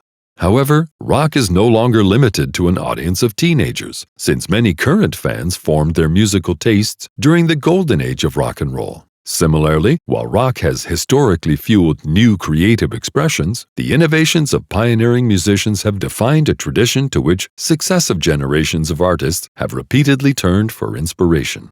Since its creation, rock music has continued to defy musical barriers and has drawn much of its strength from international musical influences. At present, rock music is no longer only the music of young North Americans. It is music of the world. Chapter 8, World Beat, Part 1. In the Western world, world music refers either to music that doesn't fall into the British and North American folk or pop traditions, or to hybrids of various indigenous types of music. Certain styles, such as Latin pop or Jamaican reggae, grew large enough to be classified as their own genre, but everything else, from African folk to traditional Chinese music, is classified as world music. World beat is something different than world music, since it's usually the result of Western fusions and hybrids. Yet it still falls under the world music umbrella because it borrows sounds, instrumentation, and styles from various indigenous kinds of music. The term world beat refers not to one specific genre of music, but to a certain sensibility, namely the fusion of dissimilar musical idioms in ways that are only possible from a global, multicultural perspective. The results can range from westernized dance or pop music to wild style-fusing experimentalism. But the main unifying characteristic of world beat is its conscious attempt to bring world music to a broader audience. At its best, world beat can produce amazing eclecticism and unique hybrids. World beat is a term that represents various styles of world pop music that are practiced outside the European, North American mainstream. The term is used by the Western music industry to group a variety of non-Western forms of pop music, including the rhythms of third world countries. World beat also connotes world pop music that has been influenced by Western pop, or conversely, Western pop music that incorporates non-Western traditional folk, art, or ethnic musical influences such as African music, Arab music, Chinese music, Greek music, Indian music, Indonesian music, Latin American music, and African American music. There is also a rich history of syncretism or cross-fertilization between popular styles. For example, in the late 1800s, the Cuban habanera influenced the development of American ragtime. The Argentine tango gained global popularity during the 1910s, initiating a worldwide craze for Latin ballroom dancing. Recordings of country music, Hawaiian guitar music, and ballroom dance band arrived in the port cities of Africa by the 1920s, and the Cuban rumba became popular internationally in the 30s. As popular music first emerged in the early 20th century, numerous pop music styles also began to develop around the globe. The rise of such genres was linked to dramatic transformations occurring throughout the world. For example, urbanization and modernization disrupted traditional attitudes, lifestyles, and forms of artistic patronage, while creating new urban social classes with new musical and cultural tastes. In addition, the emerging pop music styles were closely tied to the infiltration of mass media. The spread of recording technology in the 1920s and 30s introduced new forms of mass production and broadcasting of both local and imported music. Many of the new evolving pop music styles consisted of hybrids that combined native folk traditions with modern stylistic qualities drawn from abroad. Urban-centered, mass-reproduced pop music outside of Western culture was active in Asia, Africa, and Latin America, and local pop styles were commercially recorded by the 1920s. In many non-Western societies, the emerging pop music styles bridged Western imports, such as the piano, guitar, and chordal harmony, with traditional qualities, such as indigenous musical form and trademark melody, rhythm, and singing style. In large societies, the cultural mixes could be more complex. For example, Cuban dance musicians blended elements of Spanish-derived folk music with influences from American jazz, developing styles such as the mambo, a fast dance genre for big band, and the bolero, a slow, sentimental song style. These Cuban dance music forms became popular around the world. Anticipated by reggae in the 1970s, ethnopop began to emerge during the early 80s with the success of the 1982 album Juju Music by Nigerian musician King Sunny Ade. Ade's music, which combined traditional African drums with electric guitars and synthesizers, helped to stimulate an interest in non-Western music in Great Britain and North America, and opened the way for musicians as diverse as the Gypsy Kings from France, Ladysmith Black Mambazo from South Africa, Papa Wemba from Congo, Ofra Haza from Israel, and Nusrat Fateh Ali Khan from Pakistan. While the term world beat was not commonly used until the 1980s, non-Western styles of music had been introduced in Europe much earlier. Classical composer Mozart imitated Turkish military music in his famous 1778 Turkish March, and French composer Georges Bizet used a popular 19th century Cuban dance form and tune, or habanera, in his 1875 opera Carmen. With the arrival of records, several non-Western music genres enjoyed popularity in North America and Europe from the 1920s. Hawaiian music was perhaps the single most popular style of commercial music in North America in the 20s. During the 40s and 50s, North America experienced the so-called mambo craze, the cha-cha-cha fad, and the successful marketing of Trinidadian calypso by American vocalist Harry Belafonte. In the early 60s, a few records that derived from distinct ethnic origin achieved places on the pop charts, including a 1959 rock and roll recording of the Mexican folk song La Bamba, performed by rocker Richie Valens. Other hits included the 1964 ska, a fast style of dance music song, version of My Boy Lollipop, performed by Jamaican singer Millie Small, and Pata Pata of 1967, written and performed by South African vocalist Miriam Makeba. Several Beatles songs attained international popularity as a direct result of the musical influence of Indian sitarist Ravi Shankar. Brazilian bossa novas became commercial hits as well as jazz standards, including 1964's The Girl from Ipanema by Brazilian songwriter Antonio Carlos Jobim. It was not until the 1970s, however, that music genres from outside the Western mainstream came to be appreciated as more than fads or novelty sounds. In particular, Jamaican reggae achieved international popularity. Reggae, whose antecedent, ska, developed partly as a Jamaican reinterpretation of American R&B music, became popular not only for its gripping rhythms and its soulful melodies, but also for its inspiring ideology. Expressed via the Afrocentric principles of the West Indian Rastafarian religion, reggae's fervent and utopian message of peace, justice, idealism, and liberation had international appeal. As rock audiences listened to Bob Marley's music, and as musicians such as English rock guitarist Eric Clapton recorded reggae songs, a fresh dimension of internationalism and multiculturalism entered the international music industry. The 1980s witnessed the development of a global awareness and fragmentation of pop music into myriad forms and syncretic approaches. The rise of world beat confirmed the new worldwide popularity of non-Western genres of popular music. Although the rock world was never closed to outside influence, the Western audience for world music really started to take shape when rock artists began to incorporate ethnic sounds into their recordings and pursued high-profile collaborations with world music artists. With the commercial possibilities presented by a greatly expanded potential audience, some artists began to tailor their music for international appeal. One of the major developments in pop music in the late 1980s and early 90s was the emergence of ethnobeat, a broad category of world beat that includes such diverse musical styles as Canada's Northern Inuit throat singing, Yemenite Israeli dance music, Bulgarian women's choral music, Japanese salsa bands, Caribbean rhythms, and African dance styles.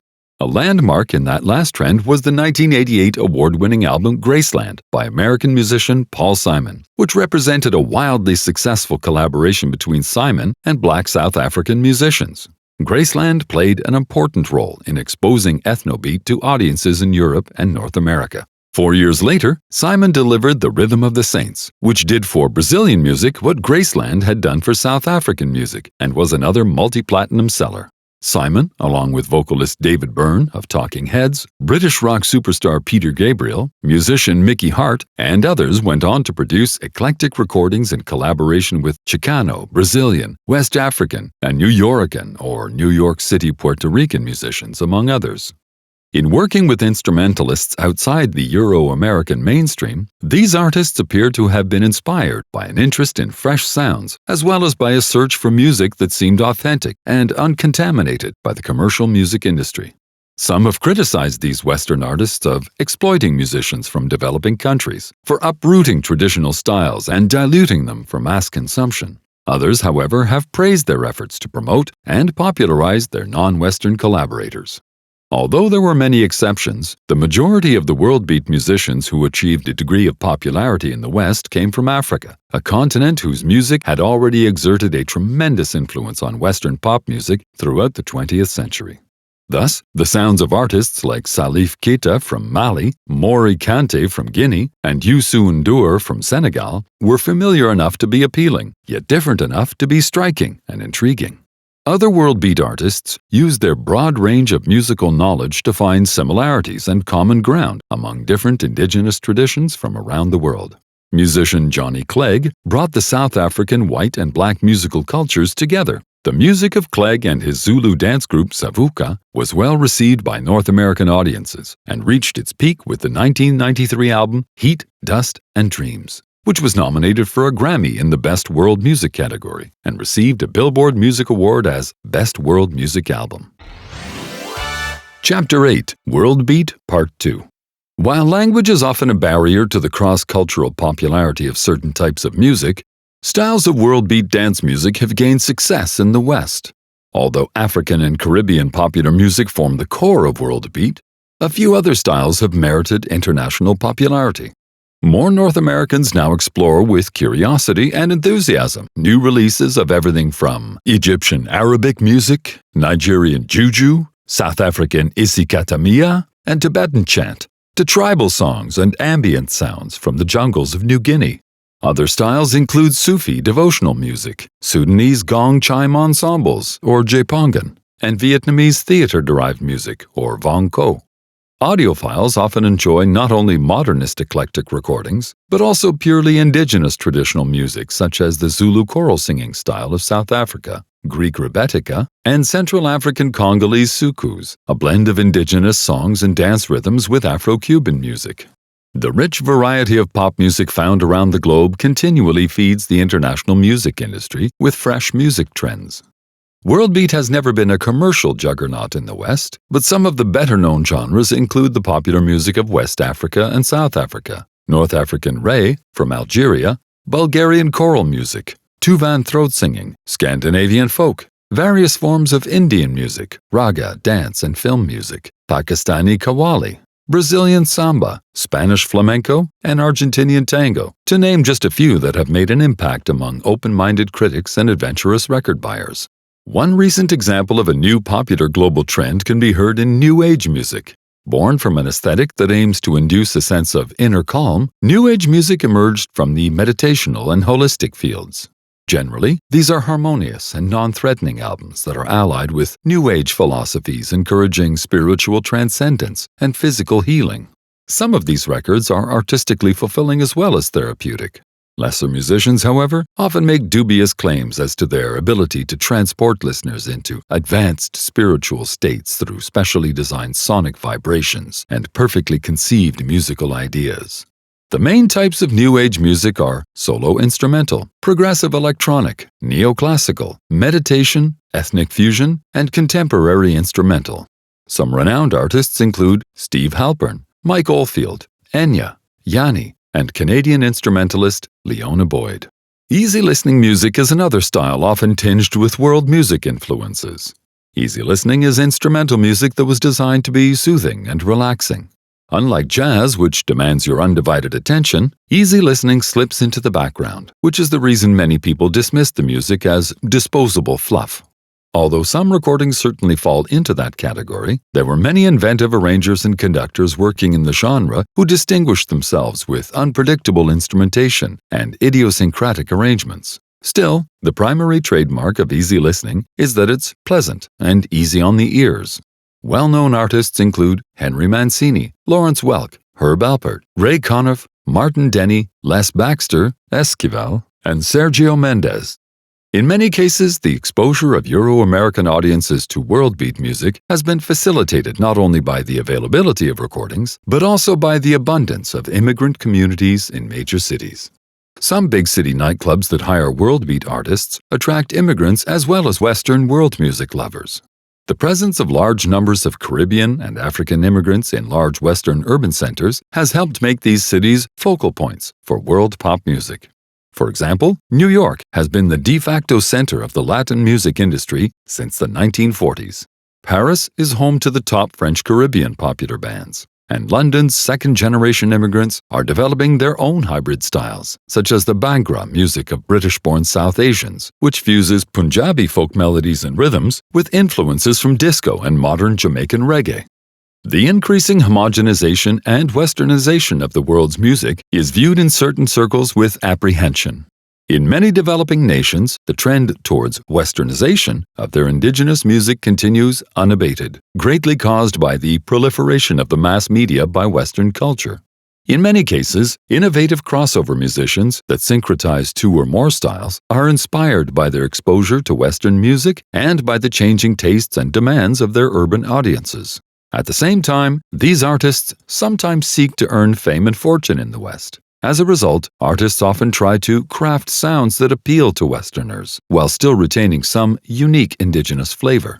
Although it is tempting to mourn what has been lost, the world musical community should nevertheless continue to celebrate what has been gained through this process, an exciting view and taste of the world's rich, diverse, and compelling music. Chapter 9, Rap, Part 1. The most important recent development in popular music has been the rise of rap, which originated as a genre of folk music growing out of the black youth street culture in the South Bronx community of New York City in the mid-1970s. Rap music is a combination of rhymed words spoken over rhythm tracks and pieces of recorded music and sounds called samples, taken from older recordings. It was developed by Black American urban disc jockeys, which began manipulating the vinyl records that were playing in dance clubs to make scratching rhythms and other sounds, creating a musical montage. A rapper would speak over the music in street language rhymes and vernacular that boasted of verbal or sexual prowess. Breakdancing, including acrobatics, would often accompany the music. A rap group consists of at least one rapper and a DJ, but two or more rappers are common. In groups with two, the rappers generally serve as foils for one another, alternating or completing lines and verses in a seamless pattern. The rap often uses a call-and-response format, typical of much Black American music.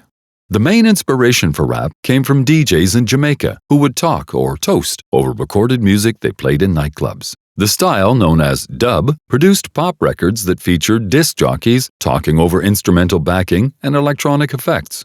The wordplay in a rap is rooted in African and Black American verbal games of the late 1960s and 70s, known as the dozens and signifying. The roots of rap music also lie in the poetry of several African American writers of the 1960s, such as Watts Prophets and the Last Poets. The Jamaican dub and toasting styles, joking, boasting, and using myriad in-group references, were taken to the Bronx by Jamaican immigrants and eventually were blended with new technologies, such as synthesizers and electronic drum machines. These topical streetwise rhymes and chants were often layered over samples of earlier artists to form new tunes. Samples consist of digitally isolated sound bites of existing musical recordings, often owned by another party. This particular use of samples and declaimed vocal styles became widespread in the pop music of both black and white performers. In the late 1980s, rap redefined, tested, and challenged established notions and concepts of musical composition, instruments, copyright protection, and intellectual property. Sampling brought into question the ownership of sound. Some musicians claimed that by sampling records of a respected black performer, such as funk artist James Brown, they were issuing an indirect challenge to the white corporate recording industry's right to own black cultural expression. More serious was the fact that rap musicians were also challenging Brown's and other artists' right to own, control, and be compensated for the use of their copyrighted intellectual property. By the early 1990s, a system had come about whereby most musicians requested permission and negotiated some form of compensation for the use of samples. Some sampled artists, such as funk musician George Clinton, released CDs containing sound bites specifically to facilitate sampling. One effect of sampling was an awakening to musical history among black youth. Earlier musicians, such as Brown and Clinton, were feted as cultural heroes, and their older recordings were reissued and repopularized. Rap originated as a cross-cultural product. Most of its key early practitioners were recent Americans of Caribbean ancestry. In the early 1970s, a Jamaican DJ known as Cool DJ Herc moved to the Bronx and introduced the musical innovations that eventually developed into rap. Herc is the original of breakbeat DJing. He was the first disc jockey to buy 2 copies of the same record for just a brief rhythmic instrumental segment or break in the middle. Using 2 turntables, Herc manipulated vinyl records by switching rapidly from one to the other to mix and match beats between 2 songs in a technique known as cutting. He also developed backspinning, or rotating the disc by hand in order to repeat several particular phrases. This created a collage of longer dance segments, over which comments were shouted out to the dancers during the instrumental breaks.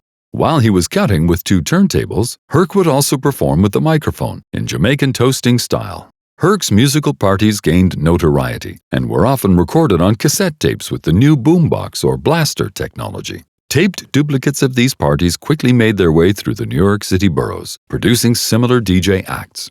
Among the new breed of disc jockeys was Africa Bambaataa, the first important black Muslim in rap and considered by many to be the godfather of rap. Bambaataa often engaged in sound system contests with Herc, similar to the so-called cutting battles in jazz a generation earlier. The sound system competitions, called block parties, were held at local clubs or city parks, where hot-wired street lamps supplied electricity. Bambaataa sometimes mixed sounds from rock music recordings, bebop jazz records, and television shows into the standard disco and funk beats that Herc relied upon.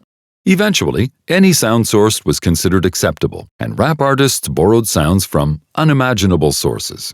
One of the earliest DJs on the scene, DJ Hollywood, originated the practice of delivering extensive rhymes over recorded music, the essence of hip-hop. Soon, urban DJs such as Herc, Bambaataa, and DJ Hollywood began to team with so-called rappers, and the shouts developed into rhyming rhythmic patter that was spoken or chanted over the percussive backing music, which came to be known as hip-hop, a term that was originally coined by DJ Hollywood. Chapter 9, Rap, Part 2. Although the term rap is often used interchangeably with hip-hop, the latter term encompasses the street subculture that rap music is simply one part of. The term hip-hop derives from one of the earliest phrases used in rap. In addition to rap music, the hip-hop subculture also comprises other forms of expression, including graffiti art and breakdancing, as well as a unique fashion sense and jargon vocabulary. Rap vocals characteristically emphasize lyrics and wordplay over melody and harmony. achieving interest through rhythmic complexity and variations in the timing of the words. Lyric themes often deal with human relationships, the so-called gangsta lifestyle of Black Americans who live in inner cities, and contemporary political concerns or aspects of African American history and heritage.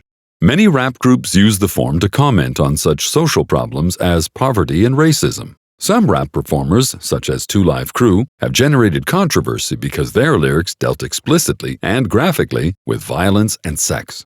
Generally speaking, rap music is a genre of R&B that consists of words recited, using declaimed vocals over a strong rhythm accompaniment track known as a backing track. In general, backing tracks for rap recordings emphasize rhythmic accompaniment and quality of tone or timbre, rather than harmony. Furthermore, many rap songs lack chord changes altogether, influenced by the highly rhythmic style of funk. Songs often include electronic sampling, scratching, a percussion technique that involves running a record needle manually across vinyl records to create rhythmic patterns, and quick mixing, combining sound bites as short as a few seconds to create a sound collage. In 1976, Grandmaster Flash introduced the technique of quick mixing. Quick mixing paralleled the rapid editing style of TV ads used at the time. Shortly after Flash introduced quick mixing, his partner, Grandmaster Melly Mel, wrote the first extended stories in rhymed rap. Up to this point, most of the words heard over the work of DJs had been improvised phrases, jokes, and slang expressions. In 1978, DJ Grand Wizard Theodore introduced the technique of scratching to produce rhythmic sound effects. Small independent record labels made the earliest rap records.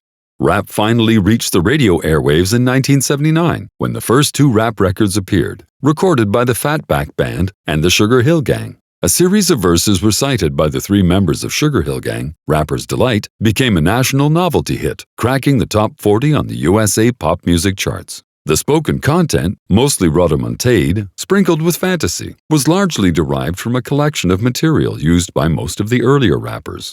The new term hip-hop can be found on the recording. The backing track for Rapper's Delight was supplied by hired studio musicians who replicated the basic groove of the 1979 hit song Good Times by the disco band Chic. Perceived as novel by many white Americans, Rapper's Delight quickly inspired 1980s Rapture by the new wave band Blondie, as well as a number of other popular records by white artists. The Breaks of 1980 by Curtis Blow also helped to spread rap's popularity among a wider audience.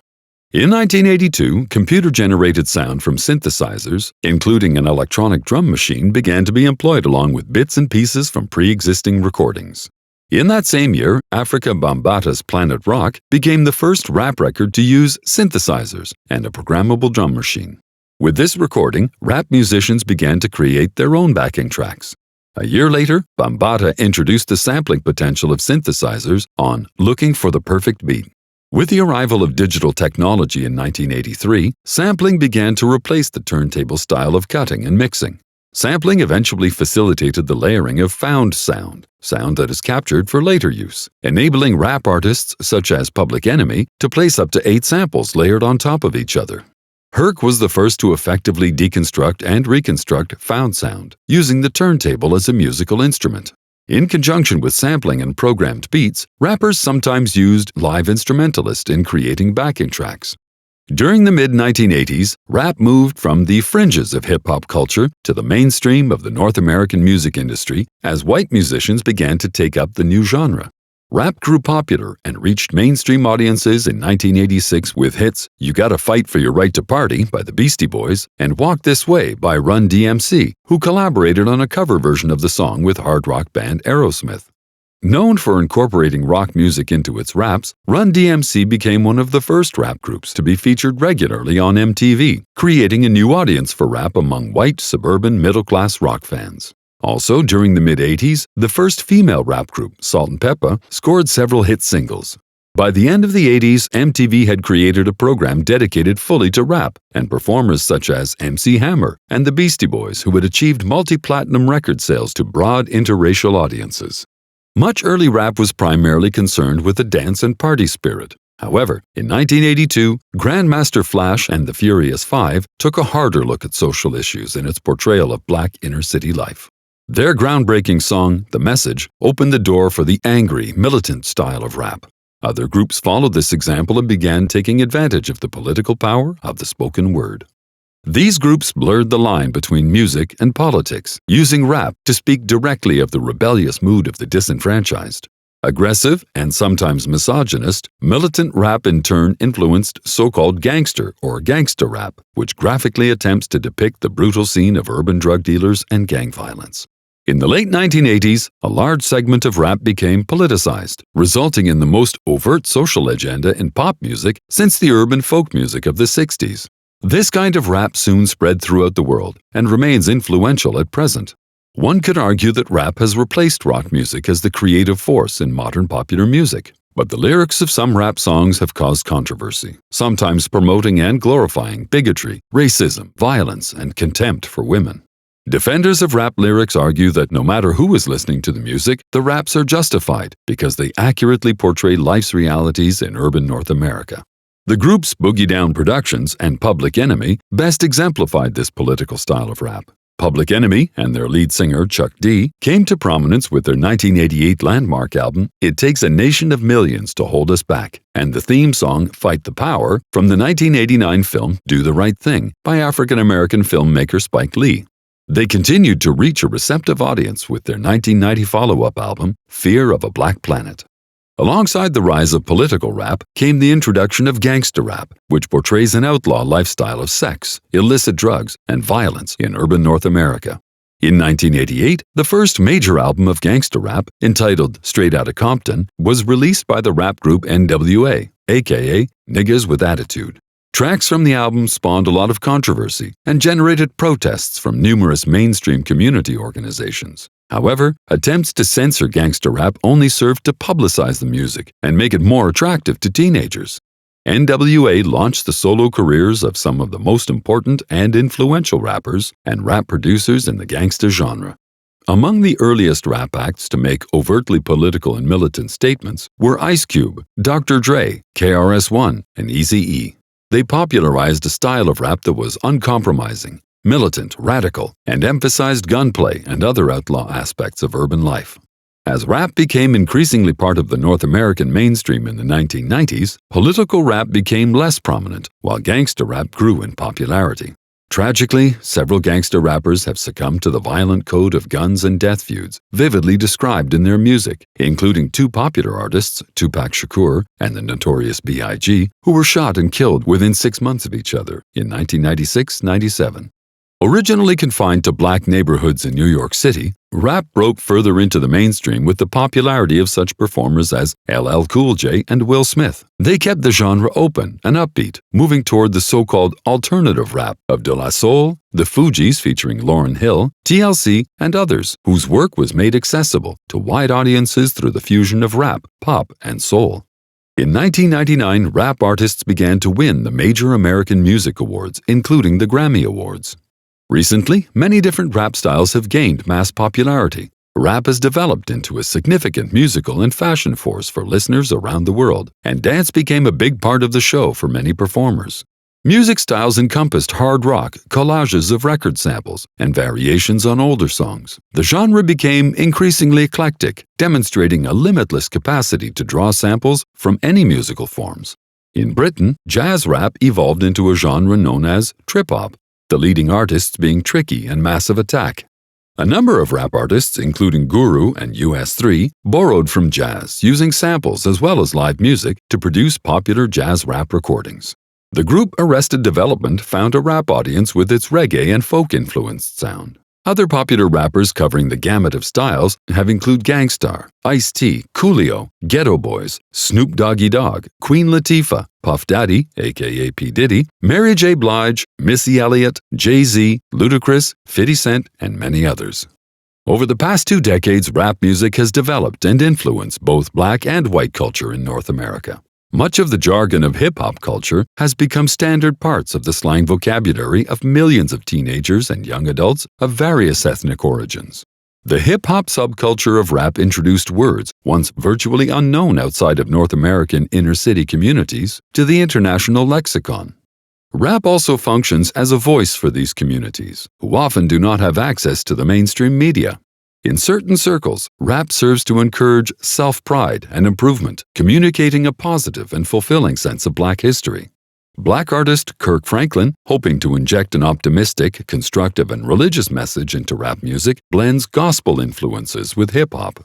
Rap has had a great influence on white youth in North America and has helped broaden this group's awareness of Black history, heritage, traditions, and culture. Ironically, a white American rapper from the inner-city 8 Mile section of Detroit, Eminem, began the new millennium as the most popular and influential rap artist in the world.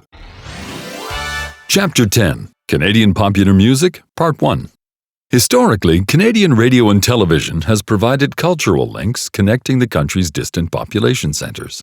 Canada's vastness and climate had as much to do with the musical and lyrical tone of Canadian music as its regional divisions and isolation, which produced music of distinctly different character in the West Coast, the Prairies, Central Canada, French-speaking Canada, and the Maritimes. In the past, Canadian popular music artists looked to the United States as the primary market for their music, with several actually immigrating south of the border. In fact, some of the most perceptive commentaries on American life have come from the songs composed by Canadian artists. By the 1970s, however, a few Canadian artists demonstrated that it was possible to reach an international audience from a Canadian base. In part, this was made possible by the Canadian Radio, Television and Telecommunications Commission (CRTC) requirement of 30% Canadian content on all radio stations operating in Canada. A thriving Canadian pop music industry emerged in the 1980s and continues to make its mark and flourish on the world stage at present. Canadians had been making significant contributions to the development of recorded pop music since the late 19th century. Recording pioneer Thomas Alva Edison, son of a Canadian expatriate, used a wax cylinder to play back the words "Mary Had a Little Lamb" in 1877. In 1886, Edison designed an improved phonograph, meaning voice writer, that he demonstrated at the Toronto Industrial Exhibition. There, he recorded the first record in existence, the voice of the Governor-General of Canada, Lord Stanley, from whom hockey's Holy Grail gets its name, the Stanley Cup. Canadian resident Alexander Graham Bell, inventor of the telephone, also collaborated on the development of the wax cylinder playing graphophone in 1880 and founded the American Graphophone Company in 1887. German immigrant Emil Berliner, interested in acoustics and electricity, designed an improved microphone for the telephone in Washington, D.C. in 1877. 10 years later, he patented the gramophone and in 1893 established the U.S. Gramophone Company, which eventually became the giant EMI Corporation. Together with his brother Joseph, he founded, in 1898, Deutsche Grammophon Gesellschaft in his native city of Hanover.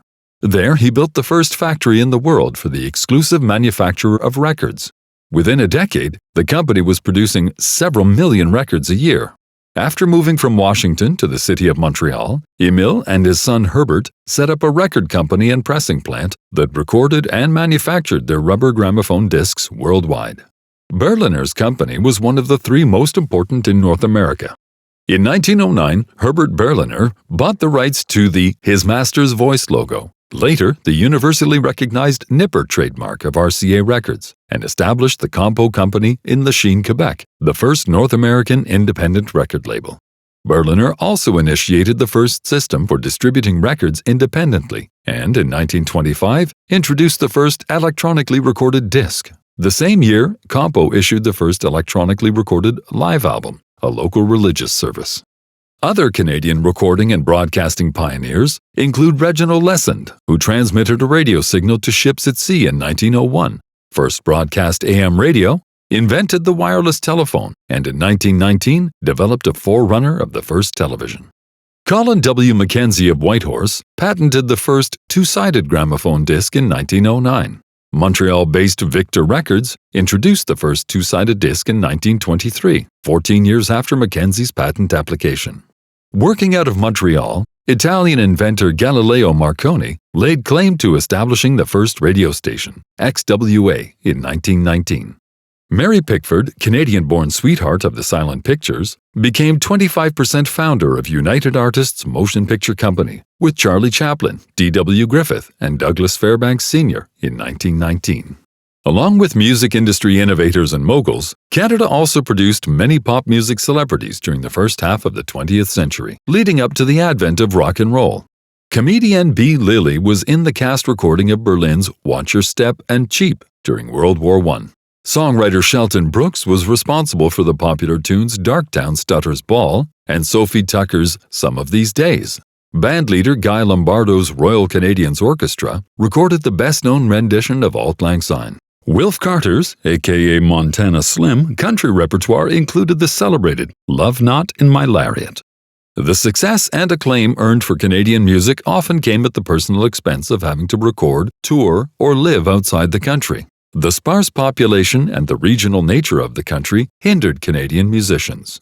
Until the mid-1950s, country performers relied on live radio programs, extensive touring in bars, nightclubs, barn dances, and local television appearances to earn a living. With a dearth of places to perform and the lack of top-level recording studios, many post-World War II Canadian musicians moved to the United States. Some of these artists included Maynard Ferguson, a talented jazz instrumentalist whose fame spread worldwide beginning in the 1950s. Virtuoso pianist Oscar Peterson became the most respected and honored jazz musician Canada has produced. Composer, producer, multi-instrumentalist Mo Kaufman won fame as one of Canada's most revered jazz veterans. Country performer and writer Hank Snow became a popular fixture of Nashville's Grand Ole Opry. Giselle McKenzie became well known as a musician and pop singer regular on the 1950s American television show Your Hit Parade. Broadway actor, heartthrob, and balladeer Robert Goulet was the long-standing star of the musical Camelot and briefly a cast member of American TV's Howdy Doody show. Singer and songwriter Ray Griff overcame a difficult childhood to become one of Canada's more successful country songwriters. Stu Phillips helped establish the creative role of producer in rock and roll during the early 60s. The versatile Ronnie Prophet was a country music singer, a gifted impressionist, an entertaining storyteller, and an MC. He was born in Calumet, Quebec. Canada's domestic media had roots in Canada's diverse culture, and most of its entertainers were imitations of American stars, creating a pattern that endured into the early 1980s, with the notable exception of country artist Stompin' Tom Connors. Canadian television, for example, produced popular musical entertainers such as jazzman Wally Coster and big band singer Juliet. Tommy Ambrose's 1959 TV variety show ran for 4 years, while Tommy Hunter's television show of the same name began in 1962 and ran until 1989, making it the longest-running network country music show in the world. Television success also blessed the middle-of-the-road folk pop group The Irish Rovers. Percy Faith was a musician at the Canadian Broadcasting Corporation, CBC, who became a conductor and composer for Columbia Records in the 1930s and whose biggest hit song was Theme from a Summer Place in 1960. Lucille Starr's first album, The French Song, brought her international acclaim when songs on the album began soaring up record charts around the world. The Four Lads were a Toronto singing quartet that first garnered notice backing Johnny Ray on the 1952 hit Cry. The Lads' biggest success occurred on the eve of rock and roll in 1955. The foursome's hits included Moments to Remember, No Not Much, and Standing on the Corner. The group's vocal format put them somewhere between a black R&B doo-wop group and a barbershop quartet. Two more popular Canadian acts, the Diamonds and the Crew Cuts, followed in the Lads' footsteps toward the approaching rock and roll revolution. In 1956, American rock and roll hit Canada like a hurricane. By the late 1950s, Canada began producing its own Elvis Presley hopefuls. The first Canadian pop star of the new rock era was Ottawa's Paul Anka, who struck gold with the classic Diana, a 1957 song inspired by a crush on his babysitter that was written when he was just 16 years old. Without the standard good looks of a teen idol, he instead had versatility and the talent to write and produce his own songs, assets that saw him nurture a long career. Anka composed the pop classic My Way in 1968 and the theme music for NBC TV's The Tonight Show. Rock and roll made its official entry into Canada in 1958 with the arrival in Toronto of an Arkansas rockabilly named Rompin' Ronnie Hawkins. Hawkins' band, the Hawks, turned out one experienced, gifted, and influential instrumentalist after another. Most famous were the musicians who made up the early 1960s lineup of the Hawks. They later became one of the most seasoned and brilliant rock ensembles ever under the name The Band, featuring Robbie Robertson. In 1966, the band left Hawkins to tour with Bob Dylan during his controversial transfiguration from acoustic folk to electric rock, and, under Dylan's auspices, they discovered their own talent for songwriting. In 1968-69, the band released 2 consecutive albums that bridged rock, gospel, soul, folk, and country roots into a remarkable account of North American folklore. The band enjoyed success and critical acclaim up until they disbanded following the 1976 concert The Last Waltz, one of the best rock documentaries of all time. Robbie Robertson's solo career has produced several reflective albums, delving into his indigenous musical heritage and roots. During the 1960s, Canadian folk singers such as Joni Mitchell, Ian and Sylvia, and Gordon Lightfoot were among the most celebrated recording artists to have an impact internationally. They also opened doors for several other singer-composers like Murray McLaughlin, Bruce Cockburn, Stan Rogers, and Willie P. Bennett. Each, through their songs, communicated a part of the Canadian experience to the world. Strong regional ties and the influence of geography and climate were qualities often shared by Canadian folk singers. Their compositions contributed some of the most identifiable, distinctive, and appreciated Canadian popular music. It is telling that several of these artists had to find success abroad to be appreciated at home. Although some continued living in Canada, several fled to the United States, where they believed their music would be appreciated and would have a better opportunity to be recorded and promoted internationally. Ironically, it was Canadian-born producer Pierre Cossette who, in 1971, organized the first broadcast of America's prestigious Grammy Awards ceremony to a North American television audience. Expatriates included John Kay of the hard rock group Steppenwolf, Zal Yanofsky of the rock group The Lovin' Spoonful, folk singer Denny Doherty, a member of the wildly successful folk quartet The Mamas and the Papas, pop songwriter Andy Kim, songwriter Leonard Cohen, soul singer David Clayton Thomas, and rock nonconformist Neil Young. Winnipeg-bred Young has proven to be the most enduring and influential of them all. He crashed the California folk and rock scenes in the mid-1960s, first attaining success with pioneering rock band the Buffalo Springfield. He later found greater fame when teaming up with 1960s-70s supergroup Crosby, Stills and Nash. He then embarked on an inconsistent but always interesting solo career. Young's many albums reveal that he is comfortable with folk and country music, but also ready to explore lesser-known modern styles, or to create driving, uncompromising rock and roll. This independent and fearless spirit made him a leader among his contemporaries and a deity to a generation of younger songwriters and rock bands that consider him the godfather of grunge rock. Chapter 10, Canadian Popular Music, Part 2. The most influential Canadian female artist to emerge from the 1960s was, without a doubt, Joni Mitchell. Mitchell remained a solo artist and also became part of the Crosby, Stills and Nash entourage. From the courageous confessional writing of her early albums, she explored bolder, more poetic long-form songs and different progressive styles, including jazz, becoming a highly colorful and distinctive musician in the process. In the 90s, several female artists cited Mitchell's highly acclaimed albums as inspiration for their own recordings. In the 1960s, Canadian recording studios and record labels lagged far behind their British or American counterparts. They simply lacked the technology or expertise to compete. Canada's independent record companies mostly serviced small regional markets. The major labels operating in Canada at that time were foreign-owned and generally not interested in investing in Canadian artists. The domestic music industry also had very few off-stage experienced talents, such as managers, publicists, and audio technicians. To help alleviate this situation, Montreal recording pioneer David Leonard created Trebas Institute in 1979, offering one of the first comprehensive programs in North America on the art, technology, and business of music. Another challenge during this period was radio airplay. Canadian media in the 1950s and 60s preferred to offer their listeners programming lined with well-known hits by proven American or British artists, often presuming Canadian artists and their recordings to be substandard. This cautious and somewhat prejudicial attitude stunted the potential and growth of the fledgling Canadian music industry. For example, in 1965, a recording of the song "Shakin' All Over" by Winnipeg band Chad Allen and the Expressions was sent to radio stations under the group name The Guess Who. Not knowing the group, many radio station programmers played it, assuming it to be one of the latest bands in the British invasion.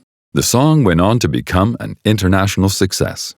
Now resigned to being The Guess Who, the band toured Canada tirelessly and produced more than a dozen modest hits before meeting gifted Canadian producer Jack Richardson and signing to his production company. With Richardson at the helm, the Guess Who notched a huge international single in 1968 with These Eyes, which became the catalyst for a successful career that produced many more hits, including American Woman, Share the Land, Clap for the Wolfman, and later solo careers by frontmen Burton Cummings and Randy Bachman. The Guess Who's high-rolling career was nevertheless an exception and not the general rule for Canadian talent. The evident lack of support for Canadian musicians at all levels of the pop music industry prompted the CRTC, Canada's equivalent to the American FCC, to adopt rules and regulations requiring AM radio stations to play at least 30% of records classified as Canadian. This groundbreaking classification required that the music or lyrics be written by a Canadian and the artist be Canadian or the record be produced in Canada. This so-called Canadian Content or CanCon ruling came into effect in 1971 and immediately resulted in an increase in record production and opportunities for Canadian talent. That same year, the Canadian Academy of Recording Arts and Sciences began producing the annual Juno Awards, which was telecast by the CBC to acknowledge and applaud the accomplishments of the Canadian musical entertainment business. Since 1971, CanCon rules have often been adjusted by the CRTC for changing programming and technological advances. However, the general principles and goals remain the same. Some foreign nations with open airwaves, in particular the United States, do not look favorably on content restrictions. Most Canadians, however, believe this landmark experiment has been extremely successful and boast of its emulation in other countries, such as France. Canadian songstress Anne Murray was the first Canadian pop star of the CanCon era. Launched by her 1970 multi-million-selling single Snowbird, Murray benefited from the extra airplay in Canada to firmly establish her wonderfully warm, clear vocal style and penchant for light pop, folk, and country. CanCon also helped lay the foundation for an impressive international career that has seen Murray record dozens of albums, receive numerous music industry awards, and become one of pop music's most recognizable and respected artists. Internationally, the 1970s was a prosperous time for the music industry, and Canada's industry also benefited from a period of unprecedented record sales for domestic recording artists. Many new homegrown bands emerged, most notably in rock, and had varying degrees of success domestically or abroad. Some of these groups included Lighthouse, The Stampeders, Prism, Flood, Crowbar, Five-Man Electrical Band, Triumph, Chilliwack, and Trooper. One of the most successful Canadian groups in the 1970s, Bachman Turner Overdrive, or BTO, also had one of the best and most powerful managers, Bruce Allen. Initially, the Vancouver-based Allen used his high-powered tactics to guide the Guess Who alumni Randy Bachman's BTO to become one of the most popular hard rock acts in the world. By the late 70s, Allen and co-manager Lou Blair had another extremely popular act in Loverboy. In the 80s, Allen discovered his biggest star, Bryan Adams, and by the 90s would also be managing American country star Martina McBride, highly regarded Canadian record producers Bruce Fairbairn and Bob Rock, and Anne Murray. Another homegrown supergroup born in the 1970s was Rush, skillfully managed by Ray Daniels. Although Daniels managed other acts and also established the independent Toronto-based Anthem label, his greatest and most consistent success has been with Rush, which in turn has proven itself to be a prime example of artistic growth and integrity during a career that has witnessed the band explore heavy metal, progressive rock, new wave rock, reggae, and other styles, on the way to selling millions of albums around the world, establishing it as one of rock's most dependable concert attractions. To completely and properly understand Canadian popular music, one must comprehend its unique and rich bilingual character. A quarter of the Canadian population speaks the language of Molière and thus wishes to be entertained in its mother tongue. Over the past decades, a francophone music industry has flourished, centered in La Belle Province of Quebec. By the 1970s, it was clear that French Canada not only had developed an industry that was insular and culturally in sync with its audience, but was growing more apart from its English counterpart. The French-Canadian market was then, as now, distinct and self-sustaining. Although in the 1970s and 80s there were several examples of a French-English crossover by acts such as disco diva Patsy Gala, rocker Michel Pagliaro, teen television star René Simard, easy-listening pianist André Gagnon, Franco-Manitoban Daniel Lavoie, or sister folk duo Kate and Anna McGarrigle, surprisingly few English-Canadian popular artists ventured into Quebec to reciprocate. Meanwhile, English-speaking Quebec artists often remained local phenomena with few exceptions, such as hard rock trio Mahogany Rush and concert mogul Donald Tarleton, DKD, and his Aquarius label's successful exports, April Wine, Corey Hart, and Sass Jordan. Most successful French recording musicians were largely unknown in English Canada. These Québécois artists included the hugely popular Beau Dommage, Offenbach, Octobre, Corbeau, Ginette Renault, Robert Charles Lebois, Garolou, Jimmy Bertrand, and Harmonium.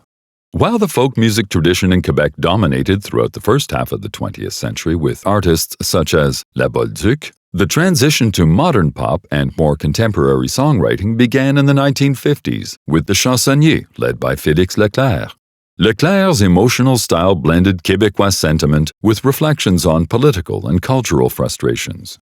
When the Quebec Recording Industry Association, or ADISC, created its equivalent of the Junos in 1979, it paid homage to Leclerc by calling its trophies the Félix Awards.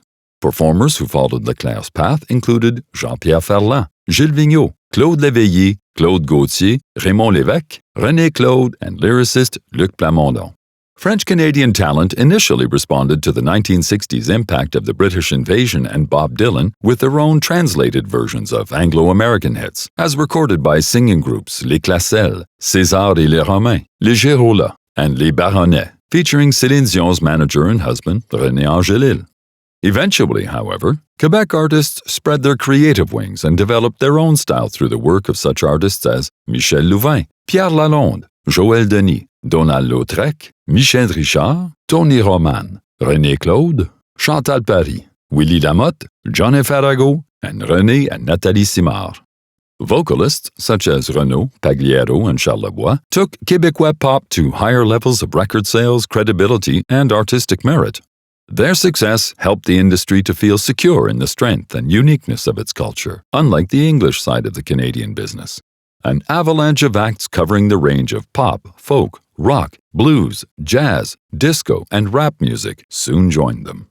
A sample of these artists include Boule Noire, Claude Dubois, Richard Séguin, Paul Pichet, Jim Corcoran, Gilles Valiquette, Margeau, Laurent Jalbert, New Brunswick's Rock Voisine, and more recently, Okume, Les Respectables, Noir Silence, Dubmatique, La Chicane, Groovy Aardvark, Jean Leloup, Kevin Parent, Daniel Bélanger, Éric Lapointe, Linda Lemay, Marc Derry, Isabelle Boulay, Les Cowboys Fringants, Ariane Moffat, Daniel Boucher, Bruno Pelletier, France D'Amour, and Loco Lacasse. Quebec also showcases its cultural uniqueness via a multitude of eclectic francophone music competitions and annual music festivals. These events spotlight the full spectrum of popular French music styles. For example, the Pollywog Festival provided a window of opportunity for young alternative rock bands with showcases, recordings, and concert tours for almost a decade. Other events included the pop-oriented Granby International Song Festival, Les Francopholies, and Star Academy, Quebec's version of Canadian and American Idol. CanCon regulations helped guarantee radio and television exposure in Quebec-based media. Television, for example, has over the years produced numerous variety shows and programming for kids. French-speaking children are well served by several multi-platinum selling musical acts such as Carmen Champagne, Annie Brocoli, and Patou. Despite English Canada's many successes during the 1970s, it became apparent that the nation's small population and the continued resistance of radio and other media still created problems for the survival of Canadian independent labels. The lukewarm investment by the major record companies into Canadian talent was by no means a guarantee of better quality recordings or easy access to the global market. With Canadian media trying to find ways to program as much CanCon as possible, some acts almost suffered from overexposure. The Canadian pop music industry experienced severe growing pains as a consequence. Chapter 10, Canadian Popular Music, Part 3. On the eve of a new decade, Canada's English-language industry struggled once again to find a voice. The late 70s still echoed with the sentimental balladry of Dan Hill's Grammy-nominated Sometimes When We Touch, while the early 80s confronted the sociological impact of punk and new wave rock. Politically outspoken bands as diverse as Vancouver's Pointed Sticks and DOA, or Toronto's Rough Trade and Diodes, represented the new revolutionary spirit of Canadian pop music culture. These trends and concerns were reflected by Canada's pop music as well. Likewise, there was a whole new generation of performers to lead the way or benefit from these developments. By far, the most successful among them were Bryan Adams and producer-composer David Foster. Foster, originally from Victoria, British Columbia, made his reputation in Los Angeles as a session musician and conductor. He was also the leader of 1970s studio band Skylark and writer of its hit song Wildflower. As a producer, arranger, and writer, he won Juno and Grammy Awards for his work with Celine Dion, Chicago, Barbra Streisand, Whitney Houston, and several others. In 1995, he collaborated with songwriters Bryan Adams, Jim Vallance, and Paul Hyde of the Payolas on the anthem Tears Are Not Enough. The song was recorded by Northern Lights, a colossal group effort that brought together the best of Canadian talent, raising millions of dollars for African famine relief. At Live Aid, Adams represented Canada and performed the song in front of a worldwide audience. The Vancouver-based Adams first achieved million-selling international record sales with songwriting partner Jim Vallance through such hits as Cuts Like a Knife, Somebody, and Diana. In the 1990s, collaboration with quintessential arena rock producer Robert John Mutt Lang, Shania Twain's producer, co-writer, and husband, delivered ever bigger hits, including Everything I Do It For You, and Have You Ever Really Loved a Woman? The 1980s spawned a stronger industry infrastructure that reinforced and capitalized on a newly discovered pride in Canada's increasingly sophisticated and innovative music. Managers, publicists, audio technicians, and recording studios attained a high level of international credibility. Other positive elements included successful publishers and independent labels, notably the CanCon successes Attic and Network, a multitude and variety of trade media, and government or corporate funding programs, including the Fund to Assist Canadian Talent on Record, Factor, Video Fact, and the Canada Council. As the decade played out, new acts joined the now vibrant Canadian scene. Across the country, Canadian music became fashionable as a result of recordings by artists from across the country, including Streetheart, Skinny Puppy, Doug and the Slugs, Headpins, Barney Bentall, Colin James, Grapes of Wrath, and Sons of Freedom from the West Coast, Northern Pikes, The Pursuit of Happiness, and Katie Lang from the Prairies, Red Rider, Jane Seabury, Kim Mitchell, Honeymoon Suite, Glass Tiger, Platinum Blonde, the Jeff Healey Band, The Nylons, and Alana Miles from Ontario, Luba, Gino Vanelli, Men Without Hats, The Box, Oliver Jones, and thrash metal band Voivod from Quebec, Haywire and Minglewood from the Maritimes. Spearheading the integration of rapidly changing technology and multimedia to the benefit of Canada's music industry during the 1980s was Canadian media entrepreneur Moses Neimer's Much Music TV channel and its French equivalent, Musique Plus.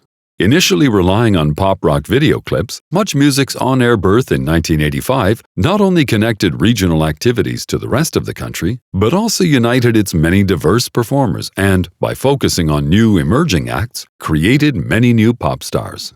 Canadian English-language pop entered the 1990s on a wave of national pride, much stronger and more diverse than ever before.